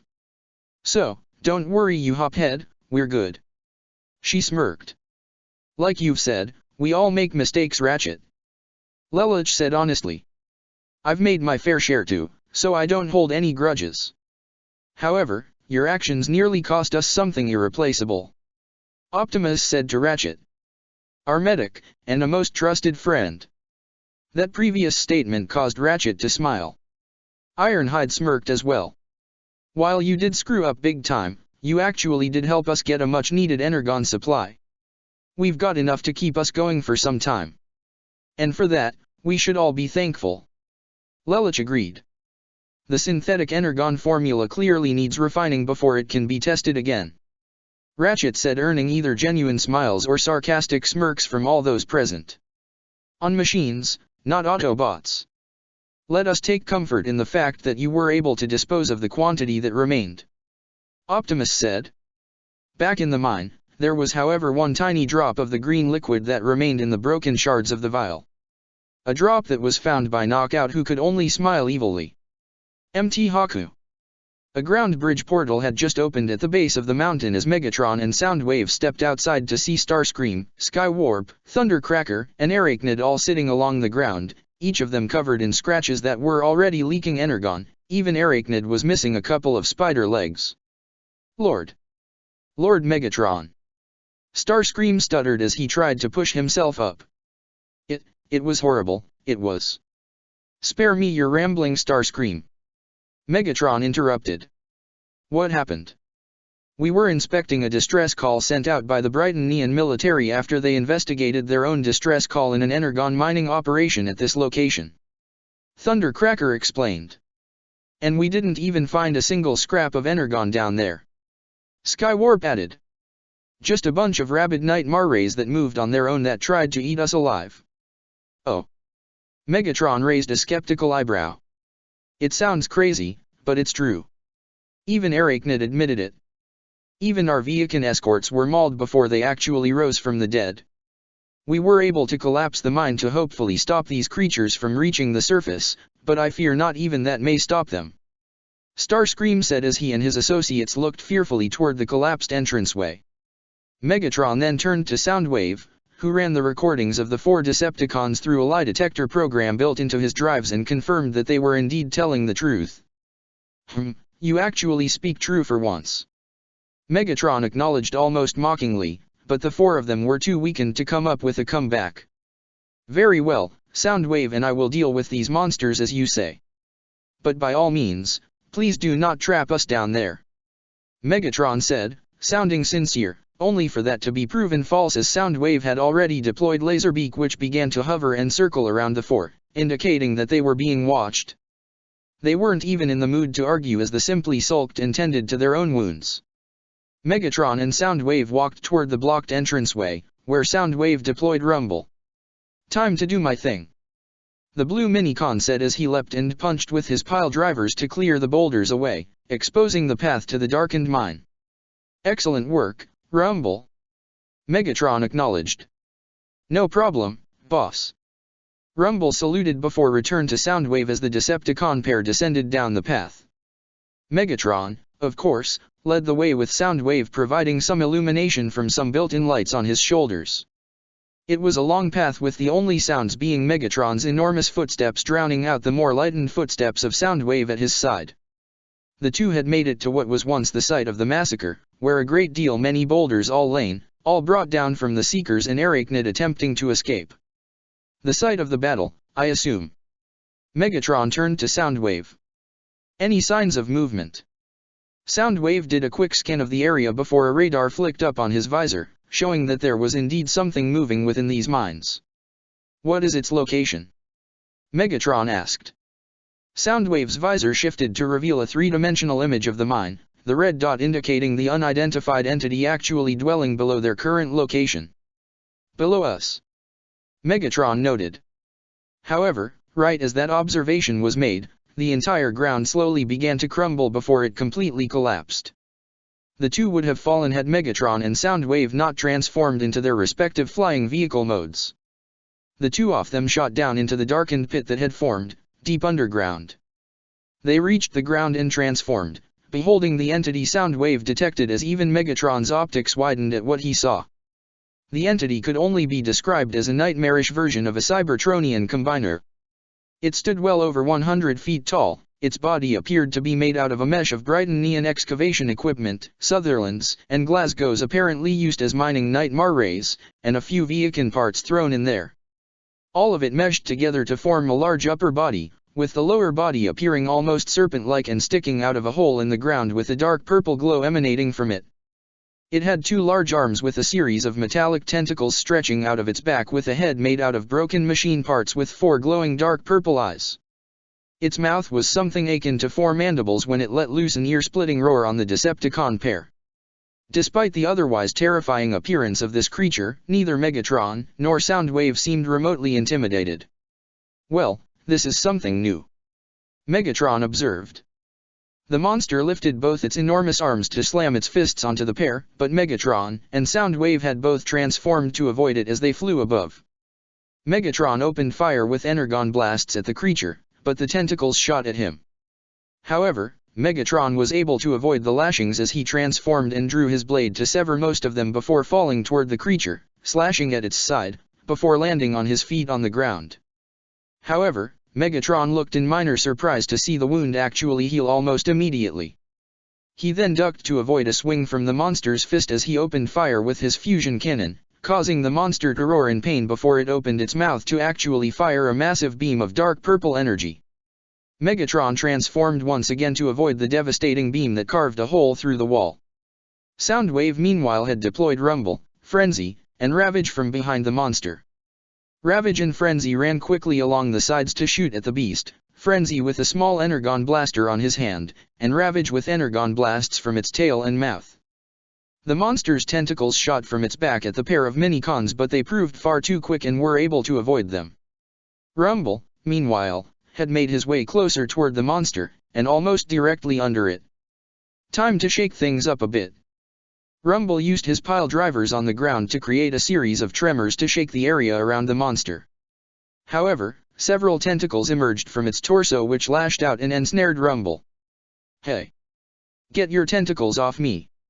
Rumble exclaimed as he struggled in the monster's grip. Megatron saw the monster was more so focused on Rumble and resumed his fire with his fusion cannon on the entity. This appeared to distract it long enough for Soundwave to transform and fly up to retrieve his Minicon, while also deploying Frenzy and Ravage again on its face. "Oh, that is one ugly mug." Frenzy insulted the monster. "Let's fix that up, shall we?" He and Ravage began to tear at its face with either a pair of mini blades or teeth and claws. This annoyed the entity, but it wouldn't stop it. Soundwave landed right beside Megatron. Any damage we deal to this creature heals the moment it is inflicted. Is there any sort of weakness?